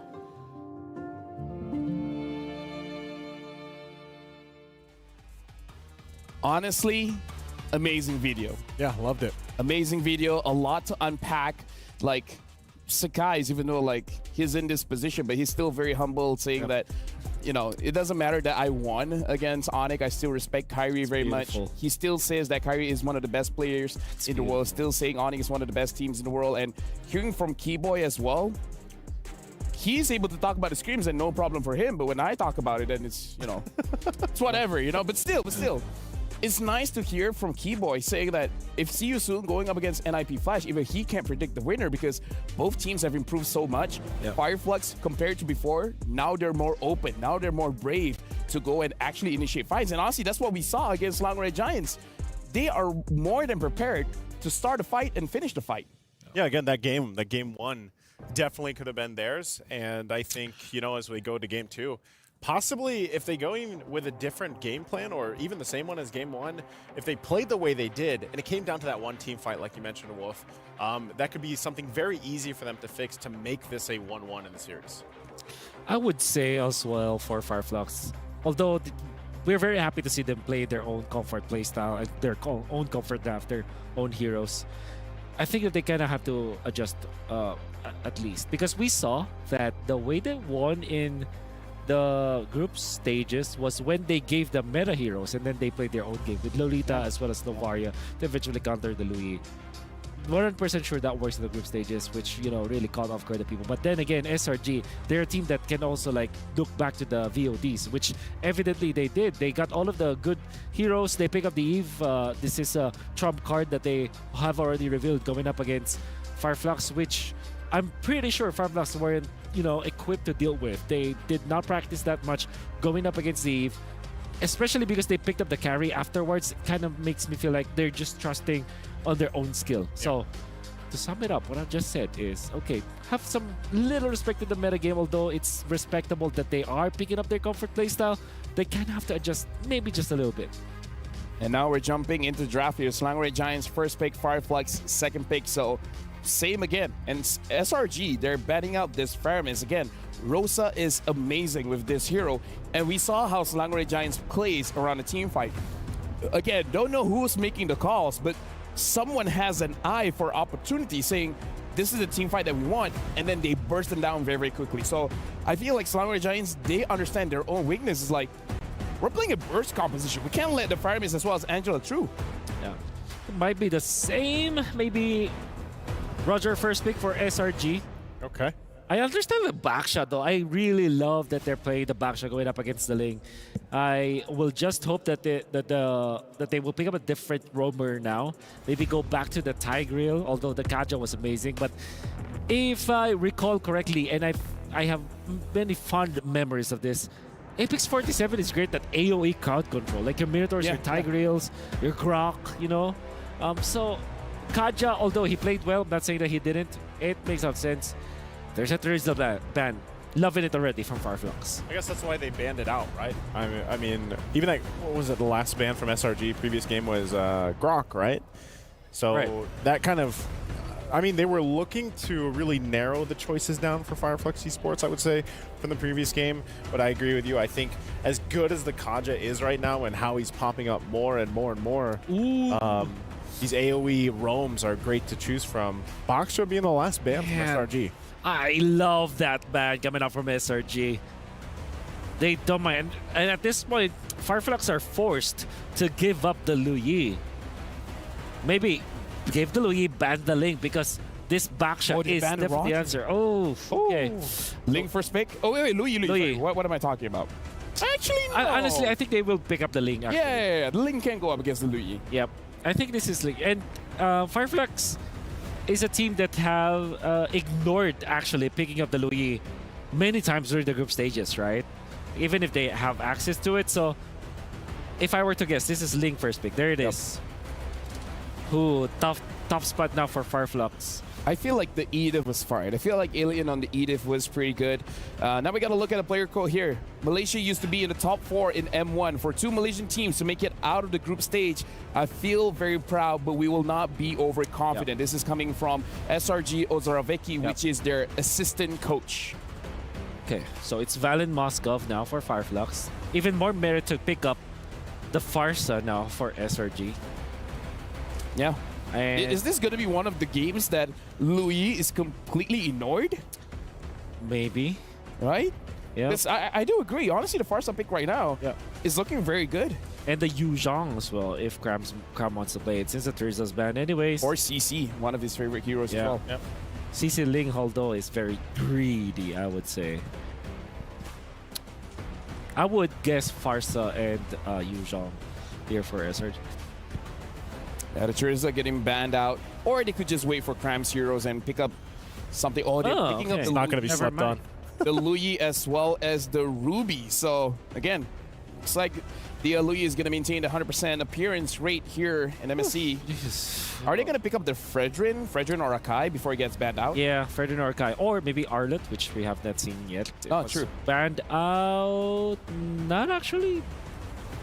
Yeah, not even this series, considered. no, yeah. I don't Yeah. Arlet is okay versus Louis, I would say. Maybe they get the Yu Zhong now for Alien to pick up. Yeah, Arlet. Makes a lot of sense. Arlet, Moskov, good combo. Arlet is theoretically okay versus the Louis. It always will be dependent on execution. Just because you can use the final slash against both Chip and Louis, so there's that. SRG, they might be thinking banning out Tiger and Lolita, even when Lolita is not a meta pick. Firefox has shown us that it is actually an okay pick going up against the Louis. Yeah, looking at Fireflux, looks like they're going to be banning out Innocence Hero, banning out a carry, perhaps banning out the Claude as well. Although looking at their lineup, I kind of feel like they can handle the Claude. Yeah. Fireflux handling the Claude? Yeah. And the I thing feel is, like they can do it. Yeah, yeah. SRG, Fireflux cannot double down or triple down on marksman bans because this Ruby can be gold lane for all we know. True, true. Honestly, Innocent has used the CC gold lane as well. Again, not sure if that's going to be the pickup that they want to go for, but historically, it has been an option. Yeah. That's absolutely right. I mean, I feel like just a fine ban here, just banning out the Claude, because I feel like for the Ruby pickup, it's 250-50. I mean, like, if you want to ban a Roamer, do you want to ban out the Cho again? Yeah. So if it's a Claude, if this is another marksman ban, And at the same time, Cho has great synergy with both Louis as well as Ling. True. Because he just can send out that Cho. Yeah, I think Although I that could be feel a like ban. if Yumes doesn't get the Cho, I think he's fine picking up the Grok. Yeah. Snatching it, the Grok Louis classic combo. Oh, Harry, forgot about Harry. Wow. a lot of focus on it. We forgot about Harry. Yeah, Oh I my actually goodness. thought it was banned. Yeah. A whole lot of focus on Innocent. I mean, so is this possibly just a Claude pick for him? You know, still going to be open. Pick up the Claude. Yeah. Changa goalie. Okay, maybe. No, not for this one. Not for knockouts. How about Yu Zhong now for Fireflux? And then they close it out with an Akai jungle. That's completely shutting down the Louis. Arlot, Yu Zhong, and Akai, both, all of those three heroes are just great versus the Louis. That could be a direction for Fireflux. And at the same time, you have good synergy with Akai plus the Arlot. Looks like the Grok is now going over to Apex 47 again. And like you said, well, if this Arlet is flexible, is able to go to the roam position, they could pick up their jungler now just to keep it hidden for a little bit longer. You think they still need to go utility then? Yeah, Akai. Yeah, I think Akai. Well, you saw Echo that we saw how. I mean, would they play in Hayabusa? Tigreal. Oh, they pick up the Tigreal, showing that the Arlet is going to the EXP. So, yes, sir. I love it. I mean, if they want, they could go Hayabusa, but I don't know how much practice they have with Assassin jungler. That's right. Okay, so you're looking for maybe a gold laner for SRG. XP going up against Arlot. Thursday is out. Yu Zhong still looks really good for SRG. That's a massive pickup for sure. And then if you're going up against Moscow, you go what? Beatrix, or in this case, you go for Clint, perhaps. Say, bring out the cowboy. Yep. Claude's still there too. Yeehaw. Yeehaw. Yeehaw. It's about that time. Okay. The suspense is thrilling. I do hope it's Yu Zhong actually for SRG. Bruno CC. What? I mean, I did call out the CC, so that's my KPI of the day. Man. But remember, greedy man. Remember when it was us casting the Bruno game from XYG? Yeah. Oh, Amon! Amon, all right. Is it the vessel? Yeah, it could be the vessel skin. I mean, like, it's up to him which skin he wants to use. But honestly, this is a pretty spicy matchup here because we're seeing a Bruno we're seeing an Amon. The Amon we haven't seen so far. So for the casters casting this game, good luck for this one, because I don't know who's going to win. Well, boys, I'm going to say, not going to spoil what skins they're going to be using just yet. For the most part, we're seeing different priorities in where and how they want to actually attack the map from both of these teams. It's an interesting spread of resources. Once again, on the desk is going to be me getting Q with Leo doing the play-by-plays. We head into the land of Dawn. Get excited, because after game number 1, I have high expectations that game number 2 is going to be just as bloody. 2 games into this slobber knocker, and already we're pulling out the deep cuts.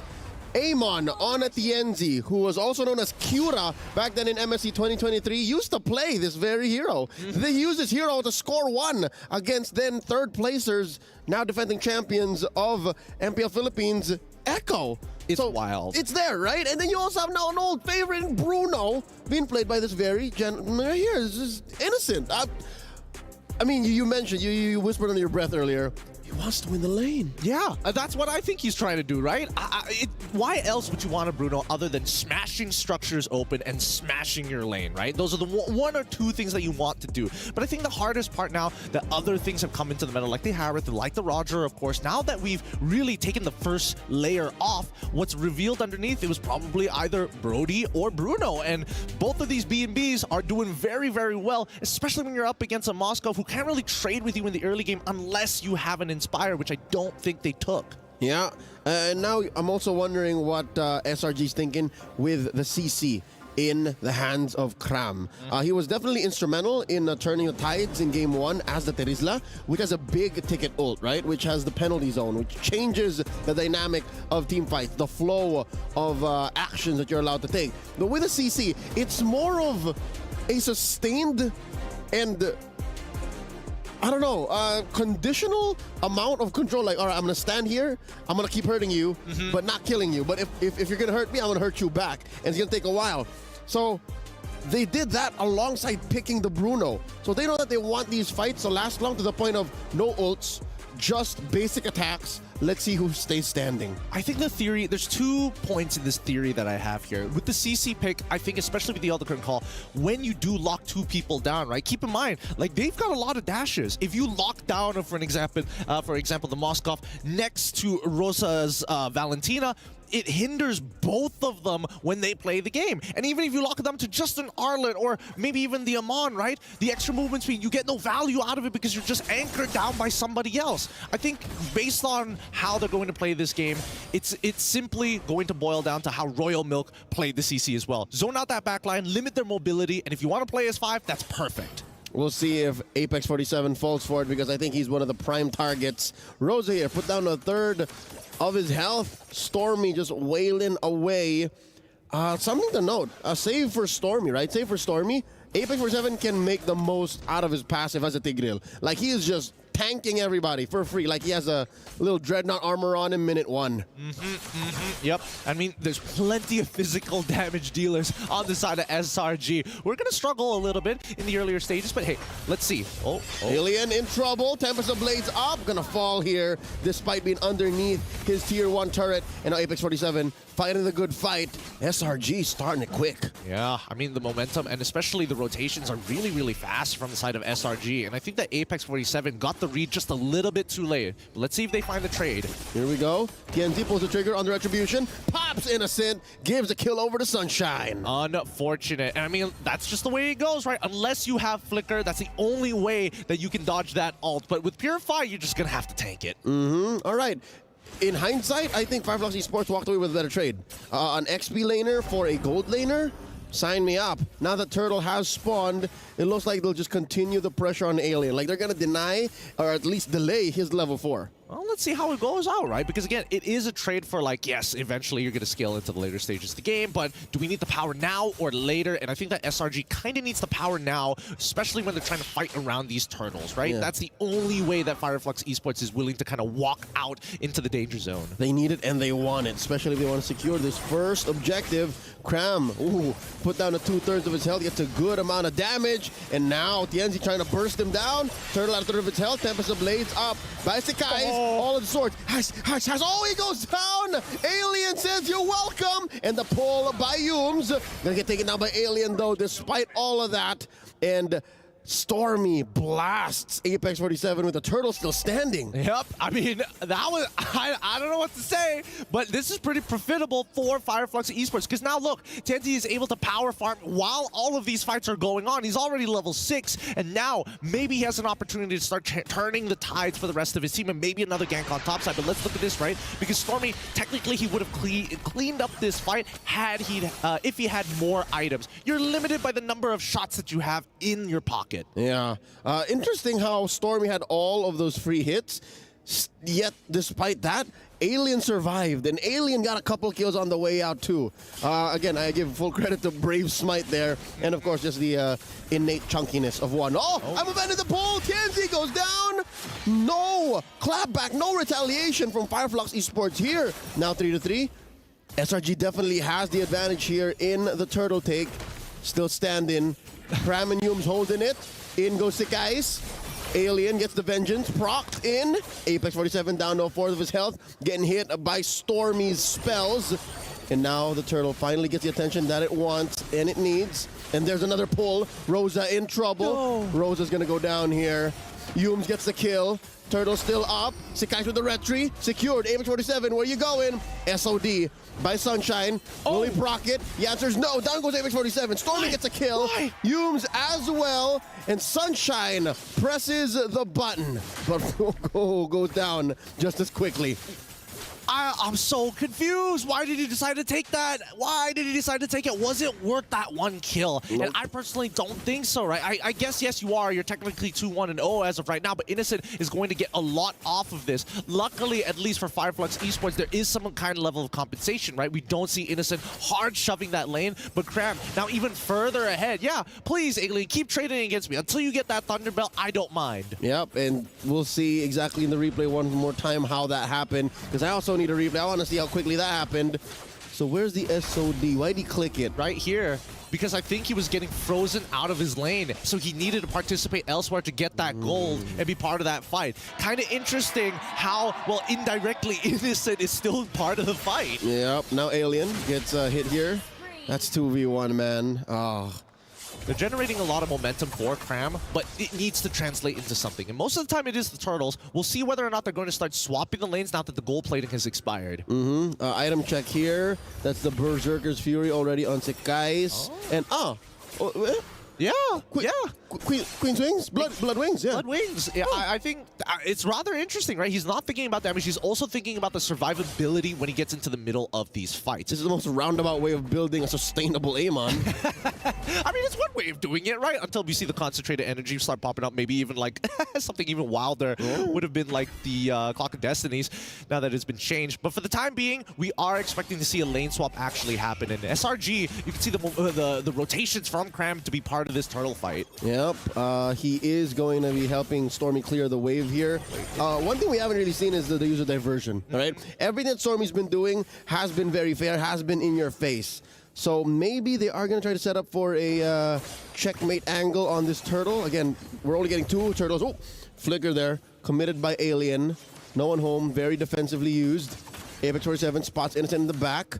All right, Tianzi, he pulled out too far. It's a little tough to get into this fight here. Ooh. Not to mention the level difference. That's a soft reset.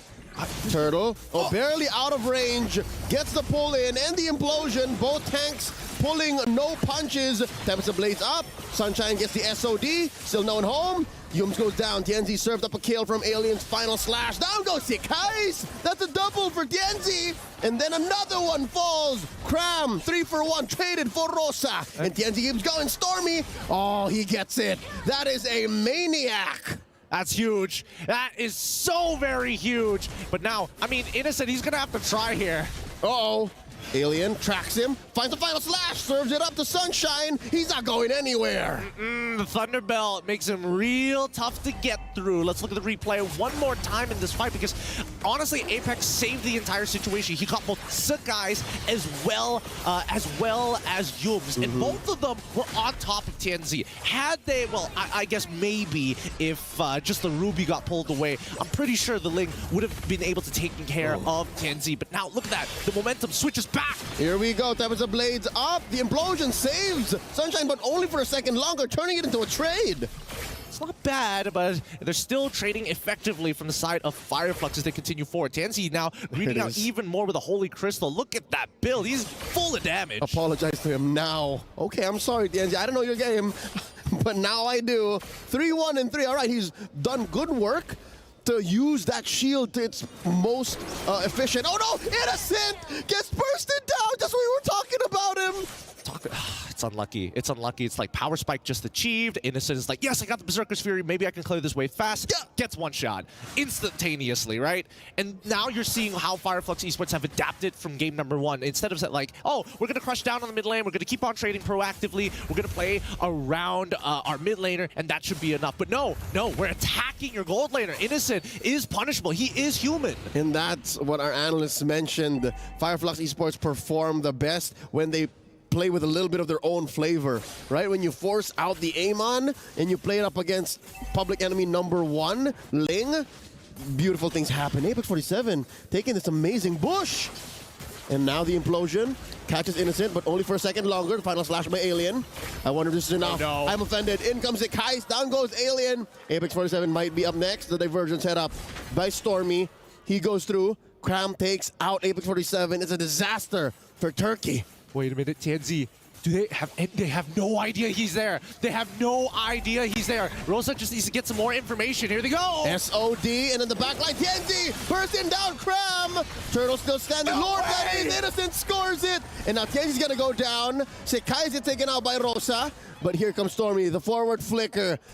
The gambit from Fireflux Esports doesn't pay off the way that they want to. They took 2 on the way out, but the Lord still goes over to the Giants. Man, what a tough decision to make there. Do you continue to put Innocent behind, or do you look to maybe get something off by killing sick guys? At the end of it all, SRG still walk away with the Lord, which is the biggest problem, right? Despite trading upwards, Fireflux Esports can defend this, don't worry. But I think that Sunshine, he needs to scale up fast. Oh my God. Rosa with a stolen up, offended the implosion from Apex 47. Yum's down here as well. And all SRG was thinking was, we're going to stand behind the Lord, go in and push. They didn't expect to lose 2 so quickly. I mean, I wasn't expecting them to lose 2 so quickly, but even more, that could have been 3. That honestly could have been 4. Let's look at this replay. Hopefully they catch it right at the moment. Look at Innocent here. We see the implosion canceled straight away right on the frame.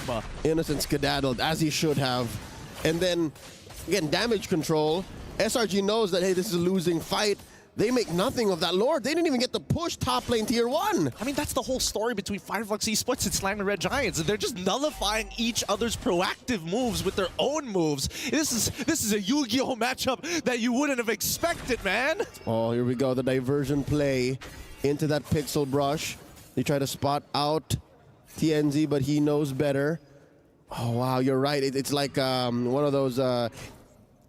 You've fallen into my trap card moment. Yeah, or like a 2 equally matched dojo masters, you know? Like they both own their schools of martial arts, and then they just like this 2-minute long fight sequence where nobody gets hit in. I think let's take it a step further. I think they're 2 very, very young prodigies of their times in martial arts masters. I mean, let's look at the game facts here. As of now, of MSC 2024, I did not catch that in time.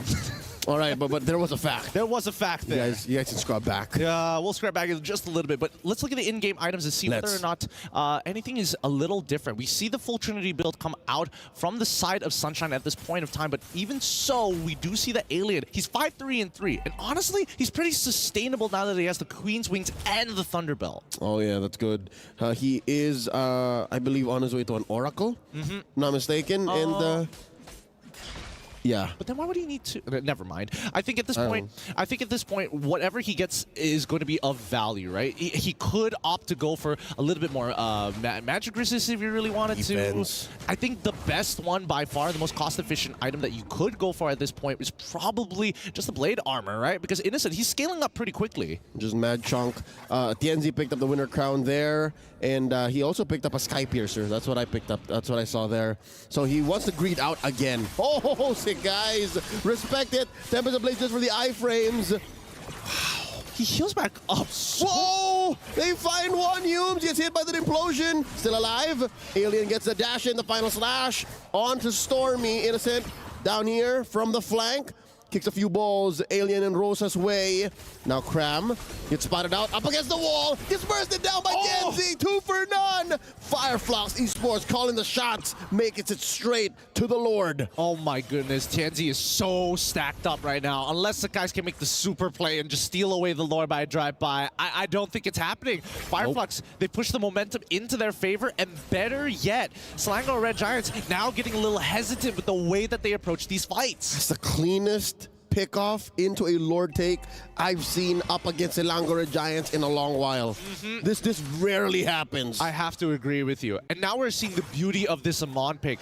Amon throws the ult on towards Sekais after taking one single auto attack. Sekais has to use his own ult to survive. Yep, Sekais isn't playing his game. He's playing Tianzi's game when that happens. This is a tough one. This is a tough one to crack. And I think that Fireflox, they need to be able to set up a check. Oh, well, I mean, they've missed the checkmate angle, but they need to put a lot of damage here. They're not going to take that diversion, right? Yeah. Okay, just giving some extra information. And now, all waves synced in. Wow, Sunshine up top, 3 in mid, the Massive Lord down bottom, and there is about 1/4 left. Oh, forcing out a Wind of Nature proc from Innocent. Lord crashing into that turret down bottom, and Fireflox Esports will continue to take away all the resources from SRG's jungle. And now they penetrate the base. Oh, I'm offended. Onto Apex 47, forcing a response. Implosion on the 2, and the final slash. Pop in Hume's immortality. Oh, and now they're going even harder. Sakashi needs to reset off of this. Oh no, they do get one on the back foot as Cram gets punished, overextending the diversion play. Can they find it? That's reset over. Sunshine's in trouble, knows that there's danger afoot. Oh, Sekais gets bursted down one more time by Genzi. Sunshine takes out Stormy. 2 defenders left versus 3 out in front. Humes gets taken down by Rosa, stolen Tempest of Blades. And with that, it's just Innocent left. Innocent versus 3 members of Fireflox Esports, and Innocent pushes them out.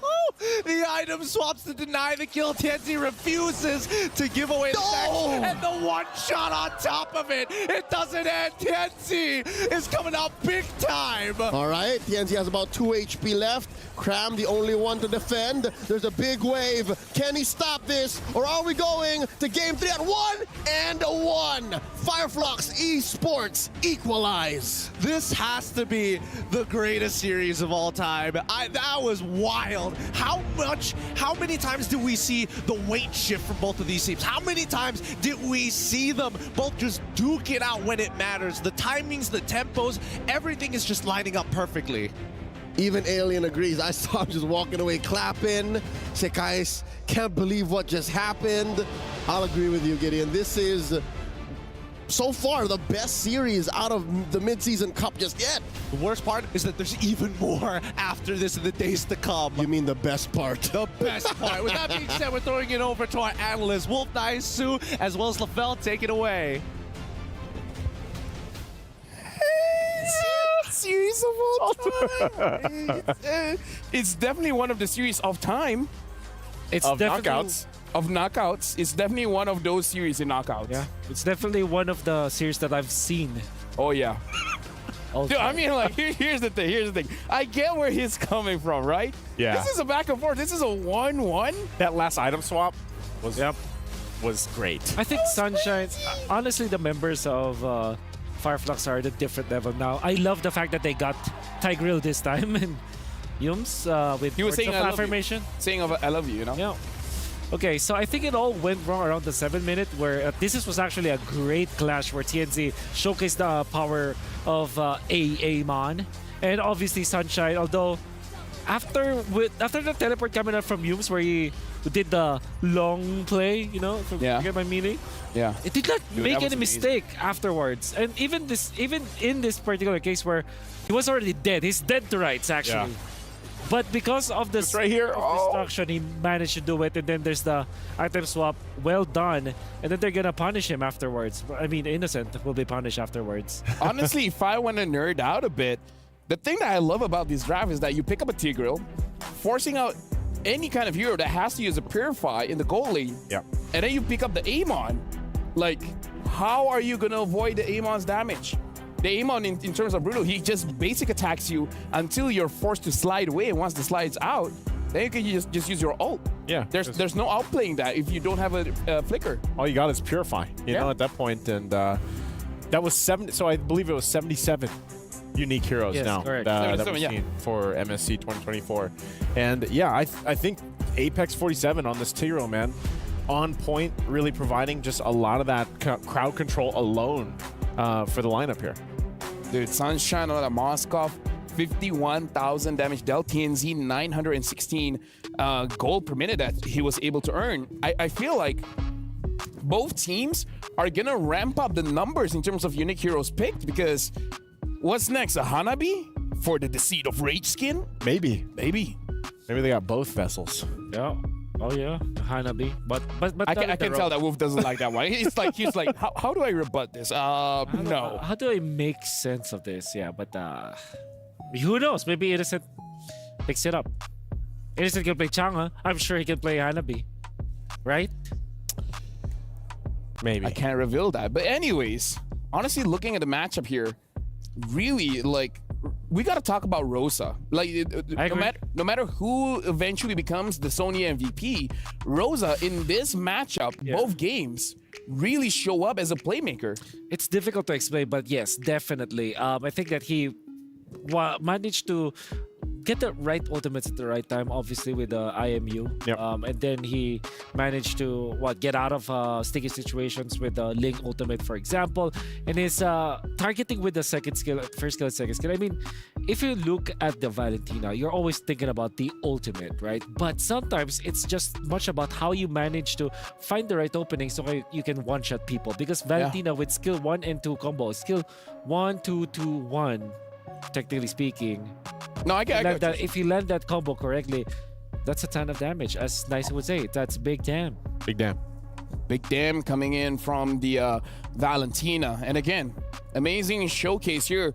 Right now, in case you guys just tune in, it's a 1-1, where Selangor Giants won the very first game. However, the second one, Fireflux was able to pick up that one.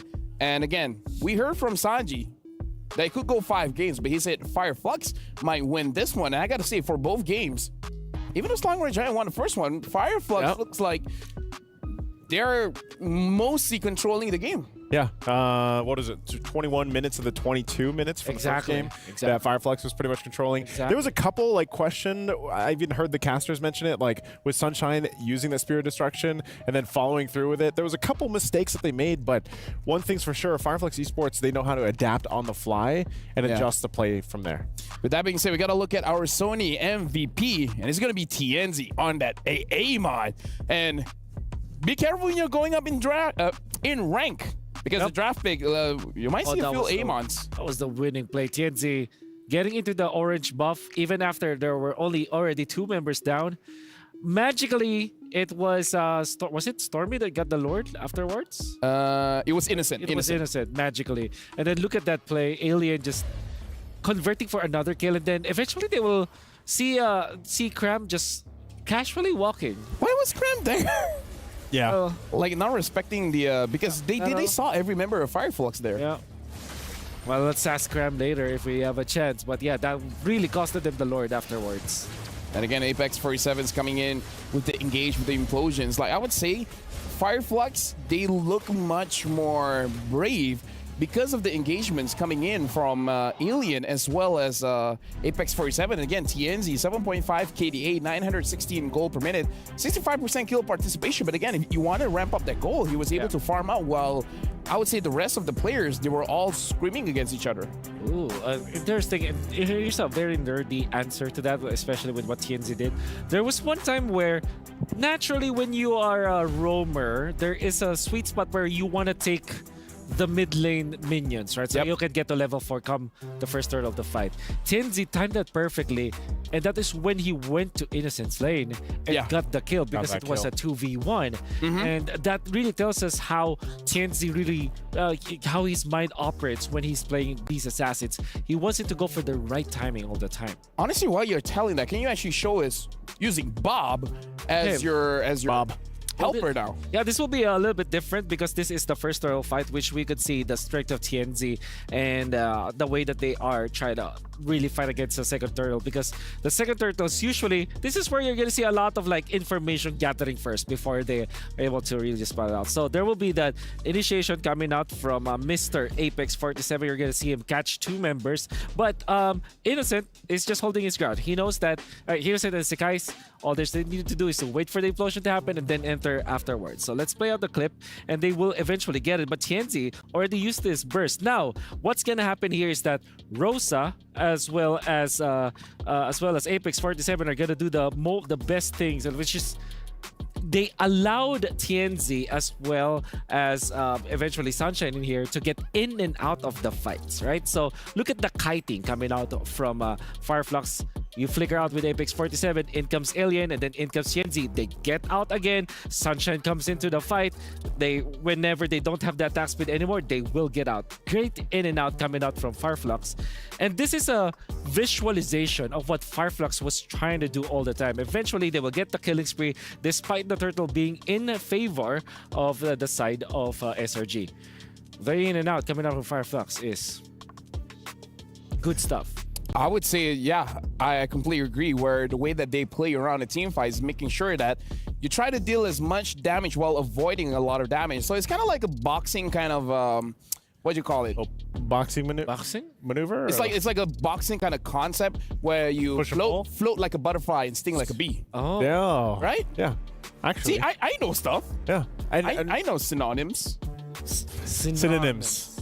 I think he means synonyms. Okay. You know, but when you watch that clip, Lafel, part of that too, you get to see how I get what you're saying, because they usually, if someone is low for Fireflux Esports, they set up a wall to kind of protect them, cut them off, and then they re-engage. Yeah. And that's a great, what do you call it? Synonyms. I don't see the problem here. Potato, potato, tomato, tomato, same. Synonyms. They're similar because they're synonyms. Thank you very much. And with that, we got to focus on the second game now. It's still 1-1. Why are you guys laughing? No, dude. We're just happy. Just be yourself. Just be yourself. Just be yourself, my friend. No. I've made that mistake before. Never again. I'm never being myself ever again. Yeah. I'll always be fake in the eyes of the world. Either ways, SRG, we got to talk about this a little bit. SRG currently has the highest Lord secure rate with 90%. Wow. Is that right? Is that 90.9%, while 60% turtle control rate. And Fireflux so far is maintaining 69% Lord secure and 58% turtle secure. Wow. Doesn't matter if they give up the turtle, apparently, in the first few stages of the game. As long as they get the imported Lord. Well, I mean, if you're going to be asking, when Lafel asked the question very early today, who's going to slay the Lord? Oh, yeah, I did. Like it's Fireflux. For Fireflux, it doesn't matter. Yeah, it doesn't matter. I mean, there was times when, was it Innocent that got it? Yeah. You know, on the Bruno? Yeah, he kicked the ball, and then the ball slayed the Lord. Yeah. Ball's hurt. Well, it is a ball that's technically on fire, isn't it? Yeah, it's on fire. You know what? I agree. Like, Bruno is a superhero. If you want to increase it, just kick a bowling ball. On fire. Yeah, if you have the mecha legs, maybe you can. He does have mecha legs. Yeah. That's the passive. I know. I, too, analyze the game. Good to know. Right. Yeah. Want to keep talking about hero lore? You could be, Hero lore? Oh, well, Yeah. Well, we don't have the historian here. Yeah, Leo, you need Leo for that. Yeah. No. As much as it's cool that you can call a horse and then swipe every enemy down, we don't need Leo more in this conversation. I feel like we just focus on Bruno. Yeah.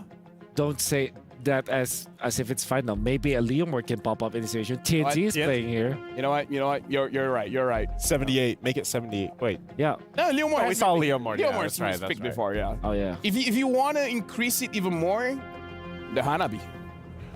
Why do we keep going to the Hanabi? Yeah. Because there's a new skin. We have to sell skins, Naisu. Okay.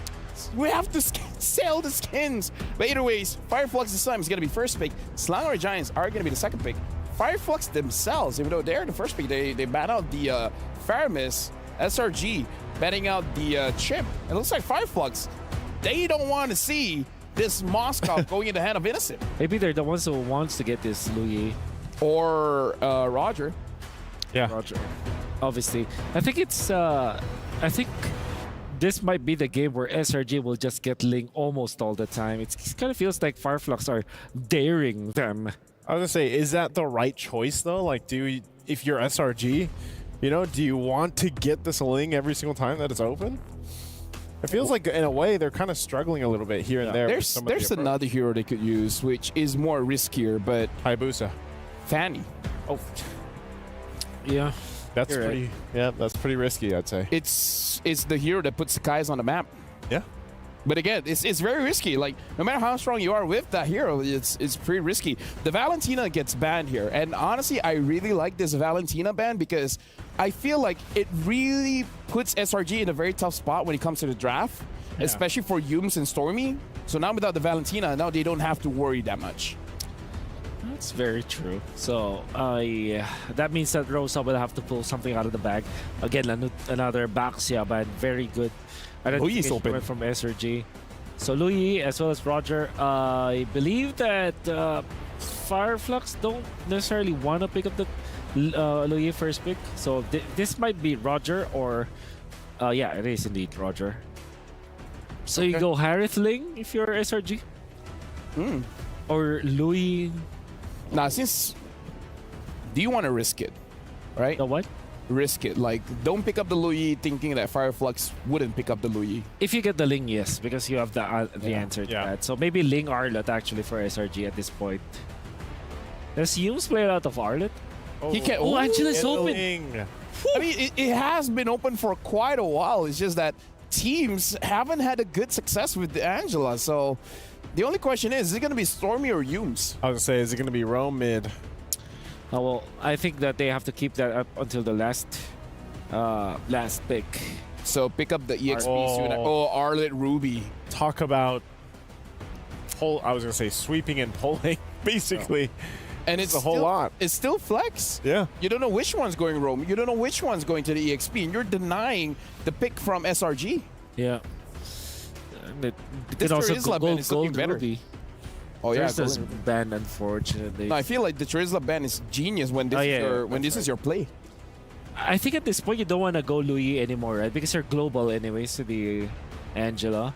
So you just get an Edith perhaps so that you have a stable roamer that can also be flexed in the EXP lane. Apart from that, maybe get the Harith now because, I mean, what's stopping you, right? You have the Angela Harith. Oh. They go Claude instead. Isn't this a little bit risky because you have two heroes that want to farm? Yeah.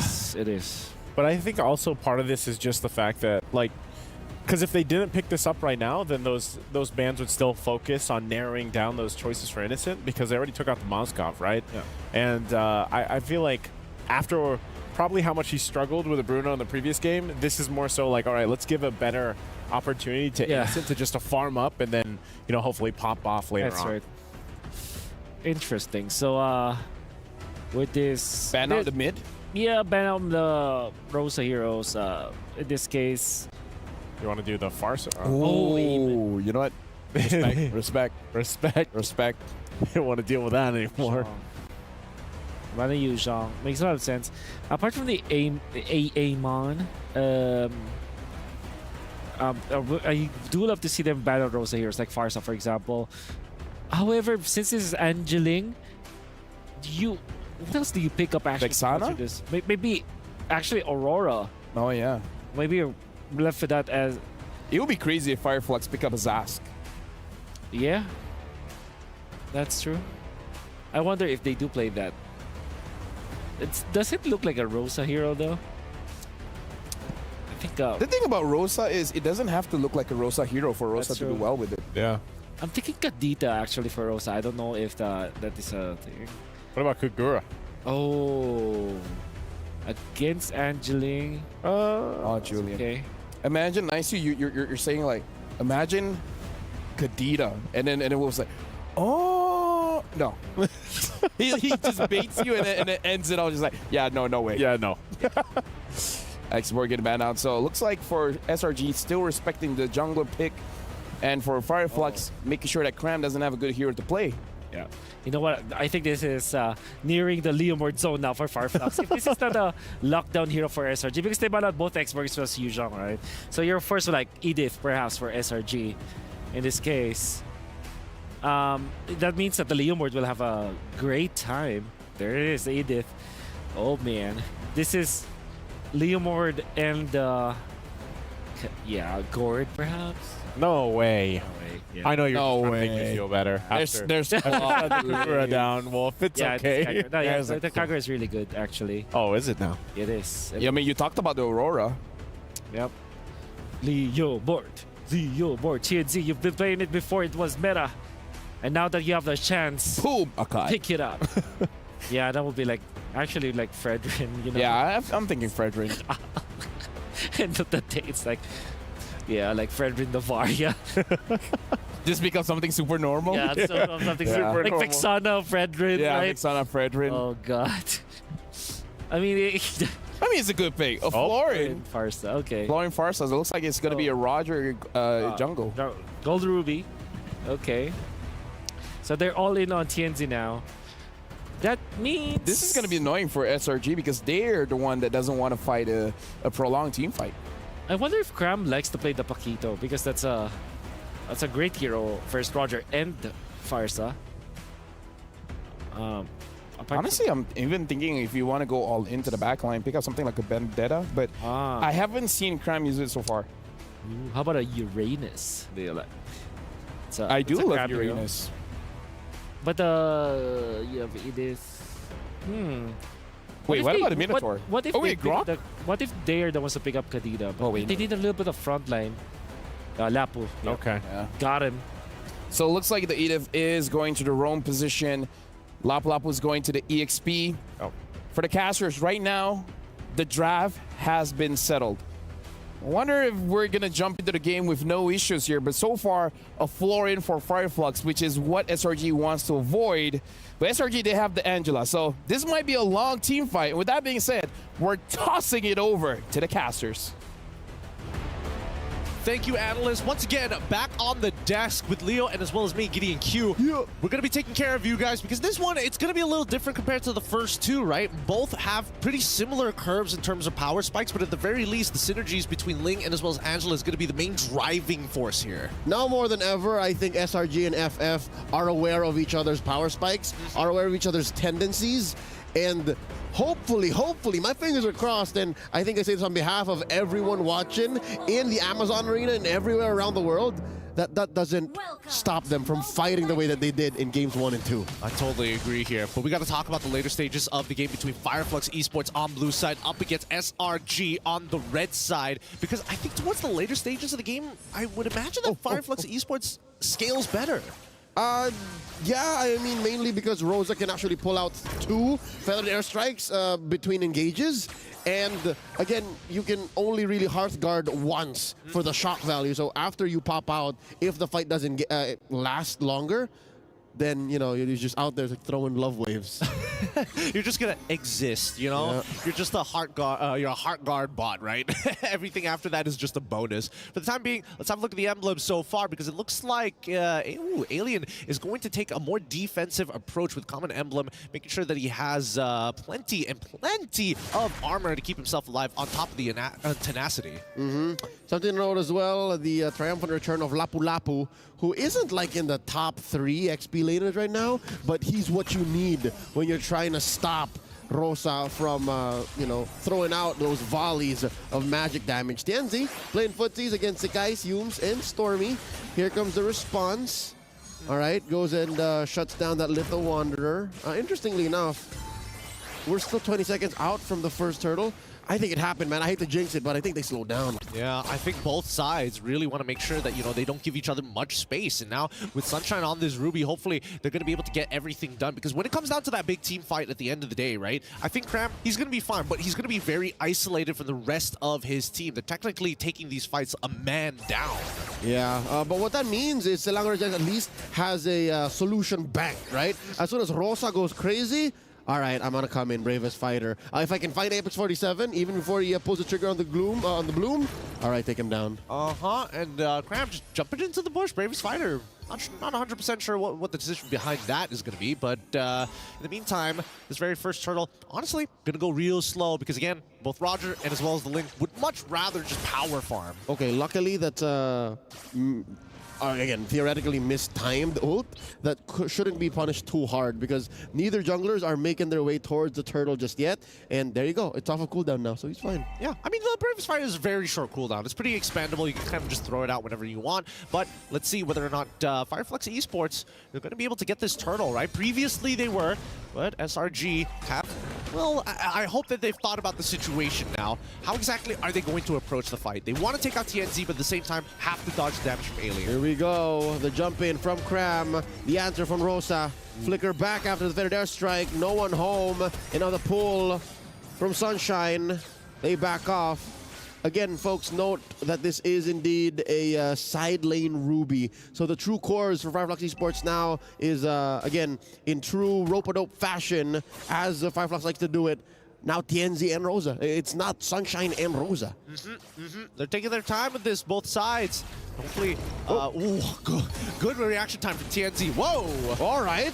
Interestingly enough, they want to commit hard on that. And that's 4 sent over to take down TNZ. The response from Fireflux Esports is a better airstrike, but Selangor just lean hard into the aggression, taking down Rosa. One more time, maybe even Apex 47. And they indeed do. 3, 4 none straight into that plate in mid lane. And Alien trying to do some damage control, stop the bleeding. Yumes gets pulled in. I'm offended. The onward, the takedown. Alien gets a kill, keeps going. The vengeance. All right, Fireflux Esports out of their breath here. Oh, another one! Stormy so low! Misses one basic, and the blazing duet. Can Alien survive? The answer is yes to their strike.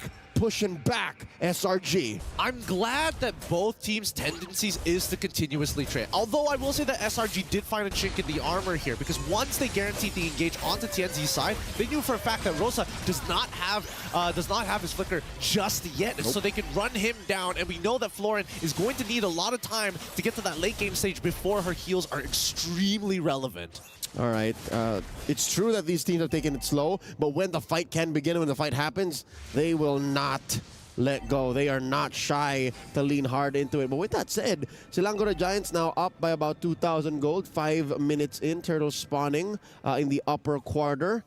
Interestingly enough, I don't know how this 1-3-1 setup for Fireflux is going to go, man. It changed their dynamics so much. It does. It does. It makes them very reliant on their battle spells to get a majority of things done, right? Even when you're looking for those big engages, Alien, probably, unless, somebody face checks a bush and, well, it happens. But at this point of time, hopefully SRG recognize that they can honestly play as slow as they want to, but as soon as they find that very first kill, it's about how much gold you get against Fireflux Esports when it comes down to their economy, whether it's jungle camps, ideally when it comes down to neutral objectives. Luckily, Fireflux Esports, despite, stepping up to get into these fights, aren't letting go of that prime objective, that prime priority here in the early game is to farm up, get some items on you, because good news for Alien is he already built his Thunderbelt, so he can just start getting the enhanced basic attack, smacking his opponents, and building up those hybrid defense stacks. Yeah, I think that, I'm pretty sure that Alien is going to go with the same build that he did in the previous game.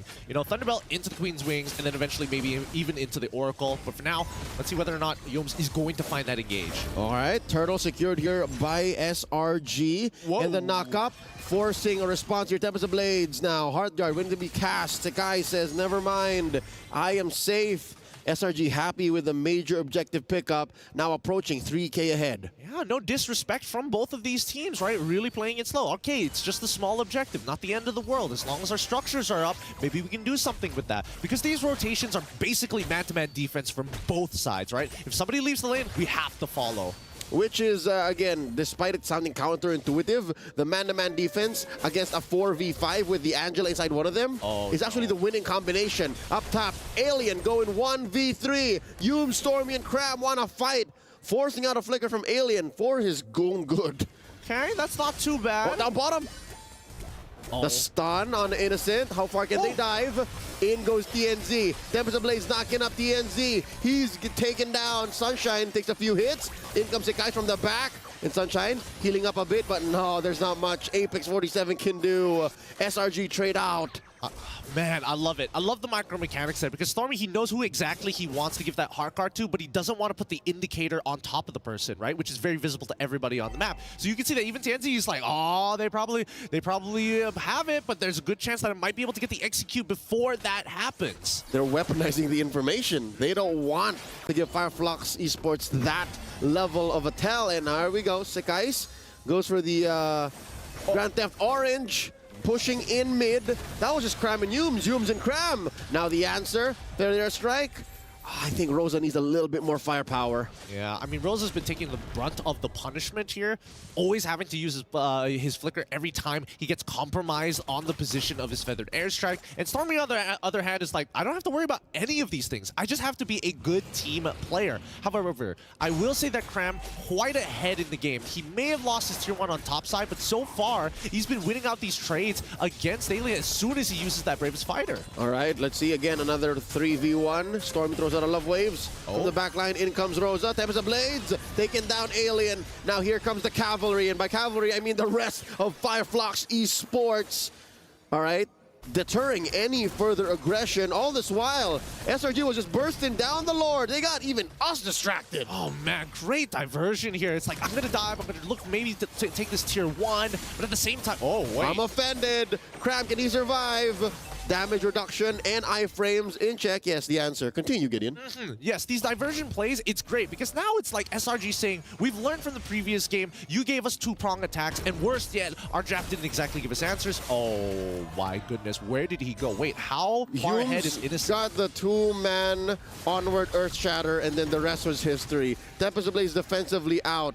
That's just how far ahead SRG is, man. 6K ahead, 6K gold. That's what? 2 items on each core. But that's what I was thinking. It was coming from Sakai's, not Innocent specifically. I guess he was max stack on top of it. We'll see in the item list in just a little bit, but hopefully, Fireflux are able to defend their inhibitors. They can't just give away these for free. This is uncharacteristic. I am not comfortable with the way SRG is dominating Fireflux Esports.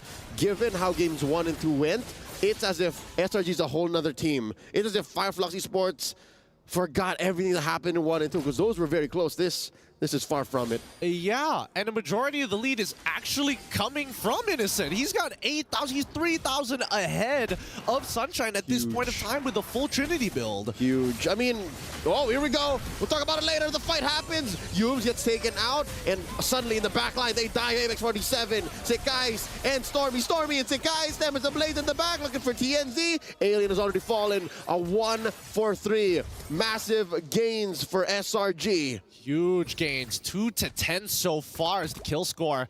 8,000 gold lead, damage dealt, Claude as well as Lapu Lapu, both of the side lanes right at the brink. All right, so we were saying how that's a huge 3K, 3,500 between Sunshine and Innocent. Mainly because you're a fighter, right? You can afford to build semi-built items or halfway built items compared to Innocent, who has to build his Trinity, which he now has.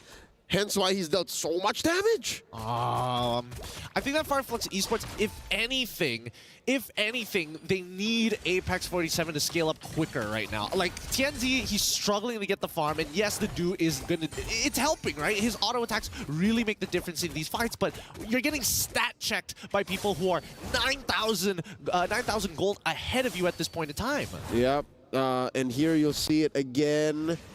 Yeah, across the board, the only closest one we got is Rosa and Stormy. And that's a support mid laner on Stormy. So that's how far ahead SRG is now from Fireflux. It's kind of wild, though. Maybe there is an I don't know. Maybe going for a safe build, getting it like an early Winds of Nature, just to kind of protect yourself to drag this game out. But then again, you're deviating from getting it like your core items, which is too important to give up. All right. That is a definite possibility, and I think it's worth the money, right? The Wind of Nature, because really, what's the only thing that goes through your Wind of Nature proc? Quick Lord take here by SRG. Stormy skills. That's it, Stormy skills and the CC on Yumes. But that aside, if the goal is to just stay alive, then the Wind of Nature is the answer. I mean, it's more manageable compared to like I'll take like 5 left taps compared to like getting 1 crit by Sakai's. Like, that's how much of a difference it's going to be. At this point in time, both teams still looking very calm, but calm before the storm. We'll see how they're going to try and pry open these inhibitors, and I think Rosa, he's gonna be so careful with how they approach this. You mean calm before the storm? Me. Oh. This is very similar to his MVP performance in game number 1, where he was very low-key, very quiet, and he's the one that really tilted the scales, tipped it over to SRG, and now he's doing the same again. As you mentioned, he doesn't want to reveal where the heart guard's going. So that just makes it all the worse. Instead of it being a 1+4, it's a 1+4 +1 +1 +1 +1. Like, it can be on anybody. It really can. And that's the Feather Airstrike to clear both mid as well as bottom waves. They still have the Lord crashing on that top side. And I guess their wave clear isn't that great. Their sieging isn't that great either. If they want to siege, that means they have to dive. And that's too big of a commitment. Oh, well, Cram seems to be eager about it. Yumes flickering on out. Cram in trouble. Goes ahead, pops the heart guard, pops that inhibitor up top. Mid, next up on the docket. Lord wailing away at the base. Another feathered airstrike. Rosa cleaning up house.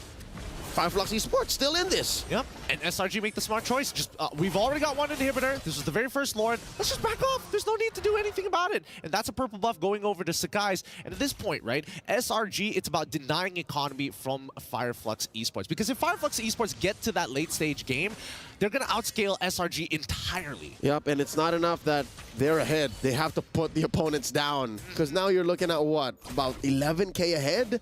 SRG? And they're taking away even the smallest of camps, man. Even this little rock boulder. It's like, right, you're mine. But they're taking their time with it too, look. He's just because they're freezing the waves. Yeah, they're freezing the waves. And Innocent wants to hold the stacks just in case somebody decides, hey, I'm gonna be a little cheeky and face check this. Instantly gets hit by all the shots coming in from Innocent at full Art of Thievery stacks. It's not a fun time. We've seen him like 3-tap somebody earlier. Yep, not while your items are like barely built up, right? Fireflux Esports currently only at 35K. You see the majority of them are about half built. So that's raw. That's what they call it. It's raw. It's very raw indeed. Fleeting time as well as the Flask of the Oasis already out for Apex 47. Hopefully he gets some value over the fleeting time, because in terms of like trading back and forth, we're not seeing Fireflux Esports actually securing those kills. They get low, but not securing the kills. And with that, I'm wondering if Fireflux Esports, by some way, somehow, man, survives after this Lord and keeps on going into the late game, will they eventually get secure? Will they eventually get the end and do something to SRG that's, you know, decidedly a good thing? I suppose, but it's already starting to look like checkmate angle, right? They've hit the... Wait, they want to fight this. Do they want to fight this? I mean, they've already used the conceal. They are going to try to rush out an angle from Fireflux, but yeah, no. Fireflux able to retreat and respect that engagement, especially from that weird angle, fast enough. Yep, I think that's totally fine. At least Fireflux Esports, they can play from high ground, and that's okay with them. Coming back to the main point here, I think that SRG at this stage, with the lead that they have, they hit the checkmate angle under 2 conditions. 10,000 gold lead and a broken inhibitor. Now that the second Luminous Lord is starting to walk by, right, essentially SRG can technically overwhelm the base and go straight for the crystal if these minions start to bleed in. And they will bleed in. I think it's just a matter of time before even Rosa's ult will not be enough to clear out these waves. Cram and Yums catches a few hits, and no, interestingly enough, I think we're approaching that fulcrum, that apex of Fireflux Esports' power spike, where maybe they do survive. Maybe it doesn't cost them too much to actually just clear the waves and force out an odd angle from Selangor Giants. In comes Cram and Yums and Sigais and the Blazing Duet inside the base. Innocent takes down the turret. Alien put down a quarter of his health, so is Apex 47. The Heart Guard onto the Marksman. They keep on going, clearing the waves. Fireflux Esports still alive. Honestly, great stuff from Fireflux Esports. I knew that they had decent high ground defense, but better yet, if SRG tries to do some funky business, trying to get overly aggressive, starts to overextend their hand, that's when you see Fireflux snap back at them. That's why Sunshine is so very important, as well as Alien to kind of follow up upon each other while generating space for Tianzi and Rosa. And it's not like anything changed. I mean, there's still a gaping 11K, 12K gold lead for SRG. Nobody died, and it's not like they got anything changed in their kit. But wait, here we go. A concealed play from Yums, trying to spot out Alien, answers the final slash. The Heart Guard in the back line, the feathered airstrike from Rosa. And now they're jumping backwards. The Heart Guard is going to keep Sakai's alive as they disengage from this fight. I mean, unless we're seeing something aggressive from TNZ, despite having to do, I don't think he wants to go further than this. The Lord's coming up in 48, so better not to die. Is this it? Is this that moment wherein after everything from Selangor Giants and Fireflux still standing, does Stormy just exist? Yep. All right. Now what, boss? Now what? I mean, it's the wallflower time, right? You're just kind of there, right? You're out-healed. You're out-healed by Apex 47, and at this point, Fireflux have stabilized. The only disadvantage that they have is the fact that they're missing 2 inhibitors, and they have to constantly deal with that. A timing of which SRG can take away the Lord, but they still struggle to close out these games. Hey, as long as you maintain your wave management, the sins of the past should not haunt you in the present, okay? Because these fights, again, clearly Fireflux Esports is now playing with fire. They are now hitting a power spike where SRG have to respect them, and I guess the keyword here is sustain. They're able to out-sustain these initial engagement. And now look, they're thinking to contest. I didn't think we would see this, not so soon. I mean, 18 minutes is approaching the ultra late game, but this took a while. It took a very long time. And that's why Yums is just absorbing the damage while Innocent is maintaining his stacks. Oh, the flicker onward, Earth Shatter combo. Sunshine answers back. Blazing Duet onto Innocent after the Heart Guard. And they do take out Sunshine. Alien falls as well. The jump in from Cram. And that's about it. TNZ falls as well, and it's just Rosa standing left. The Queen shall soon see the base fall because SRG have set up a wave in mid and in top. What can Rosa do? I mean, Rosa is going to have to try, right? Feather Airstrike should be coming back up at some point, but nah, it's over. That's it. That's too much momentum. GG, well played to SRG. And what an incredible stance from Fireflux. Despite the entire game getting beaten down, they managed to stabilize, and just one singular bad fight and an incredible engage coming in from Yums just to put them out. The invincible Titans of Malaysia are now at match point, and I think you're right. Yums did the very perfect thing of taking them off of their footing. Like, for the first time, Fireflux Esports in this, almost 20-minute game, found their footing, and Yums said, nuh-uh, there's a crack right there.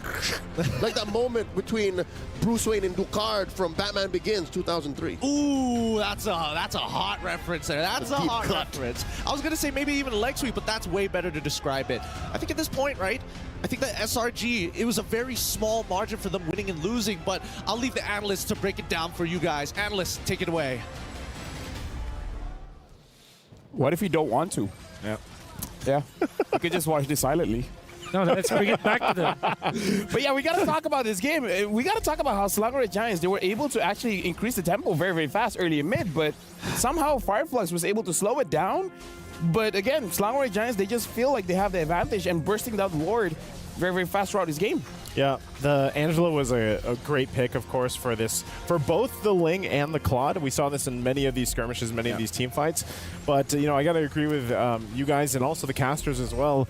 The fact that Fireflux was able to defend for so long and still show that their defensive play can be really good was very impressive here. It's just SRG, once again, able to get the upper hand in a lot of these exchanges. Great jump coming from Yums. This was actually the final nail of the coffin, right? Because you had to pop the bloom very early, and you pick up this Florid to counter the Claude, because when you pop the bloom, the Blaze into Wet is essentially nothing.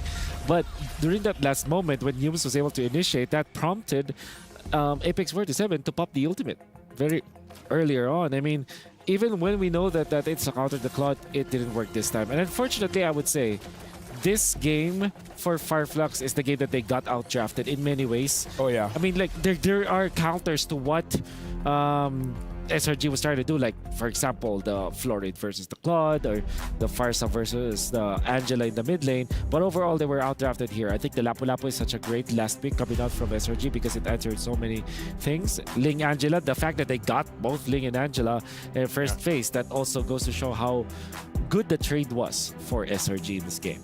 I would say usually, like, we don't see the Angela do well or the foreign doesn't do well just because the opposing team is able to dive towards the support. And usually when you have Angela in your lineup, you're building a full composition that relies on the Angela, right? And in this game, he was untouched. Stormy was untouched. Yes, and that's mainly because the dives that came from Fireflux were onto the side lanes, like when they tried to kill the Lapu Lapu, when they tried to kill the Claude, which failed horribly. I was wondering why TNZ decided to really overdive in the early stages. He went 0-3, and it was his mistake trying to take out the members of SRG early on, especially when the heart guard is up. I think it was the wrong decision to go for that.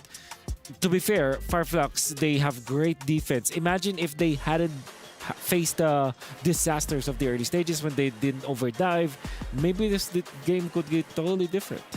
Honestly, like, personally for me, I don't like it when carry-oriented mid laners are forced to use something like an Angela that supports your team. But honestly, with Slangrai Giants having an amazing carry coming in from the jungle as well as the goal lane, makes it so that it's actually a pretty good option. So even though Stormy is more of a mechanical kind of player, he doesn't have to be, right? He just supports his team. I think a lot of people, whenever this question comes up, because we even asked it in the draft, Angela in the roam or in the mid? I still think most people would still say roam. They'd like to see it in the roam, but this time around, like you mentioned with Stormy, I think it's mostly also just the way that they're able to rely on Stormy playing that role if he has to on an Angela in comparison to what we've seen from him in the past. So either way, he's super effective, you know, whichever approach he goes with. At the same time, it's a Link plus Claude, so you don't need any more damage. You're already dealing the damage with your Ling as well as your... And then if you think about it, Edith as a roamer can also output the damage anyways. It provides the sustain that they need. It provides us frontline. And you also have to take note of the Lapu Lapu. That Expilator hits hard, actually. Especially if you're always able to land your shots, which in this case, again with the Angela, another good vehicle for that hero in many stages of this game. So I think that this is really how you draft the Angela and the Ling. I think that it was a great understanding coming up from SRG, and despite having Claude that's greedy, they had a good fight. Yeah, honestly, if you have a Lapu Lapu and your items are Heart of Strike as well as Malefic Roar, you should be doing quite a lot of damage. But now we got to look at our Sony MVP, and it's going to be Skies, the jungler coming in from SRG. The Skies is talking, and I got to say, him on his Ling, how is it that he still gets the lead? This is 3 for 3? Yeah, this is 3 for 3 now. 3 Lings. Wouldn't be surprised if he doesn't, if he ends up picking the enemy even for game 4. And I think Fireflux are really just dancing with death right now. I still believe that the Florin Farsa is not the best closer for them. I would have preferred them go for something different. Maybe put this Ruby in the roam role, then get back to the Roger. I think that they needed some sort of damage from TNZ and carrying prowess from Sunshine. Both Sunshine and Apex 47 changed their playstyle come game number 3, which is not going to be the best when going up against a team like SRG. Well, 14 KDA, 100% kill participation. He was full build at the end of the game. He even got a Sky Guardian helmet I believe it was after he died. Got bursted. He got bursted, so he sold his immortality. But either ways, we're going for our 4th match of this one. But for now, we're going over to a break. We'll see you guys then.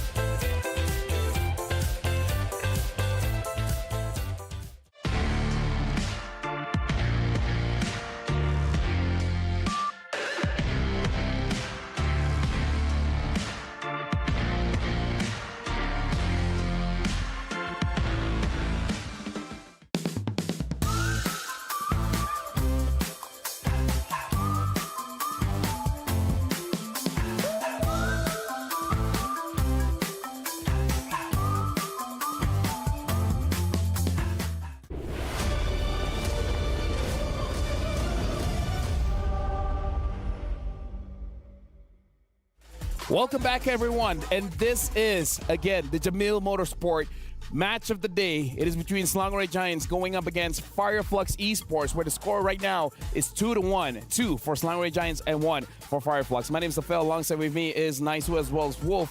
What are we looking at game number 4 here? Do you guys feel like, just like in a previous matchup, it's going to be a 3-1, or are we looking at a 3-2 situation? Man, I still...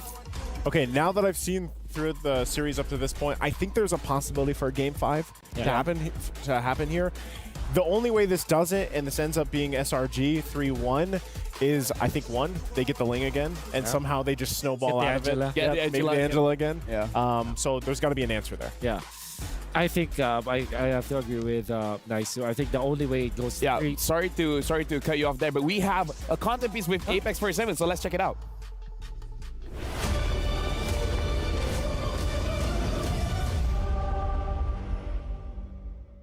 Adım Furkan, nickname'im Apex47, 23 yaşındayım. Fireflux takımında dolaş rolünde oynuyorum. 2 yıldır profesyonel olarak oynuyorum. Aslında grup aşamasında ilk gün istediğimiz performans sergileyemedik. Biraz buraya alışamadık diyebiliriz çünkü zamanımız çok kısıtlıydı. 2-3 gün gibi bir zamanımız vardı. 2-3 günü yetiştiremedik. Ondan sonraki gün kendimizi toparlayıp daha iyi oynamayı başladık. Alışmaktan kastım aslında öbür takımların çoğu bootcamp yaparak geldi buraya. Çoğu takım Endonezya, Filipin'den geldi ama biz direkt Türkiye'den geldi. Herhangi bir bootcamp yapmadan geldik. Ya 2-3 günlük Asya'daki takımlarla oynayıp alışmaya çalıştık. Bize yeterli bir zaman olmadı bu. Ya biraz daha fazla zamanımız olsaydı ilk gün belki bizim için daha farklı olabilirdi. Bu sorunu nasıl aştık? Bu sorunu aslında güncelleme biraz bizim işimize yaradı. Bence EWC takımı güncelleme tam olarak alışamadı. Yeni gelen güncelleme biraz işimize yaradı. Disiplinli bir şekilde oynayarak EWC'yi yenmeyi başardık diyebilirim. Biraz güncelleme sayesinde de diyebilirim. Bence Endonezya takımları güncellemeye tam olarak alışamadı. Ya aslında çok heyecan vesaire yapmıyoruz çünkü kaybedecek bir şeyimiz olmuyor. Öbür takımlar dediğim gibi çok gelişmiş yerlerden geliyorlar Mobile Legends konusunda. Biz Türkiye'de çok fazla pratik yapmadan geliyoruz, yapamıyoruz daha doğrusu. Orada yapabileceğimiz takımlar yok. Maçları kaybedecek bir şey olmama korkusuyla çıkıyoruz biz. Hani SRG rakibini çok tanıyoruz. Geldiğimiz günden beri de sık sık pratik atma vaktimiz oldu. Bana göre de SRG Malezya'nın bugüne kadar en iyi takımı. Onlara karşı bazı planlarımız var. İyi hazırlandık. Yani yenebileceğimizi düşünüyorum SRG'yi. Bence en önemli faktör bizim takım 2 senedir hiç kadro değişmeden beraber oynuyoruz. Birbirimizi daha iyi tanıyoruz. SRG rakibi takımı öyle çok uzun zamandır beraber oynayan oyuncular değil. 1-0 öndeyiz o konuda.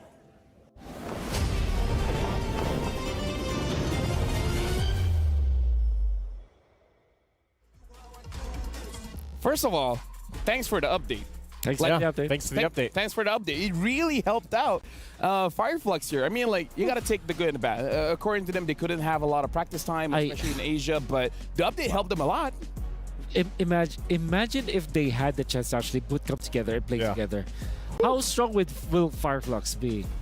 The fact that they are not practicing as much as the Asian teams, they didn't even get a chance to get to the Philippines for bootcamping, unlike other teams that actually went to Asia just to bootcamp. This team is phenomenal despite them not having the advantage. So I'm scared if Fireflux eventually, decides to bootcamp in Asia and get ready for the actual tournament. I mean, again, next tournament, M6, who knows, right? Who knows? But we're now in the pick and ban phase. SRG is going to be first pick. Fireflux is going to be on the second pick. And, yeah, I was going to say something as well about them not having the practice time. Yeah. Maybe with how good they're looking, perhaps Turkey is actually a pretty competitive region because without training, they're this good. Right? Maybe their own region, like, don't talk down your own region. It might be an amazing region. I think that's why part of really what stuck out with me from the video there was that they've stuck together for 2 years, right? Oh, yeah. I think that's a lesson that teams around the world that might not even be in these developed regions for Mobile Legends can take note of. Stay together even if you don't have the ability to go and practice against everyone else. But learn to play together, get that synergy down. And that's what we see so far from Fireflux Esports against, again, a team who right now stands undefeated for 100 days. I guess the argument there is that Link Band by individually the members of Fireflux are actually pretty good. Like, I think that's... if you stay together as a team and some of you are already struggling, maybe that's when you can break up. But this team, they're actually individually really good. So that's what really excites me about Fireflux. And eventually, that is going to be the Ling ban. This is the draft configuration that SRG, I believe, will take the Louis. The thing is, Skies is amazing on the tank junglers as well. So I feel like even without the Ling, he's not forced on a pick like Hayabusa or Lancelot. They have options. They're banning out the Valentina this time, and I feel like, again, it's very good because you got to give respect to Rosa because the playmaking capabilities coming in from this mid laner is truly terrifying. They should ban out the Louis here. If not, I'm guessing they're going to ban out the Roger, and then SRG will just pick up one or the other. Or you want to let both of them open and ban the Moskov. Yeah, Angela's still open too.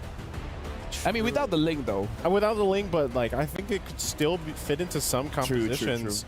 True. Especially if, for example, SRG's plan is maybe to pick the Claude again for Innocent here. Okay, whoa, Fanny. Okay. I mean, again, like I said, it puts Skies on the map. Yep. So this is definitely the configuration that you first pick the Louis. Yeah. If you're SRG. Or maybe not. I think knowing that Fireflux is not a team that actually prioritizes that, so maybe they can get Harith or Roger first. I feel like they want to pick up the Moskov for Fireflux. Oh yeah. I agree. Especially if Roger was the first. Actually, in both scenarios, Moskov looks good. So it should be in that. I mean, they could go greedy and pick up Roger and Moskov, right? Forcing Innocent on the Harith, and then eventually picking out something like Aurora to fight back. Yeah. SRG is thinking hard about this one.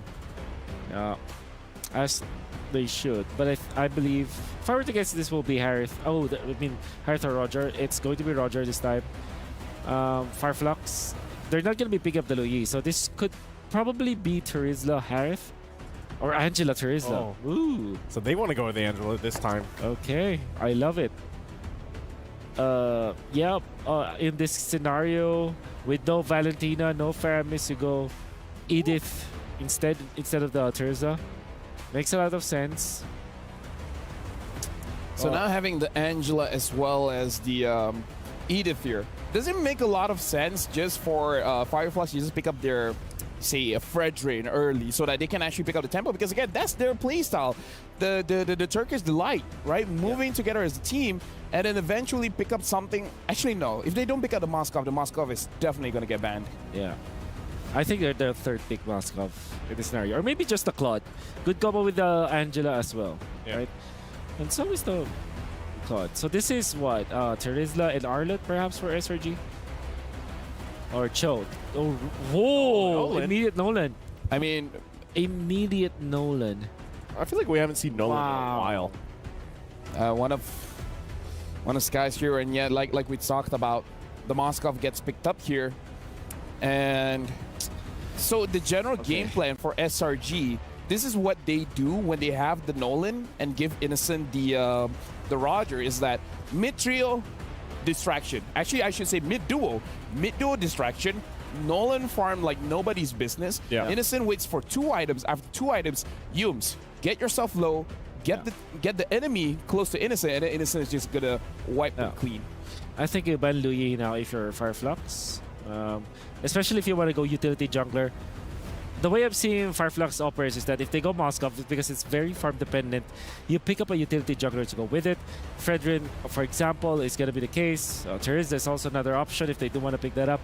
But I'm thinking of a bold claim here. If there's isn't an additional crowd control that will come from SRG, this might be the last picked Leomord now for Fireflux, because it has Angela. So that's that's actually a combo. And Fireflux they have been known to pick that up, so could be an option here. That being said, though, I think you still ban the Fredrin if you're SRG. Just cover that base. Yeah, cover that base. Again, because part of it too is interesting alpha. Yeah. Part of it too for Fireflux, there's a Luyi is also just kind of withstanding some of that burst with the Nolan. That's right. Even most likely Nolan will just go ahead and farm up majority of the time, and then like Lefel mentioned, then you let Innocent pop off on the Roger. Yeah. So going some utility might work Fredrin. Whereas like now I feel like Fredrin's kind of like, I don't know if a 50-50, but he's definitely not as tanky as before, but he still serves the purpose, especially with the lineup, especially with the fact that you have an Edith here for Fireflux. But I would actually like to see the Leomord. Yeah, Leomord, Make it a little exciting, you know? That will be exciting. How about a Tigreal for Apex 47 or a Grok, actually? A Grok is probably the safest choice here. And then put the Edith. Alice! Okay, yeah, Alice Angel is also a combo. Oh, I mean, like Apex 47 said, they've played against each other before the knockout stage, so they know the hidden strats. Oh man, I want the Leomord or the Joy. That would be great, but don't pick the Joy. Still open. Yeah, Julian's great. Julian's great also. Yep, there it is. Julian. Yep. Don't don't be too creative. Just go for the solid plays.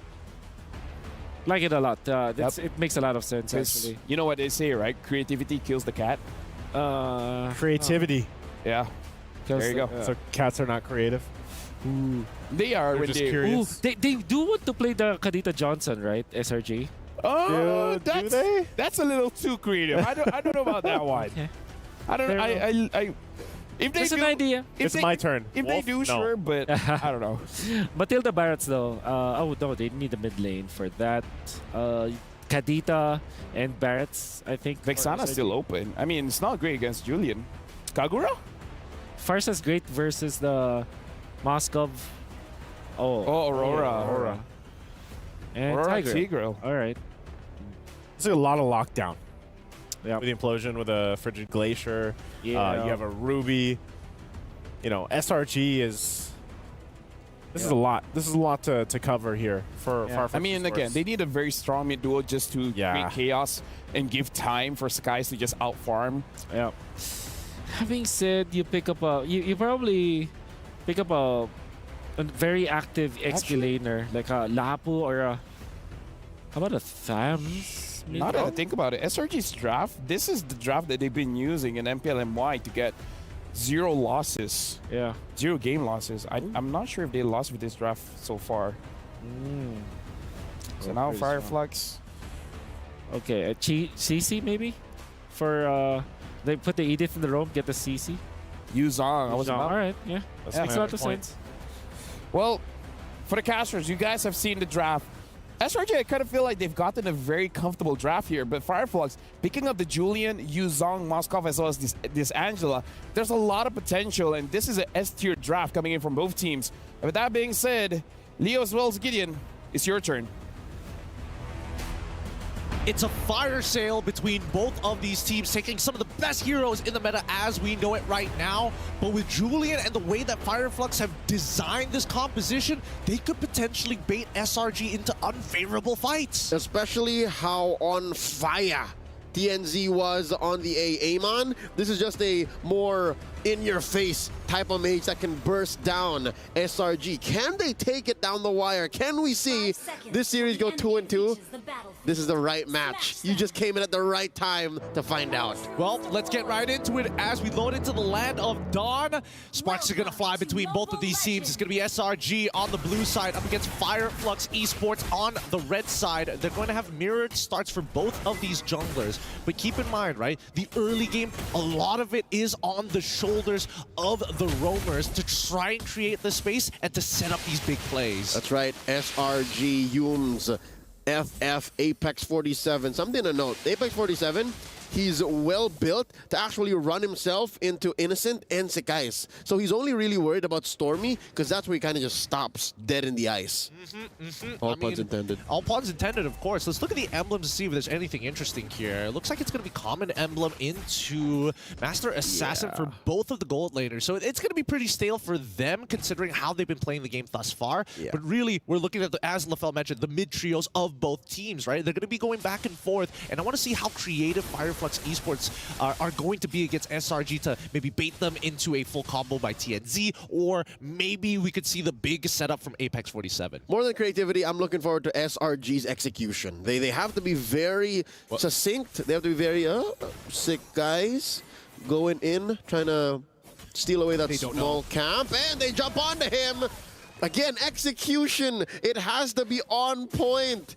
All of these flickers is essentially what made me say, hey, they have to be very careful. But no, even their vision, how did they not see that? They didn't spot out Apex 47 walking into the tri-brush of blue side, and immediately they were making the call. And even Rosa flickering forward just to guarantee Puppet on a String to slow them down, to get the chain CC. No matter what, there was going to be a kill. But at this point, it just means that SRG aren't going to be contesting for this very first turtle. And that was possibly worst case scenario, right? An assassin jungler gets drawn first blood on with relatively low stakes, and TNZ didn't even need to use Retribution. That means he can speed up his jungling rotation from elsewhere.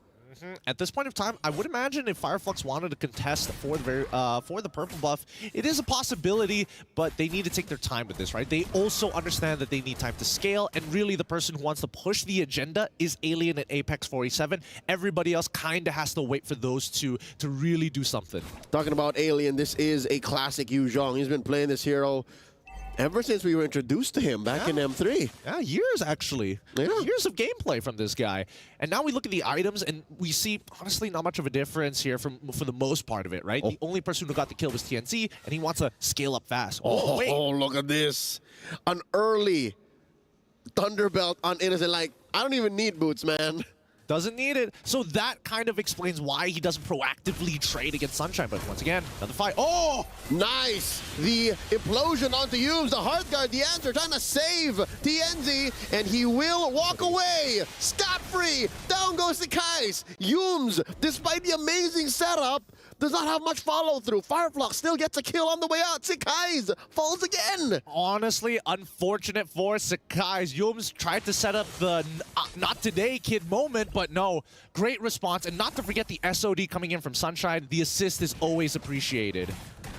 And because of that, it was a free rotation. He's able to just go back and pressure Innocent even more. Now Innocent showing a little bit of teeth, trying to stop Sunshine from pushing in, trying to take the waves as quickly.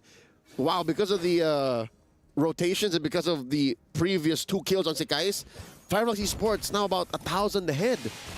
And I mean, that's great, right? Being 1,000 ahead, but a majority of it is on this Julian. I would assume, and I would hope that it continues to snowball out of control for them, right? But that's under the assumption that it keeps going, all these interactions go in their favor. And until we see TNZ actually get that Holy Crystal, maybe even the Blood Wings, we don't know just yet, but we'll find out because that's Black Dragon form from Alien. That's an early ult coming in. Now he's in Dragonoid form. One more implosion from Humes. There's a lot of damage though, forcing out a passive pop from Stormy. Sekai stealing it from underneath Firefox Esports knows. And now Alien down at 5th of his health, healed up by Rose's Love Waves, but just the same, Selangor Red Giants able to breathe here, walking away with a major objective that they had no business taking. Yeah, really no business taking, honestly. And even from maybe there is a lot of similarities between Gold and EXP laners. No boots coming in from Alien, just to rush down this War Axe. But now, as we start transitioning from early towards that mid game, you just notice that SRG, they're getting a little bit more proactive on their trades. The way that they're approaching these fights, trying to sneak as many objectives as they can, but more importantly, Innocent knows that he can win this matchup now. Oh, Alien gets checked in for the Hearthguard. Cancelled there by Rosa. There's a turtle coming up in about a minute. I guess SRG now understand the tempo Fireflux is playing at. Like, nothing comes for free. Nothing comes as easy anymore compared to the first 5 minutes. Oh, the flicker implosion underneath tier 1. Shoving them out through the ult from Stormy. And now they shut down TNZ. Double kill for Innocent. Alien a little too late to save the show. But at least he saves the tier 1. What a combination! Yums just walks up, flicker implosion. Let's look at the replay one more time, because once we see the pushback from Yums straight into the glacier, there's just nothing you can do. It was a Euro step. Like forward and to the side. Forward and to the side. That was amazing. Look at that. Oveki even freaking out. Is like, yes, that was a huge combination. And Apex 47, to a certain degree, he's probably thinking, oh man, I might have let that happen. I can't believe he got me like that. Right? In Turkish. In Turkish. But man, let's look at the goal difference right now, and we're starting to see slight differentials here and there. Jungle, in terms of jungle gold, we see that TNZ is on top. But in every other lane, we see a slight lead in favor of SRG. And that's slowly going to equalize. Slowly but surely you're going to see that, again, SRG now approaching a 2k gold lead. It won't matter that TNZ currently has a Holy Crystal. It won't matter that TNZ started with such a hot streak. Because eventually, if you shut down that Julian or you block him from what he needs to do, and you pop Alien early, you pop Rosa early, you pop Sunshine early, he'll be left alone. There's very little he can do by himself, especially from an honest angle when you see him coming. For sure, for sure. That's why Yums is kind of like running at him, and running at the Julian. He's like, come on, try me one more time. Do something about it. Comes Black Dragon form, though. And that is Alien running himself into 3. Popping the ult, the Purify ahead here. Still on Sunshine, he's good. Alien gets taken down. I hate to say it, but I did. And because of that, Sunshine's not even thinking of the SODs. Like, that's a lost cause in mid. The Frigid Breath is just, it's so good, right? It forces everybody to just back away. Wait, hold on. Graham? Hey, is he trying to steal it? I'm offended. Pulling them in. TNZ gets the ult on him, looking to take advantage of all these low HP members of SRG. Double kill for Sunshine. And they're going to keep going. Apex 47 traded out already. Could have gotten even more, but again, beggars can't be choosers. Fireflux Esports was fighting for their buff, fighting for their lives inside their own jungle. Let's look at the replay one more time here, because again, so very close. The combo was clean. The hand size was so very good, chunking out every single member of SRG's side. They should have been able to walk away with more kills, but this Aurora is just stopping them, just gatekeeping them from getting more. Yeah, and I understand how TNZ did not force the issue, because again, his team has already suffered a lot in the past 3 or 4 minutes, so he doesn't want to be another member that they have to worry about. And he's a core here. If I'm not mistaken, Rosa's now taking the backseat. It's now all about TNZ and Sunshine. They're the ones who need to fly. Well, let's see, because now the tier 1 turrets are starting to fall here. And tempo falling into the hands of SRG is a dangerous thing for both. If I learned anything from this game, tempo is so important for both of these teams. Yeah, tempo and momentum. Especially he can break it down. Apex 47, despite getting the ult in, gets popped by Sekais. Heart guard and ult on the alien, knocking him up. The tail whip, able to keep Innocent down, but not stop the implosion coming in from Humes. He gets popped by Rosa. Just the same, Sunshine trying to protect himself from Cram in the front lines, though Alien still going, gets a double melt, Stormy down, and Cram, can he save himself? Can he get out of here? The answer is no, not around 3 members of Fireflux Esports, and this puts the Turkish in such a great position to just burst down the Lord. And now the momentum falls back into the side of Fireflux Esports. They can recover so much off of this first Lord alone. The combination of Black Dragon form as well as the Heart Guard just being so devastating. And I think that Slimer Red Giants, they got to be real careful, right? Their battle spells is such a valuable resource. They cannot just keep forcing it. If they haven't learned anything from the previous games, Fireflux always bounces back. All right, because of that shutdown on Innocent, suddenly the gold lead has swung back. There's about 2,000 ahead for Fireflux Esports. And what does that translate into on items? Well, number 1, everyone is mostly ahead, right? Except for Sunshine and Innocent. Like you said, Innocent started hot, but Sunshine not dying yet, and about, what is that, 30 seconds away from Purify? Fireflux can just time that well alongside this Lord to maybe even start knocking down Holy Shields. Yep, I mean, that's why they're doing this slow push. SRG, of course, they're prioritizing the mid-tier ones, but I don't think they recognize that that Fireflux are just taking their time with this nice and slow. They don't really need these outer turrets. They just need SRG to be caught slacking. Yep, and trapped inside their own base. Deny them the resources in their own jungle. Lord makes contact with that tier 2 in mid. Sekai's cutting the waves, proxying it down bottom. And that is tier 1 cut through. And the flicker onward, a shatter combo. Forcing Cram to back out of there. Flickering backwards. Stormy in trouble. Alien gets him. That is a dangerous dragon moving through the back lines, popping that tier 2 up top.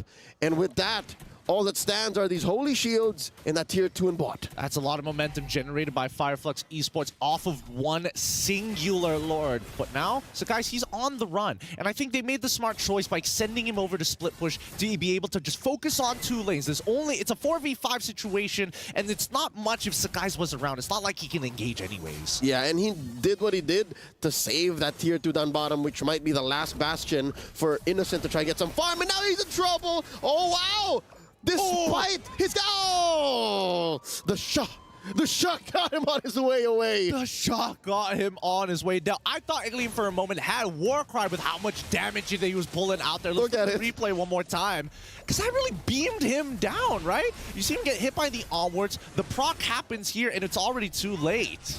And the projectile for the shot didn't even really show because it was right on his tail. And now Cram is in trouble. Apex 47 taken out. Oh, the wrath of that turret. Holy Shield still standing. Keeps Selangor Red Giants base alive. Fireflux Esports out of there. All right. So now the back and forth continues on between these 2 teams. 7-10, but SRG are pushed all the way into their inhibitor turrets. It can be a little dangerous. Wait, conceal play coming out here. What are they looking for exactly? What is the call? As they make their way towards the bottom side, maybe they were looking to catch the Moscow, but they have no idea where he is. I guess they were just willing to throw it out there because there was no other play in the near future. In the next 60 to 90 seconds, if they were willing to, you know, put it on the line and say, conceal into whatever we bump into, maybe that's what it was. They knew that Lord was going to come through. And it's a bit of a coin flip, but I would have preferred if they just held on to the conceal for when they want to actually approach this Lord. Yep. Again, Apex 47 face checking right there. The Heart Guard gets the onward, finds Cram, SOD on the Stormy. Sunshine repositions. Oh, that's the implosion from Zooms. And now they try to stay in. The tail whip coming through. The ult from Apex 47 spent up. That's a lot of resources, both for the offense and the defensive retreat. Yeah, but I think that SRG lost a little more here. Uh-oh. Cram with the I'm offended, forcing Sunshine to get that Purify out of there. And I'll agree with you.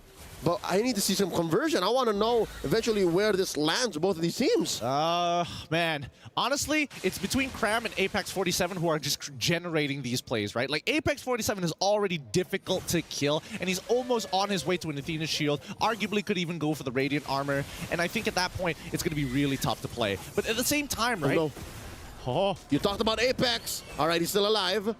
Heart guard as well? Oh! Here we go! The front lines brought itself to your face! That's Alien versus 2 or 3 members.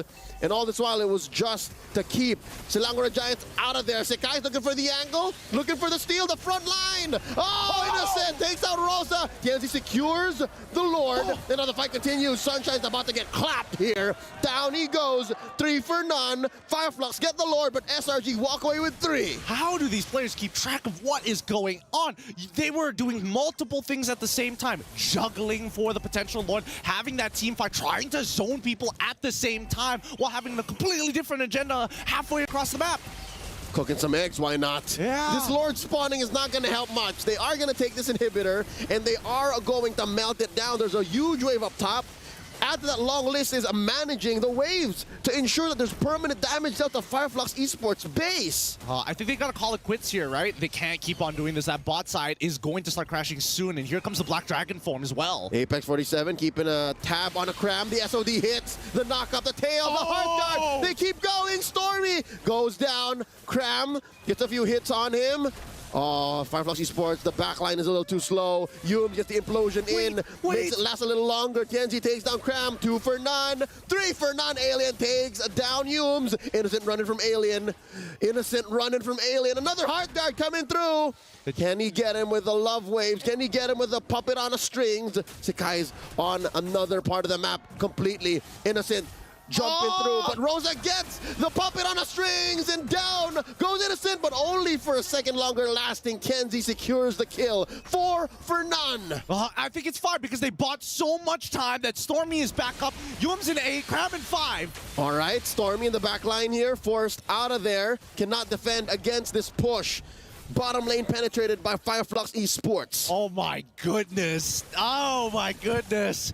I would have loved to see this for a grand finals match because this is high octane action here as both teams refusing to give up. I think that SRG earlier probably should have made the call to just give it up. Give it up. Top wave was already about to be cleared. There was a huge Lord and Power wave down on bot side at the same time. They should have known that the death timers are coming up and they're going to get chased down. But right now, Alien as well as Apex 47 making one hell of an argument for MVP of this game. That's what makes this series and every game in it so far so entertaining. Oh, wait.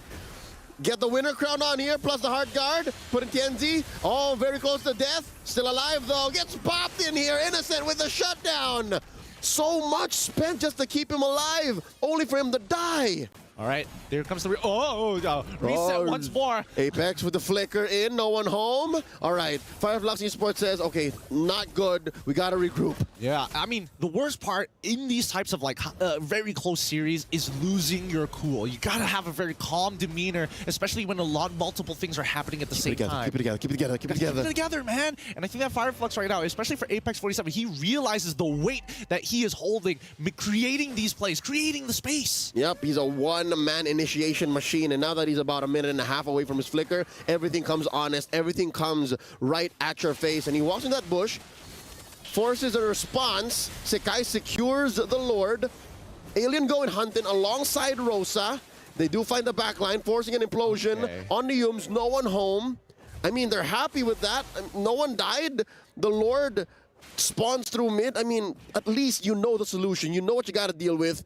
Defend first, and then start from neutral. Absolutely. And I think that SRG, at the very least, they had a wave pushing from that mid lane, something that Fireflux Esports was caught, well, unfortunately, slacking here as soon as they heard that the Lord was getting blitzed down. But here we go. This could be the beginning of the end here for both of these teams. All right, massive wave in mid. Another one up top. Stormy flickering on forward, popping the ult, and they're all set in place. Sunshine working on the Lord, SRG on the rest of Fireflux Esports, and Fireflux send them out. Sekai is with an immortality at about a tenth of his health. Yum's taken down by Sunshine. Stormy in trouble.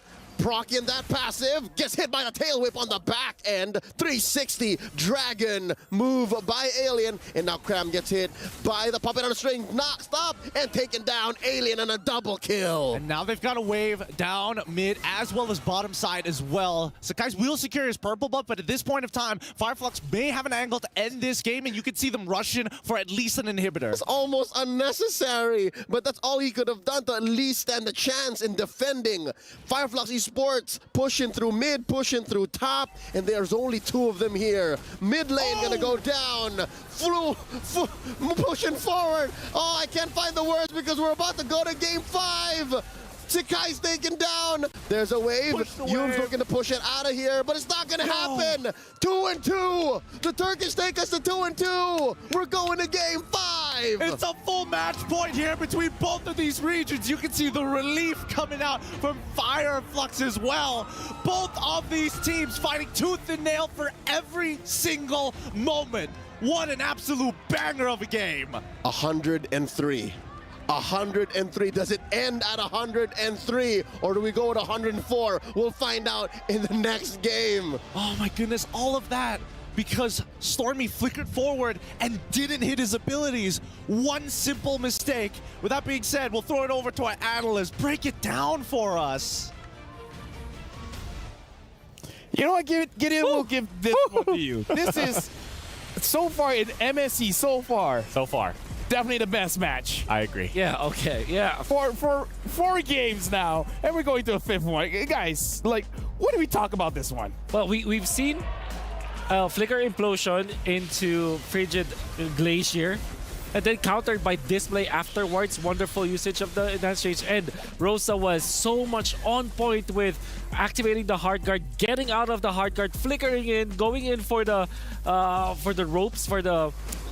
I mean, the skill level of Rosa on this Angela is phenomenal. But my personal MVP, Alien, my guy, I don't know how he's able to land all of these spells and how he's able to make an impact, but without him, this would be totally SRG's game. Dude, Angela is mad annoying, man. Yes. like teams have not been able to use it to success, but give it to someone like Stormy, give it someone to like Rosa.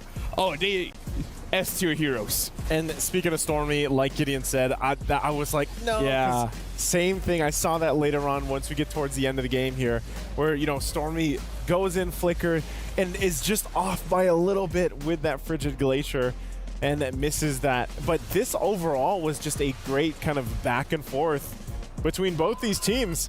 And, you know, it's amazing because now that we have this and we're going to this best of 5, you're down to 1 game where you have to just leave everything on the line for it. It's crazy because even our caster said it's going to be the beginning of the end for either of the teams. And at that moment, just like, it doesn't even look like that big of a mistake, but it was game ending. Yeah. Right? 3 people got knocked out, only living innocent as well as Skies. Whew, but going back to the game, we got to talk about the initial part. And Alien is actually the highest damage in this game, which rarely do we see coming in from the EXP. Yuzhong. I mean, Yuzhong, man. Usually you're utility based, like you're a role player if you're playing Yuzhong, but Alien was more than just a role player. It's actually the great equalizer. I think he dealt the most damage in this game. Imagine coming from Yuzhong. He's super on point with his skill 1. Actually, all of his spells, like the Dragon Tail, the way that he uses it, the knockups, the Furious Dive, Furious Drive as well, and then the way that he handled the upgraded versions of those spells when you are in Dragonite form, like hitting 3 members with his Dragon Tail, right? Three of his opponents. I think Alien was so on point in this game. Dude, honestly, like, what a series right now. Fireflux going up against Langore Giants, and Fireflux is 1 game away from being the first win against Langore Giants after 103 days. Yeah, that's right. The thing is, if I'm Langore Giants, if I would lose any time, this is not one of those times that I want to lose. That, like, if Fireflux pulls this off, then that's already a big achievement on giving the first loss to SRG. And Trading then is overrated. Huh? training is overrated. You don't Training is overrated. Talk about training.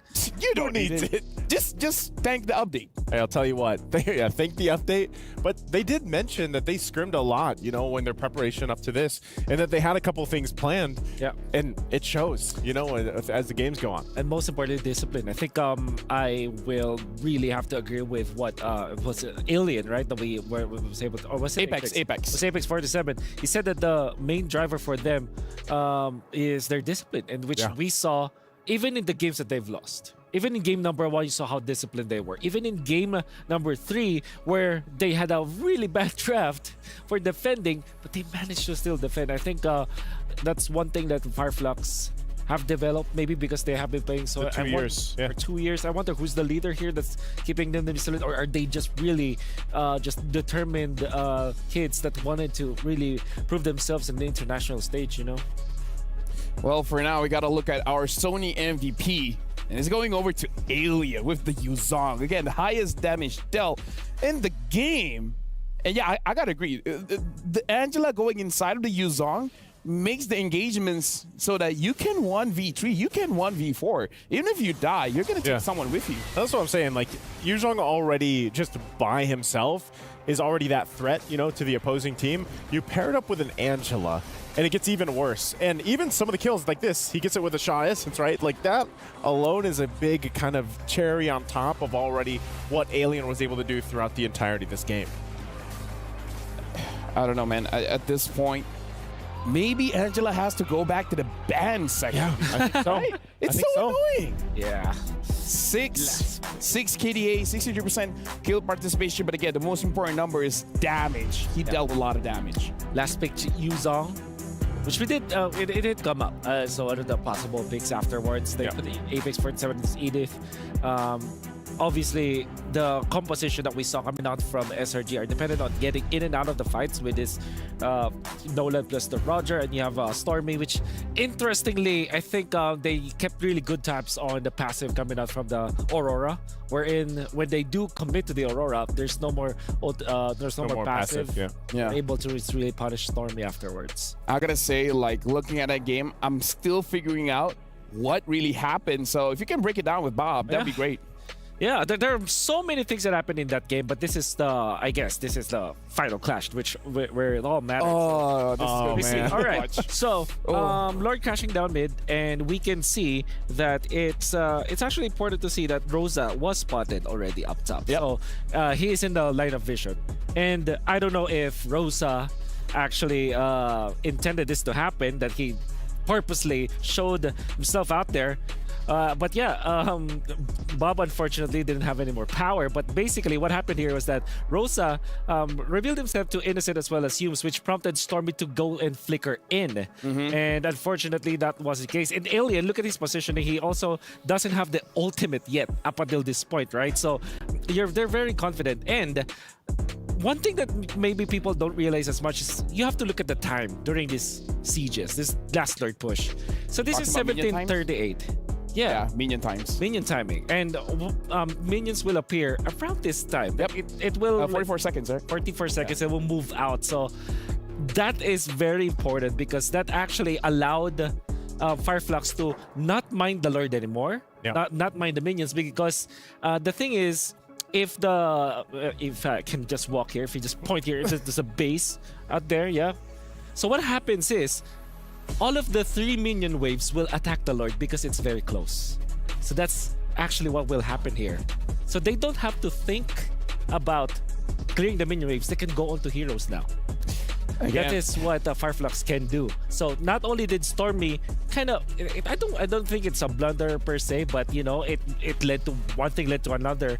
But the fact that the minion waves saved Fireflux as well in this game, that also we also need to talk about that too. This is very intense. Like, I can say I have a lot of my friends in Malaysia, they're texting me, they have their socks up their nose. Yeah. As in, like, from you just pull it up and then it's because they're worried. Yeah, they're worried. At this point, they're worried. Is that very worried. Is that what you do when you're worried? Oh, you guys don't do that? I guess we don't. Not in our part. I mean, of the we world. don't have socks. in the Philippines. We were Chanelas. You know, that makes sense. But now, honestly, like, we got to get inside the head of the players here. And we have a video prepared with you, so let's check it out.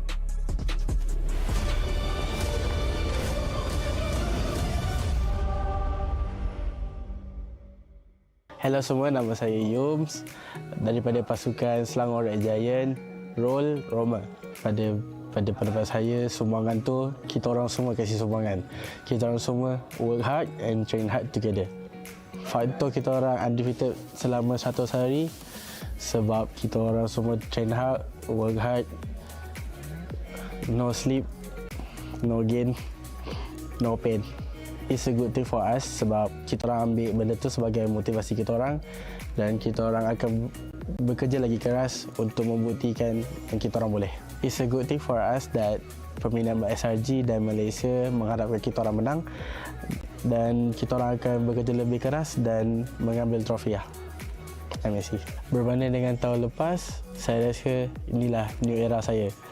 Saya rasa confident sangat dan saya rasa saya boleh ambil trofi itu dengan teammate saya. Kami SRG prepare untuk semua orang.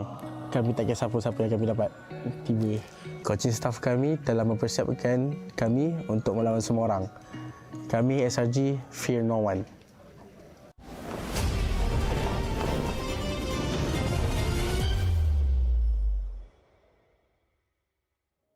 Well, Yum said their coaching staff prepared them to fight against anyone. I hope they prepared them from going into a best of 5, now becoming a best of 1. Yeah. Like, this is very intense. It's very stressful. I do not envy anyone in this position. Yeah, the pressure is obviously there. And again, because of the fact that this is just a single elimination bracket, you know, this is it's down to the one game here. So I'm almost expecting when we do get to the draft for it to be a little bit slower, a little more methodical, you know, and I think one of the big points is, again, this Angela pick. Is it just going to be banned out? Is the Ling going to come up again? You know, what's going to fall into place here for SRG or Fireflux Esports? It's almost as if like the draft itself is like already a game in itself, right? Yeah. Oh, and I think the Angela is the game. Dude, you know what? Here's especially on Fireflux. Here's the thing: if Fireflux win, Sanji can see the future, man. Yeah. He said 3-2 Fireflux. He's already 50% correct. Yeah. 50%. He's 50% correct. If Fireflux win, he's 100%. Yeah. So if Sanji says they're going to be the champions, then you know what? I guess he's right. Sanji's right. Sanji's right. Can see the future. Is that what happens if you pick the Valentina 4 times in one series? Valentina can see the future. Not lore accurate, but at this point, why not? Why not? She has 2 dashes. Yeah, she has a lot of damage. She can steal your ult. Maybe why not? She can see the future. Yeah. All that she needs to do is to look for someone who can see the future and then copy. Right? Nathan. Time traveler. Yeah, time traveler. Yeah. Technically, Valentina can see the future. I like the Edith band. Thank you very much. This Edith, man, I gotta say. What about the Angela, though? They can first pick it. Ban the Angela, though. Okay. My guess is if the Valentina is banned 3rd by Fireflux, I'm sure that they will be picking up the Angela. So this puts in SRG in the top spot. Although this is the only series where you don't actually ban the Luyi against Fireflux. Or actually SRG. Seems like that is so far past 2 games. I think 2 out of the 4 games that we've seen in this series, they ignored Luyi. They ignore the Luyi. Yeah. Well, the fact that I guess, okay, that's good too. They take out the Ling. So if the Angela isn't banned, I think one of the Fireflux could also just take that again. But I think still, we're going to see the teams prioritize even Roger, probably for SRG this time around, or the only way I'm okay with them letting go of the Angela if they have a crazy pick like a Esmeralda. I'm not that crazy, man. Esmeralda, it makes sense. Put him in the EXP, put her in the jungle, doesn't matter. Jungle Esmeralda? Jungle Esmeralda. I'm okay with that. What do you get as your first skill, though? First skill? And if you're a Jungle Esmeralda, I guess the second skill? The Stardust Dance. Yeah. Yeah, I guess. Valentina ban, Fanny ban. So now you're leaving the option Luyi, Angela. Woo. I would say Angela. Angela ban. Angela. SRG hero cry. Dude! Especially because the Valentina is banned already. No, Stormy's already getting tired. Lack of oxygen going to the brain. He's yawning. Is that what it is? Might need a rock star. Honestly, you will yawn if you don't have enough oxygen going to your brain. Wow. Is that a fact? That is a fact. You guys What can if, you guys can check it out. You don't have enough brain to get the oxygen. Same thing. Oxygen is transported through blood. So either your body is not circulating the blood well enough, or your ability to inhale the oxygen is not good. Because of conditions of the weather, perhaps the temperature, stuff like that can make you yawn. You're very intellectual. Angela. It's open, right? Was that Moscow last was the ban? bad. I do like the Moscow ban. I think Sunshine. So far, the past 2 wins that Firefox were able to get was because of Moscow. Moscow, yeah. Angela. There's so much you can actually build. Like, you can build so many different kind of lineups for Fireflex Esports if they just pick up this Angela right now. Yep. I concur. Angela. I'm worried that they pick up the Angela and then later pick the Boxia. Whew, that's gonna be a hard. There it is. Oh, there you go. There it is. Oh, okay. Start raising the socks, LaFell. Oh, my socks. my socks have risen. Okay. You guys asked me. Yeah. What else do you guys want me to say? Yeah. Nothing. That's it. You go Harith Ruby. Harith Ruby. Yeah, if you're SRG, I believe. So they don't want the Raji. Raji. They do want it, but at the same time, like Roger, in many ways, you don't want to be the Roger if there's an enemy Angela because of the heal. Yeah. So you don't want to constantly eliminate people. At the same time, you're almost like there's a lot of damage. So I'd rather pick up Harith in that regard, or maybe actually. Yeah. Okay, so Roger Ruby. Okay. Roger Ruby. Fireflex can pick up Boxia Harif. How scary is that composition? Very scary. I do feel that if they want to pick up the Boxia, that would be... Is Terizla banned? Oh, no, it's open. It's open? So do you pick up... I think Terizla... Unless they go Yuzhong again. Ooh. With the Angela. Same concept. Oh, yeah. No, I agree. Same concept. Oh, that's Imagine right. Baksha Yuzhong. That is correct. So yeah, Baksha Yuzong. It's gonna be good. Or do you pick up the Claude now? So that they will make sure that Sunshine will have a great hero. Yeah, so Claude Yuzong perhaps for Fireflux. Oh, Julian. Oh, okay, that is Julian Yuzong. I mean, again, both very... Alright, Julian Yuzong. So they're instantly showing they don't want a... Yuzong's tanky tall. jungler? See that? Yuzong? Yeah. He's tall. Last time I stood next to him, I was like his waist height. Oh, yeah. Yeah. When you So were it's next like to 2 Yuzhong? Naisus? Yeah. Something like It'd be that? about 2 buildings worth. 2 buildings worth. I believe you're stepping up the Teresa if you are SRG. Don't reveal your Harith Roger already at this point. I think it's much better if you kind of flex it. Arlet is also still open. That could also be a hero for SRG. And then they could last pick their Esmeralda, perhaps, I'm still thinking about the Esmeralda again. Like it's honestly a very risky pick. Very risky pick. They're picking up the Harif, so instantly showing where this Roger is, showing exactly where this Harif is going to be. The only thing that's still secret is this Ruby. Oh, I gotta say, I'm glad I took my meds today. Are you gonna get a little nervous? SRG, I'm a big fan of SRG. I think they're very strong. I think they're a team that can pull off the Roger Harith. But my God, it's difficult to play. It's very difficult versus to play. Fireflux. Oh yeah, having the Yuzong, Angela, Julian. Dude, once the Julian has the Holy Crystal. Oh. The problem I see with it too is, like, we already saw this previously today, is the Julian, man. Once that enhanced chains, and even on a disengage or an engage, is going to play a big part of the Angela Yuzhong combo. Oh man. So okay, so we're gonna be looking for your mid lane bans here for Fireflux. Faramis maybe is Oh yeah, Faramis is still open. Yeah, it's still open. Julian hates playing against that because your combo is just completely nullified. You can tank that afterwards, so that could be a hero. I wonder if Fireflux are also considering the Florian ban, because that's a good combo with Roger. Although is that something that Yums will actually play? Probably not, right? I'm pretty sure in their thousands of days playing Mobile Legends, whether he likes it or not, I'm pretty sure he's practiced it. Yeah. Yeah, you're right. So now the Faramis has been banned out, so good call on the Faramis ban. SRG, are they interested to ban another goal laner here? Perhaps something like a Beatrix carry? Yeah, because that's Sunshine special. Oh yeah, true. I don't mean it's not a great hero versus both Harith and Roger. It's actually pretty bad. But at the same time, you have your all-star trigger, which you saw Fireflux in game number 1. Even if they lost, Sunshine played well, so that could be a point of consideration. One thing that I have to remind people: whoever loses this one, you have to give over your key.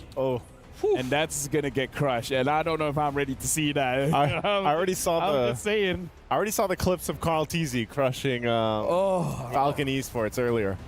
And yeah, it's pretty intense. That's intense for sure. Tigger ban, pretty good ban. Perhaps, maybe. Oh, Louis. Oh, wow. Last ban, Louis. Forgot about that. Okay. So I think you pick up Minotaur maybe for SRG. Does SRG want the Aurora again?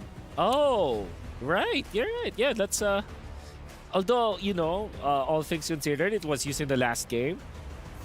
It was good. Okay. Honestly, it was good. It was just that last play in the base. Yeah, exactly. I feel like it really, served the purpose. It locked down so many initiations. Yeah. Oh, I haven't seen Stormy play this hero. Whoa. I haven't seen anyone play this hero for a while. Great versus assassins in general. Yeah. Well, I mean, not actually great, but it's among all of the mage playable. Yeah, the mage for choices, that would be good. So this also eliminates the potential for the carry altogether. Maybe just the Beatrix stuff for Fireflux, for Sunshine. I gotta say, with this Lilia pick, SRG is really searching their hero pool here. Really? Grok carry. Grok is great. Grok is great. The carry, I'm wondering, man, playing into the zombie force. I mean, again, this is like the last game of here. If you play this correct, I mean, like, if you play the carry very well, okay, yeah, give it to him. But it's difficult. I wonder if they want to pick up the Kaja for SRG. If you're going up against the Grok, I think Minotaur probably is the choice here for SRG. So yeah, well, wait, what about the Cho? We haven't seen the Cho. Oh yeah, for Yums. Yeah. Unless they want to pick up unless they want to pick up Lapu-Lapu or Benedetta, which is actually Benedetta's great for SRG. Just find someone that can go on to Angela, like Masha. Oh yeah, Masha. Masha's a good call, but I don't know if they'll use that one. A Florin. This is a... Okay, I predicted it. I don't believe that Humes is, if Humes plays it, I don't know. I mean, it's easy. It's just not a Humes special, I would say, but maybe they believe in it. You know what, casters? I gotta ask you guys. What do you believe in, right? So that's the question of the day. We're gonna throw it over to you guys for the final match of the knockout stage for today. Take it away. I don't know about you guys, but after watching this and the entirety of this series, it really makes you have some introspection in your life. Start praying to gods that you don't believe in anymore, because really, times are changing as we go into match point here for this best of 5 between two honest to God teams. Fireflux Esports up against Selangor Red Giants. Let's just get into it, because one team is playing way slower than the other. Neither of us expected that SRG would revert to this, right? Now that we're down to a best of 1, there's a little voice in me, an optimistic little, 10-year-old Leo saying, hey, maybe this is the tempo break that SRG needs to, reset and get the better of Fireflux Esports. But Fireflux Esports, the way that they play, it's a good mix of aggression, a good mix of just leaning hard into your advantages, and just striking when your opponent doesn't expect it. So I don't know if passive is the right way to force a Game 5 win. I don't know. I totally agree with you in that aspect as well. I feel like both of these teams play very similarly to each other. Huge playmaking capabilities, but at the same time, highly chemistry-based and adaptive on the fly. But if we're breaking down these compositions, it's all about maintaining control over this game, right? Fireflux, I think for the next 6 minutes, technically should have an advantage over these neutral objectives, and we're only just waiting to see whether or not Yums is able to peel, not only peel, but keep them alive for the rest of the match. No, this can't be first blood, right? Sakai's leading hard into that, putting Apex down to a third of his health. Nah, not gonna happen. Nothing committed, nothing lost. Something to note though, that is a Grok with an impure rage. Oh. Been a while since I saw that. Maybe never. Kind of wild, I'm not going to lie, but it looks like they're trying to bait this out, and well, Alien, he ain't falling for it. Great game sense coming in from him, but at the same time, 10 more seconds until we do see the very first turtle spawn. Yep, they're denying Alien the stacks on his EXP, so that's gonna be first blood drawn. Sakai's means business. Wow, utilizing that tempo, and all of this because they chunked out Apex 47. I don't know, this is starting to look kind of interesting here. We'll see how this plays out. They could still go for a turtle steal here with the Julian, but nah, they're getting zoned out. Oh yeah, they give Apex 47 a little more to think about, while Sakai's just cleanly secures that turtle, keeping his retribution up too, so he can go ahead and use that to steal something away from TNZ. Well, in the meantime, right, we're seeing that Slango Red Giants are utilizing like the small bit of momentum just to stay on top of Fireflux Esports, constantly making that first move, constantly forcing Fireflux to respond to them accordingly to man-to-man defense. Yeah, who's passive now? They're saying. Yeah. In Malay. In Malay. But it's surprising to see, right? At the end of it all, I do think that the most important matchup here at this point of time is to make sure that Sunshine is able to get to the later stages of the game, right? It's not the most favorable against the Harith, but at the same time, if they get left on an island, I think it's totally fine for Sunshine too, right? Just wait for the waves to come to you. If anything, that's what Sunshine wants. While the rest of Fireflux Esports fights. Here we go. Alien taking that small fence brush and then going for the Black Dragon form. The pull, I am offended by Cram. I think Fireflux Esports knows now that they can't fight Slango Red Giants. Not with the way that they've clumped up, not like this. Yeah, and more importantly, once they see TNZ use a majority of his abilities, all 3 of his abilities as a matter of fact, that's when SRG has a short window to punish. And at the very least, they got the wild charge out, but there's nothing really to fight for at this point in time. Oh, wow, look at this. Sakai is going to steal away even the small camps from TNZ. And that's going to lead to this lead growing even bigger. Look at this now, 1,000 and change. And now look, they're cornering Apex 47 and Sunshine. Am I correct or something that they're just cornering Apex? Like they just want to take Apex down. Zaman Force committed already. Yums here, popping the blooms. Oh, they gotta get out. Look at this, Yenzi coming in from the angle. Apex still alive, the knockup. Stormy taken out. Didn't even get to use his black shoes or his Purify. He wasn't ready for that. He wasn't ready for the counter engage coming in from TNZ's side. As soon as I saw him walking up, and especially considering that Yums was getting chunked out pretty heavily, just look at this, right? As soon as Stormy gets knocked up, instantly gets taken out. So, well done once again. Got to be very careful here. Stormy, he didn't use any of his resources. He still had black shoes. He still had Purify. So that means this next turtle could be still 50-50. Better shape now Fireflux Esports is than they were in the first one. As TNZ goes contemplating, maybe I should get the orange first and then make a beeline. You see here, about a minute early, Sunshine goes for the switch up, goes for that lane swap down bottom. Apex 47 pushed out of that fence bush, and Sakai's working on the turtle, working on the turtle. I think that's it. They made their piece. Not going to go for it. Wild charge on Apex 47, plus the flicker just to save himself. But while all of this is happening, down on the bot side, full gold plating falls into the hands of Sunshine at this point in time. And I think that SRG, they don't mind this. Wait. Uh-oh. Here comes Alien coming in. Full combo spin with a Petrify. No one home. Gets Yums. Alien draws blood. And they continue. There's the jump. The Lycan pounds. Securing that little wanderer is Fireflux Esports on the retreat. What happened there? How did he find Yums? Yeah, he wasn't even like the main target. I think he just died as collateral damage, to be perfectly fair. Wasn't expecting that to be the kill, but hey, it works out for Fireflux Esports' favor. Now at least they're struggling for this tempo, this consistent back and forth, and not to mention that Sunshine is getting accelerated too. In the meantime, TNZ does find his Holy Crystal, and that's a very important buy because now he is a legitimate threat. Oh, wow. Not just that, after that push, oh no, Sunshine's in trouble. Diamond Force dropped in here. Oh, Innocent popped in. The rest of SRG did not lean harder to that engage. I was just about to say, Sunshine's back. He pushed that bottom, and now I'm back. And now he's back, and now they're going to take top tier 1 if this goes badly. Stormy goes in with the black shoes, but ends up on the wrong side of the wall still. But he will keep his life.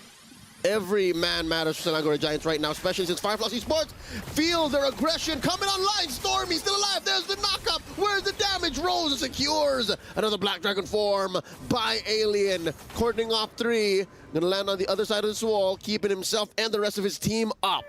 Somebody is earning gold. Oh, they're just buying. Interesting. So Sakai's, it has been power farming this entire time. He's trying to keep up with TNZ, but more importantly, he now has an EXP lead on him currently because TNZ has been caught up in so many of these engagements. That's what I was wondering. There was no reason for Innocent to dive so deep underneath the tier 1, and there was no reason for Stormy to actually respond other than to clear the wave. Yep, and they did so that, again, Sekais can keep going, right? And that's why, even if they did lose that engagement up top, they make a beeline straight for this turtle, still uncontested. 100% of these neutral objectives going over to Selangor Red Giants, but it's the same play. This is deja vu, but Ujaved, because it's backwards. Up top, Sunshine gets another push. He's doing, Sunshine is just accelerating so fast. Already has the Golden Staff as well with the Corrosion Scythe. He's one item off from his Trinity build. And again, I do think that Innocent, he's coming to a point. Oh, wait. Uh-oh. Heart Guard checked in. Innocent crossing the threshold here, dropping that Zaman Force. All right, he's coloring in the lines. You see how he drew that river bush with the Zaman Force? Fireflux are just ridiculous at kiting, man. It's a hive mind that you're playing against. Yep, and this is a lineup, this is a roster without a Purify. So they're playing off of instinct. They're just going straight mechanics. And now the Black Dragon form plus the Heart Guard. Who are they going to find? The Wild Charge on the 1! Stormy pops the black shoes, still has a Purify. Down goes Sunshine. Here's the late entry by TNZ. Oh. Down goes Alien. Can TNZ get it? The enhanced everything. Not enough to squell Selangor Red Giants. They get 3 for none. Man, this is kind of crazy because now it's coming down to who presses their buttons first. And better. And better. I mean, it's 4-4. The score, the goal lead, there's barely any for SRG side. They need to convert this through structures, and they find one, bot tier 1, and even Apex 47 trying to delay the potential inevitable here in mid tier 1. Uh-oh. TNZ gonna have to face the wrath of Innocent, and he goes down. Zaman Force underneath tier 1. Up top, that's Cram just working on that top lane tier 1 as well. Selangor Red Giants, even with small gains, they're playing a game of inches. They're really just making moves on the map. Yeah, this is such a different playstyle. I mean, I've seen this before during the regular season, and they're just going to be killer AIs at this point, right? I mean, they're funneling a good amount of money into Sakai's, and eventually it's going to be handed over to Innocent as well. Keep in mind that since Florin is in play, Do is also in play, so he has extra punch for his auto attacks. And that's what makes these all-in engages from Fireflux Esports a coin flip at best. Wild Charge spent in by Apex, answered by Zaman Force. Now the Lord has spawned. Here comes Alien. There is no Heart Guard. Oh, here it is, spent in, plus the full-on combo, down goes Humes! And they're still going. 2v2, make that a 4v2 as Cram enters the bush. Stormy still has his ult here. Oh! Can't press it. Cram barely alive. And Innocent forced to back out. Fireflux Esports, they really didn't get much out of that except for Humes, but they have to respect the fact that Selangor Giants can still engage the conceal from Apex. So guys should be able to get on out of there. But once again, they're going to start, like, SRG are going to walk back in once they get their ults back up just to take ground. Yeah. Hopefully it's going to be enough because battle spells are oh my goodness. Alien popped. It's the same sequence that took down another from Fireflux underneath, and they're gonna keep going. Is that a stolen buff? Yes, Innocent takes it. How annoying. How very annoying. But at the same time, it's still only just a 2K lead. It's not like we're seeing large amounts of gold being injected into the economy of SRG or even for Fireflux, right? Again, as you mentioned before, it's a battle of inches between the two. Uh-oh. TNZ checking in on the Lord. Sees that it's a non-starter. And now Selangor Giants go from kill to kill, objective to objective. Innocent, a one-man doorstop. Fireflux Esports cannot cross mid lane anymore. And that's going to be the first Lord, and that's going to be knocking on the doors of Fireflux in just a little bit. Innocent with the Holy Crystal, he's so dangerous to be around. And I think that, unfortunately, the biggest problem I'm seeing from Fireflux Esports is that Apex 47, he keeps on losing his wild charge before the important fight. And SRG are forcefully attacking him. Uh-oh, DNZ gets a taste of Innocent's blade. And that is going to be DNZ retreating. Oh my goodness, Alien in the back line. Even before he can draw a line, he gets taken out. That is a one-off. The folks in the Amazon Arena know what's up. They feel it. The end might be nigh. That's a push in mid. Tier 2 goes. Holy Shields popped in mid and bottom. Lord still taking that slow push up top, taking his time. And that's going to be the penetration. Oh my goodness. Oh my goodness. Wait a second. I mean, Fireflux Esports are just giving this away. They don't exactly have the greatest wave clear in the world, and SRG are taking full advantage of this. If anything, they have pretty bad wave clear. Abysmal at that, because they have to full-on commit. They're better at team fighting than they are at managing waves. And now all 3 lanes are crashing into their base. Selangor Red Giants can smell it. And there's Scram with the ammo offended. Down goes ENZ. The Salmon forces double kill for Sick Guys. And that's it. Apex 47, the only one left. Another wave. SRG continue their streak. 103 and counting. This has been a marathon series, a beautiful showing of Mobile Legends in the current meta, and SRG have done it. That's GG, well played for our Malaysian representatives, but that doesn't take away anything from this Turkish squad. They are the ones you need to keep your eyes on. They are the ones that you need to keep your eyes for M6. I'm at a loss for words as to how close this was. And I'm pretty sure a good chunk of SRG's fans thought that their streak was ending here and would have come at the hands of the Turkish representatives. But no, SRG moves on through the brackets. Thank you to Fireflux Esports. Always growing, always showing us something new through the years. Every single time we see them hit the Land of Dawn, they continue to show us that you just can't count them out. What a beautiful series between both of these incredible players. Here they come, giving their fist bumps, of course, showing sportsmanship after what I have to say, one of the best series we've seen here at MSC. I'll be honest with you, and I think I speak for both these teams. Both of them came in and expected close to what we got.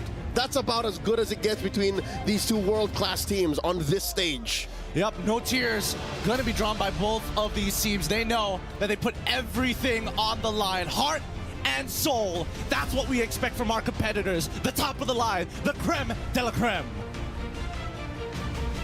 You saw their journey in MPL MY. You were there for a majority of those 100+ days. I'm pretty sure even you, Gideon, had to think twice, like, oh no, could this be it? I really thought it could have been it. I really thought that maybe we might see some weakness in SRG, but they got some heart here. And honestly, Fireflux, incredible opponents. It's bittersweet to see them go here, but congratulations once again to SRG. GG, well played. With that being said, we're gonna throw it over to the stage interview with Dawood Sandstorm and Mara Aquino. Ladies and gentlemen, after 5 grueling matches in this best of 5 of the knockout stage, Selangor Red Giants keep their hopes and dreams alive, and they keep their undefeated streak alive as they take down Fireflux Esports. And we are now joined by Coach Becky as he manages to claim victory. That was an incredible series, Mara. Becky, that was absolutely incredible. Coach, congratulations. Guys, congratulations. All of your fans are cheering for you right now. You've made it to the semifinals. How does it feel going through 101 days undefeated in a match? First thing first, I'm really grateful that our supporters came all the way to Riyadh to support us. So round of applause to them. Thank you, guys. It must be incredible, especially with the crowd, having the crowd on your side, I have to say. Yeah, so we really miss being cheered every time we play something because in MPL Malaysia, every time we make a play, there are drums, the environment usually very loud. So having them here really boosts our morale a lot. Yeah. I mean, definitely, I'm seeing like a little bit of your hand shaking as well. Like the jitters must be there, Mara. It's insane. And what does it mean for you to go through all this way with your record unscathed? No one has been able to defeat you in about 4 months.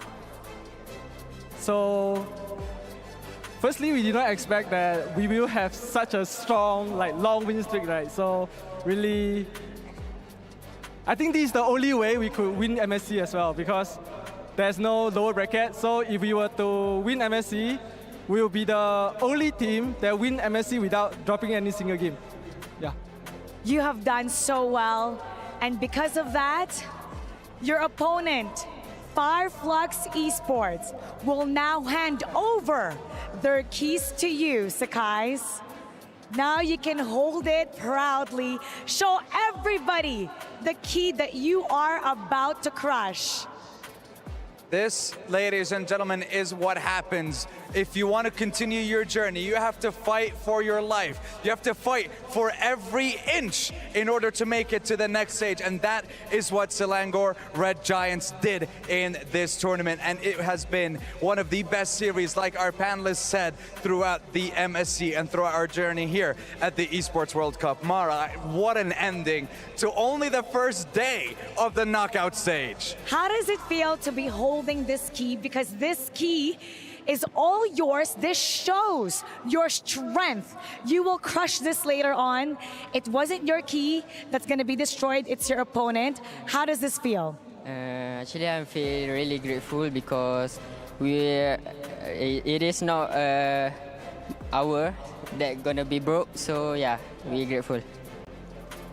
For me, I'm really thankful for Fireflux because they really taught us a lot in this series. Their playstyle was really aggressive, and then I think with this match we should carry their spirit as well, going to the next match, and hopefully we'll win it for them as well.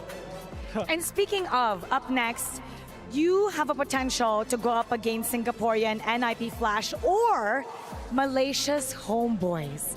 Which one do you prefer to see in the semifinals? I think we're gonna meet Homeboys because they also want to repeat to fight us. We can say Grand Final, MPL, MY. Let's see how that will go. Representing MPL Malaysia, congratulations, job well done. Yeah, it was a very job well done indeed. And now you get to have yourself some rest and prepare yourself for the semifinals. And now, ladies and gentlemen, we have wrapped it up on the Amazon stage here for the Esports World Cup for the MSC, where we're gonna head on over to our panelists to break down the grueling best of 5 series. Boys and girls, take it away. I think you guys got to take this one. Like, I don't know how much my heart can take. Hey, I saw you take your medicine in the middle of it, man. Yeah. You know? This was a turning point. 8 minutes in, already Fireflux have been getting all the good stuff. Then there was a counterplay that Fireflux was able to do.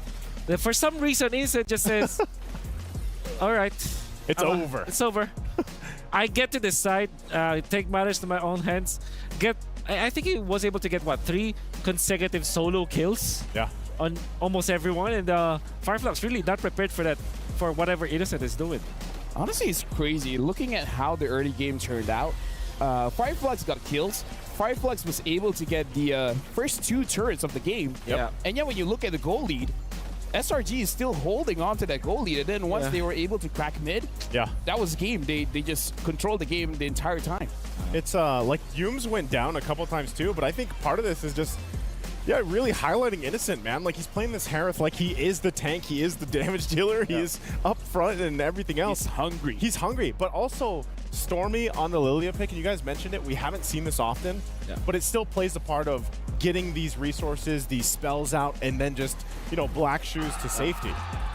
Yeah, it's... Oh, look at the reaction of the players, man. That's why I felt like a very... I mean... That's... You see 2 sides, right? Roller coaster, yeah. One's Yeah. going to be happy, one's going to be sad. And one thing that I like what Coach Vecchi said is that they're going to bring the spirit of Fireflux throughout their entire tournament. Yeah. Because that was definitely one of the series of all time. Yeah, definitely. And unfortunately, this carry pick is one of the picks of all time, man. I unfortunately don't like it. First game and last game, I decided against it, and then they still picked it up, and you see the results. Game 1 went a little bit closer. The Sunshine was just phenomenal. Even in this game, I thought that he was amazing because there was one time that he was already getting pummeled up top lane. He actually missed one lane, and then he still managed to even up the gold versus Innocent. But fundamentally speaking and execution-wise, you saw how difficult it was for Fireflux to utilize this kind of marksman. If they had maybe a Beatrix, you know, or a different hero that they can utilize in these team fights, it will be different. But unfortunately, it's just this carry that's gonna struggle in the end. I mean, looking at the game style here, it looks like for SRG, their plan was get out of laning phase as immediately as you can. And they start out with the gank around the EXP, making sure they get to kill Alien first, win the turtle, and then they really focus on mid, right? Like Innocent abandoned his lane, Karam abandoned his lane, go for mid, and it's like no matter what happens, we can't let Rosa do whatever he wants, and maybe that's how they won. And I think part of that too, and I hope, you know, we get to dive into this a little bit more, is the Florin pick, I think, also was a big part of that. Like allowing you to have that confidence. Maybe that was part of the confidence from Innocent as well. We know that we have the healing. Yeah, I wanna get to that point as well. I think it was a genius last pick. During the bans, I recommended it should be a ban coming out from Fireflux because that's what I saw. I think the only reason why Fireflux did not ban that is because probably they haven't seen Humes play it. Yeah. It looks very basic, however, and they had a way to kind of dive it with Yu Zhong. But you see, yes, you can kill the Florin with one combo from the Yu Zhong plus the Angela, but that's two ultimates that you have to burn just so you can deal with Roamer that once he pops his ultimate, it's okay. He can actually die afterwards. Yeah, it's like, oh, Yums, have you used your ult? Yeah. Just my time. See ya. Like, See ya. what's that from Kung Fu Panda? My time has come. That meme. Yeah. Basically. Either ways, dude, like, there's a lot. Like, this game went all 5 games. This sets up for tomorrow. Right? Oh, yeah. We saw today it was a 3-1 and then a 3-2. Yeah. What is up with this? Sanji was 50-50, by the way. Sanji is 50-50. You know what? You know what, Sanji? You get 50% right. I'm glad you're half wrong. Does this mean I'm 100% now? Because I did say SRG 5 games, right? You did. Yeah. Hey. I'm not cursing SRG. Hey. At this point, I'm not cursing Malaysia anymore, right? Hey, he did. What? No, hold on. Oh, wait, okay. They did just release the talent predictions. Yeah, I did EWC. predict. I predicted SRG, bro. Hey, I'm not a caster. I'm an analyst. You know what? He's got a point. He's an analyst. He got it all right. Give him a pay raise. Oh, well. We can agree to that. Gladly. Right? Gladly. Give him a bonus or something, right? Give him a bonus. Give him a bonus. It's like, you know what? Thanks, you LaFell. called it. It's like, here you go. Extra monies for this one. But at this point, I would say Fireflux, because I saw the predictions and Trex almost got it right. Trex predicted that Fireflux could be the champion, and that was such a close game. I feel like Selangor Giants having this undefeated run, almost getting defeated, that shows, like, if they had, like, I don't know, 2 weeks of training time, right? Yeah. 2 weeks, that might have been enough. Imagine if they had a chance to train in Asia, what they could have achieved. Imagine if they had a chance to train in Asia, what they could have achieved. Maybe they can for the next one. Yeah, hopefully. Maybe. I think now teams or regions out there, or sponsors or organizers should look into Fireflux and see the value of this. Most definitely. Of this team. You know, they're really, really good. I mean, one good thing is that 3 million prize pool, I don't know how much it is right now, but pretty sure Fireflux got a big chunk of it. But yeah, that's right. With that being said, honestly, this is going to be a very difficult topic, right? Who's going to be the MVP? Sakai, I would say Innocent definitely deserves that one. I would say Innocent. Innocent, right? Innocent. But it's incredible when you have a team that Innocent is well known for the Roger, but then Sakai is like, it's okay, you can give it to me. I can still do it well. But to be fair, Sakai's hands were shaking, man. Like, he was hella nervous. Oh, think of the pressure, though, that game 5, you know? He's still young.